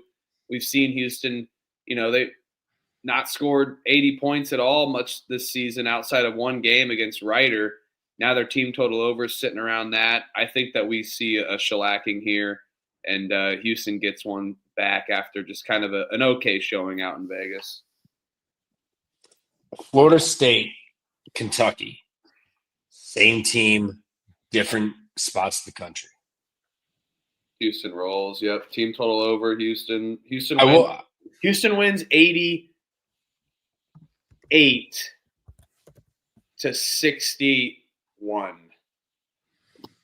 So you have them with it? Oh wait, that's 22. Never mind. I like Houston.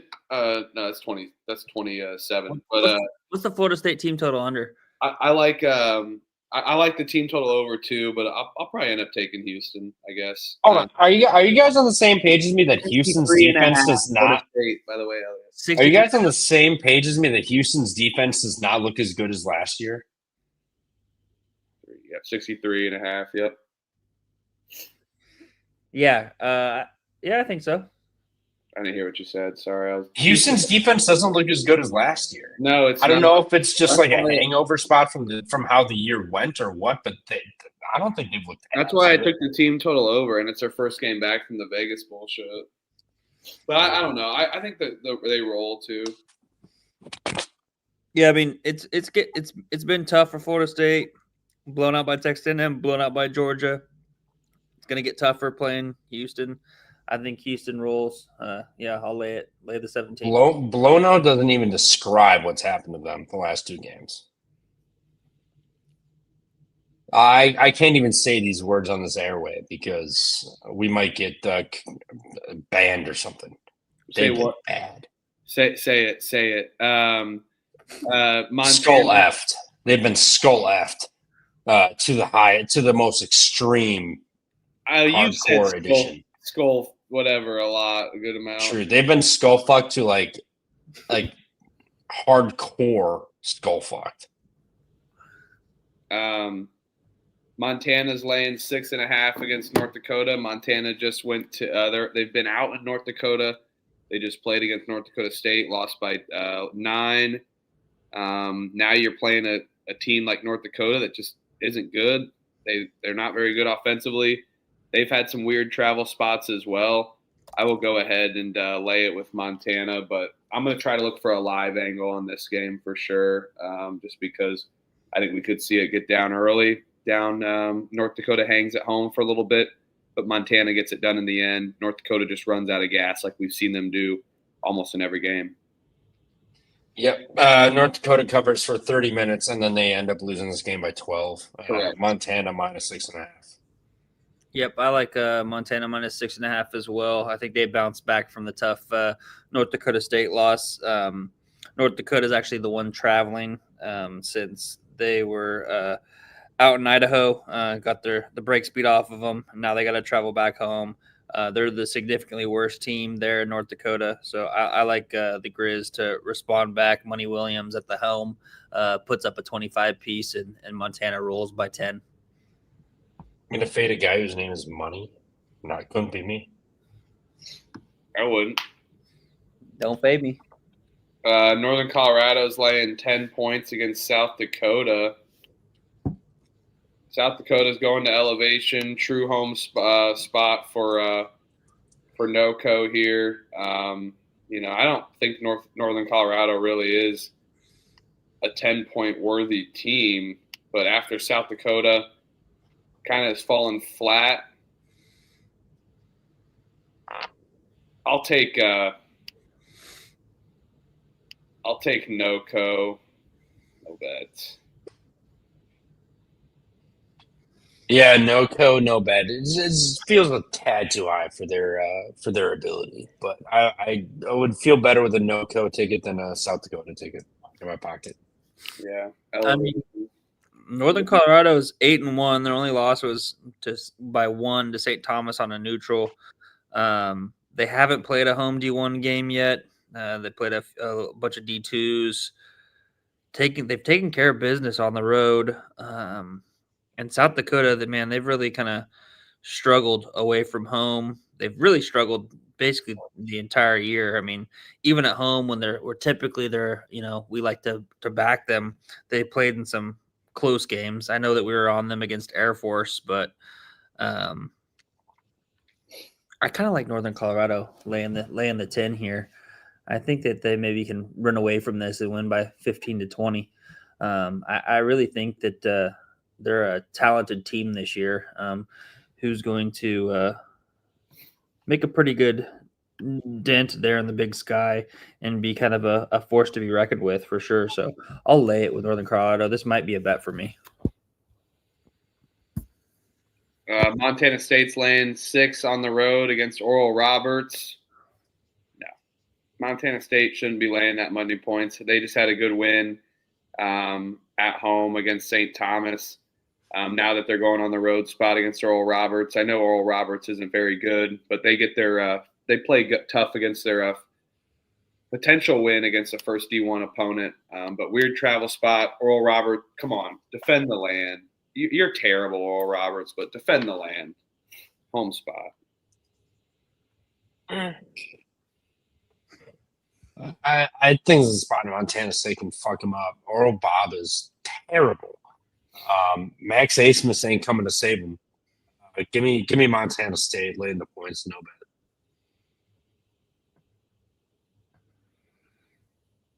Yeah, I'll take Oral Roberts plus the points. No bet. I could see Trev's angle. I mean, Montana State's definitely the significantly better team. But they got a couple kind of a tough couple games travel wise. Go to Oral Roberts and Oregon State and Cal Poly. Maybe this is a little just sleepy spot heading out down to Tulsa, Oklahoma for a random game. Maybe they struggle a little bit and then sneak away with a win. True. Northern Iowa's laying 3.5 against Wichita State. This game is in Cedar Falls. And listen, I know Wichita State, they've had some away spots. They've played tough, only lost by 3 against Boise State. But they really no-showed on the neutral. They just scored 100 points almost against Mount Marty. Poor guy, poor Marty. Respectable school. But Northern Iowa kind of did the same thing as well, too. 99 points against Co. Co. But how can we fade Cedar Falls at home? I know this line kind of stinks with it being a tad short, where we've seen Northern Iowa lay like 9.5 all season and higher numbers. But they're respecting Wichita State and their travel on the away spot. I'll take Northern Iowa here. Give me Cedar Falls at home. Yeah, I'm with you. Northern Iowa, no bet though. I could see Wichita State somehow backdooring this, but I want no part of that either first half or I'm not betting full game. This is a fun matchup. This is your classic old school Missouri Valley Conference rival game. When both of these teams were really good back in the day. Ron Baker, Fred Van Fleet. That era of Wichita State had some awesome duels with UNI. I'll be on UNI here. I think you guys are kind of spot on with it. I will probably end up betting this. Wichita State, man, they just haven't looked the same. They were pretty good to start the year, and then they've kind of regressed a little bit. And I'm just a little bit worried about their defense. And so I think just Northern Iowa at home on this short of a number, I'd be stupid not to back that. So I'll take UNI at 3.5. Should be a really fun game though. North Dakota State's laying 10 against NAU. Northern Arizona is traveling up to Fargo. See how cold it is. I know Northern Arizona and Flagstaff, it produces snow. It can be cold there, but still. It's a tough travel spot. We haven't seen many sample size from Northern Arizona. They just haven't played many games, only 7 games under their belt versus some teams that went to an MTE, played more. I'll take North Dakota State at home laying the points against a bad Northern Arizona team. Tough travel spot to Fargo. Northern Arizona's first true road game, they lost by 35. Granted, they play Arizona, but they still lost by 35. You have to go to State, lay it. Yeah, I'll lay it with North Dakota State as well. One of those plays where we like to back these teams. I know we're not backing North Dakota, but I'll back the Dakotas here. North Dakota State, South Dakota State. We'll ride with both of those teams tomorrow. Oh, the Dakota parlay. Yeah. This is a disgusting plug your nose pick with NIU. Who the hell is Bradley to be laying 17.5? This team has looked terrible. Northern Illinois plus 17.5. I ain't bet this. No shot. Yeah, I'll take Northern Illinois, but I feel like Bradley's going to get one where they drill a team. They're due, so. That's what we said last game too. I know, but no bet. Fair. Yeah, I'll take Bradley. I mean, fuck, NIU, they just lost by 35 to Lindenwood. They're horrible. They got embarrassed. This is a bounce back spot. Bounce back, Northern Illinois. Get the fuck out of here. Join the Mountain West. Get the fuck out of the conference. Go to the Mountain West. Just saying. All right, here we go. Tennessee's laying 2.5 against Illinois. This number has hung there. I think the books are getting hit on both sides. They don't know what to do. Tennessee in Bridgestone Arena, though, against this Illinois team. Kind of a similar team, honestly. Heavy guard play, some tall guys. I know Illinois maybe has a size advantage here, but we saw the region kind of not work tonight for Kentucky Gonzaga and Bridgestone. Now I think the region will travel a little better for Tennessee. Tennessee has a lot more depth, I think, than Illinois. And they do have some guys that can bang down low and I think run at tempo even with where Illinois likes to run and get out in the transition. They're going to be able to stop the guys. Give me Tennessee here, money line against Illinois in Bridgestone and Nashville, Tennessee. I think this is going to be a very close game. That's why the books are leaving it here no matter what side they're getting. They don't know what's going to happen. Two very good teams. Battle of the Orange. Give me Tennessee. I know Tennessee did go on Illinois' court and win on that little layup buzzer beater last year too, by the way. But fuck it. This is a neutral. No, not as bad of a revenge spot, and half the guys aren't even on the team. True. I'll take Illinois here. I'm high on Illinois. I think this Serbian squad's going to figure it out. I think tomorrow's that day. I know Tennessee's got a lot of size, length, athleticism, but I still think Illinois can hang in. I mean, they got a bunch of like 27-year-old Serbians. They'll figure it out and they'll get this game done or this win done. Come on, let's go. Yeah, I'll be on the under 151.5. I think that I was on the over today of that Gonzaga Kentucky game, but quickly realized that was not a very great bet when freaking Kentucky goes over 10 to start the game. But hockey arena, hockey rink, neutral site. Tennessee's definitely going to try to slow the pace down, play, more of a slugfest type of a game. So I think that tends to lean towards the under if Tennessee wants to get it done. So I'll take the under here. This game's played in the 70s, lower 70s. So give me a Tennessee 72-68 final.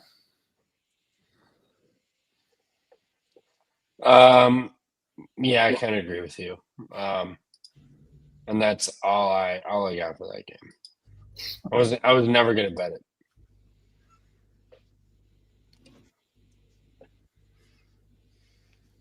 You skip one?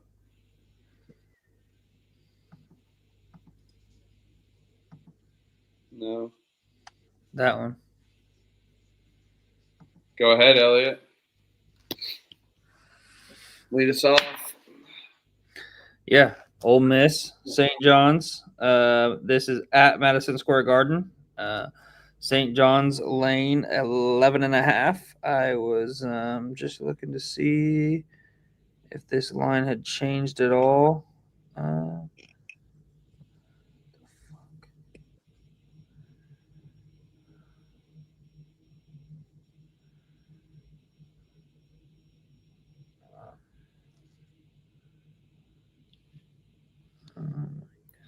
Plus money at the Pit. I'll take it. I'll take New Mexico plus money. I know that this team's not as good. It's they're trying to figure it out, but they defensively wise, they've had some issues, but Santa Clara really hasn't showed a lapse in judgment offensively yet this whole entire season. I think that could be an issue in New Mexico, so I'll take New Mexico here. So You don't walk into the pit and get a W. North Texas, the points and money line. They're going to win this game outright. My bad. I didn't see that. I thought you guys were still in New Mexico, Santa Clara. My bad. I just saw See that? we'd skipped over a couple, so I was just trying to go back. I think I'll be on New Mexico here. Not going to fade the pit. I liked what I saw when I was watching them there at the Hall of Fame Classic here in Kansas City.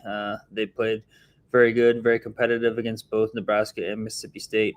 I think the place will be rocking. I will back New Mexico as a home dog there in the pit against Santa Clara. I know I'm usually pretty high on Santa Clara, but I think that New Mexico, the Lobos will be able to get it done there.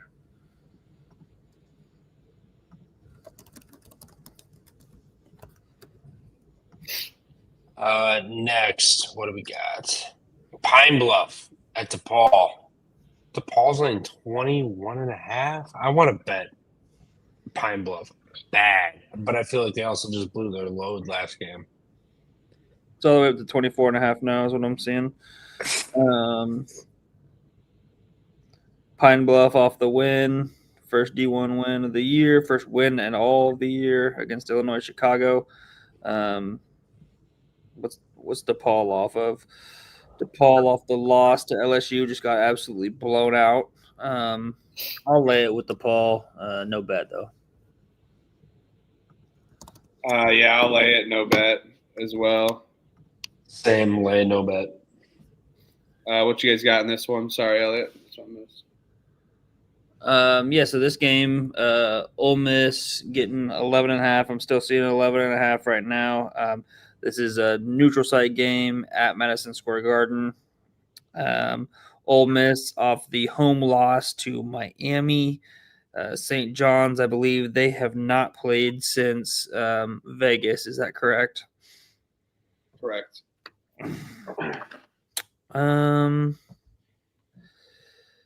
Their last game out, that was a 11-point loss to Auburn. I just don't think I don't really like this Ole Miss team. When you got a guy that's starting in AJ Store, who I'm not super high on, not super impressed with. I think this is a St. John's spot here. I think Zuby Ejiofor is going to be able to kind of get whatever he wants against I know he's undersized, but really against the undersized squad in Ole Miss. So I like Zuby to go off here. Maybe Bryce Hopkins as well. I'll lay it with St. John's there in Madison Square Garden. Yeah, it's like you really want to take Ole Miss.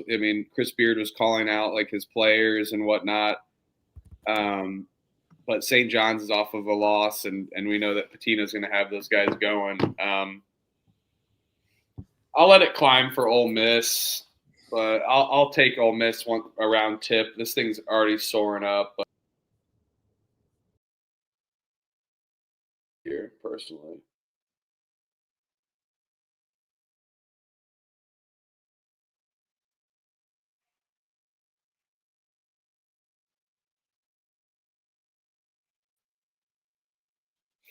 All right. Cal State Bakersfield is laying or is catching points against UC Santa Barbara. UC Santa Barbara's laying 11.5. I'll lay it, no bet. I like that home court. And but I don't know, this UCSB team, they've been so up and down. Don't know when they can cover, but with it being on ESPN, I feel like they're going to get up. It's on ESPN Plus. Excuse me. They almost covered in overtime alone. I'll take UCSB at home. Yeah, I was on UCSB. That shit pissed me off. Cal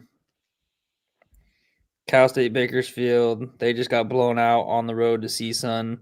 I think UCSB, should be a better team than CSUN. So I would expect for Barbara to be able to cover this number. I'll take it, but I'm not super confident in it. So I'm going to not bet this, but I will take UCSB. And I'll lay the 11.5. Trevor said to lay it with the Gauchos. Wear some pants. We've already done that one. Already did that one. UC San Diego's laying 11.5 against Long Beach State. Too many points at home. I know UC San Diego's a good team. I'll pick Long Beach State plus 11.5. They picked it up a little bit offensively, but don't trust their defense enough. But that many points on the road in a Big West game, give me Long Beach State, no bet. Yeah, no, I agree. I feel like this is just way too many points. I mean, last year, totally different team, but UC San Diego beat them by 26 at home. I think that San Diego's been, or not San Diego, Long Beach has been very competitive, at least at home, this year so far. I mean, you saw that when they played Illinois State there at home, and then Montana State only lost by 6. So I think it's way too many points there. So plus the 11.5. Arkansas State's laying 9 against Little Rock. Little Rock is really, really bad. I love Little Rock. I like Dale Walker. I think he's a good coach. But this roster just isn't it. Arkansas State's a little gritty. I'll lay it with the Red Wolves here.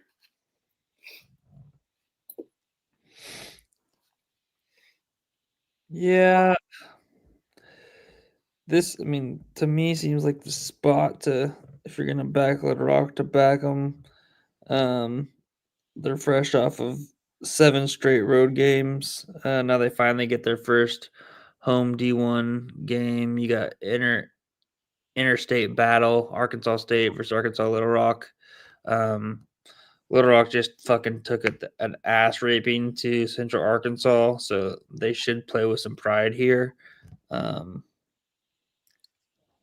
I'll take Arkansas Little Rock with the points, but I don't want to bet this, I don't think.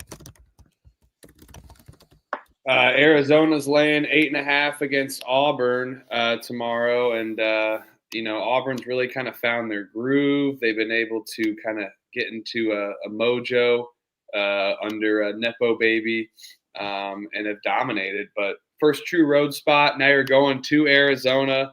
There's always some weirdness. Arizona's been dominant. I'm going to continue riding the Arizona back faithful here. Give me U of A. Love that logo to lock it up against Auburn in their first true road spot here. Yeah, I agree. I First think half zona looks nice too. I like that, JB. First half, I like that. Yeah, that'd probably be what, 4.5. Yep. Yeah, I like Arizona here. Auburn, they've been playing better. I'm not saying they haven't, but first road game is a different beast, especially when you're playing a really high Power 5 conference team. Place will be lit there in Tucson, so I like laying it here with Arizona. I think that they'll be able to match up stylistically against Alabama against Auburn, both in the backcourt but also in the front court. And I like I like Jaden Bradley. I like Koa Pete. So I think you got a mix of some younger talent with some seasoned veteran guards. I really like Arizona this year. I'll lay it with them in the 8.5. UC Irvine's laying 10.5 against CSUN. I know that the UC Irvine's defense is solid, but I mean, CSUN, man, they're not horrible, but they just aren't very good on the road. Is my only opinion. But I don't know if UC Irvine can. I don't know. I'll take team total under for CSUN if I had to pick anything. I think UC Irvine's defense could really come to form here and block CSUN a good amount. So yeah, give me a team total under here for the Matadors. Yeah, I'll be on UC Irvine here. I'll lay it with them. I'll fade the team that's off the 21-point win. I think we see a similar line to what Irvine had in their last Big West game on Thursday. But man, I don't know. I might sway. I think I just swayed myself. My gut's telling me to just take the points with CSUN, so I'll take the 10.5 there with Cal State Northridge. All right, Oklahoma is going into Phoenix and laying 3.5 against, or 4.5 against Arizona State. Arizona State, I don't know. I've seen Porter Mosier. He's got these guys kind of rolling. They've gotten a good away win. I don't think that they can do that back-to-back, even if this is a semi-away game. They got Oklahoma State next week. I'll take Arizona State plus the points at home. I think they're solid offensively more than defensively and could disrupt Oklahoma. Give me Arizona State here. Yeah, I mean the only this is the second game of that back-to-back with Oklahoma State and Grand Canyon there at the Suns Arena. This is Arizona State's first game back from Maui, so that's the only thing that is kind of concerning. But also you have Oklahoma off the 18-point road win to Wake Forest. Yeah, give me Arizona State plus the points. My dog is barking, by the way, just so you know. Final game of the night, Hawaii's ish night. Hawaii's laying 15.5 against Fullerton. We were right in picking Davis. Davis better team, but Fullerton's not. Now Fullerton going to the Island. Island meet Fullerton. Island kick Fullerton ass. Give me Hawaii minus 15.5 against Fullerton. Yep, I think Trev was on Hawaii. We tried to talk him off of it, but didn't listen. So I think they're in the Stan Sheriff Center. Hawaii's going to roll here against the kind of a piss poor Cal State Fullerton team who, albeit did fight back a little bit against Cal Poly and made that a game there down the stretch. But now you got a quick turnaround. You go straight from Cal Poly, or you're at home in Fullerton against Cal Poly, and then you got to travel all the way to Hawaii. It's a hard ticket, as they say. So I will lay it with Hawaii and the 15.5. All right, and rhythm play of the day. Stay tuned for the on the pick sheet, and check our pick sheet for sure. I'm gonna have that updated here in about an hour or two. Gonna literally lay down on the couch for a couple hours. I'll have it up there by 7 before I take off for my day. Let's have a great day. Big slate tomorrow. We got a couple rhythm plays that we can check out. And may drop some for the play of the day. I think SIU Edwardsville minus 6.5 is one of them, but let's confirm that on the sheet. Stay tuned to that. We'll console our friend Trevor over here, and we'll get it done. So little sleepy spot here. We're gonna have a good time. Enjoy your Saturday. Got good college football on. Got good college basketball all day. This truly feels like one of the best sports days in the entire year. Look around, blink, smell the roses. College basketball underway. Trevor! And shout out Rhythm before we go. Yep. I know we haven't made the plays yet for tomorrow, but they'll be coming. Check the picks page. But Rhythm, data backing, AI, analytics, great tool to use, especially if you just want further confidence in your picks and plays. It's something that we've, have been able to be fortunate to have them as our premier partner.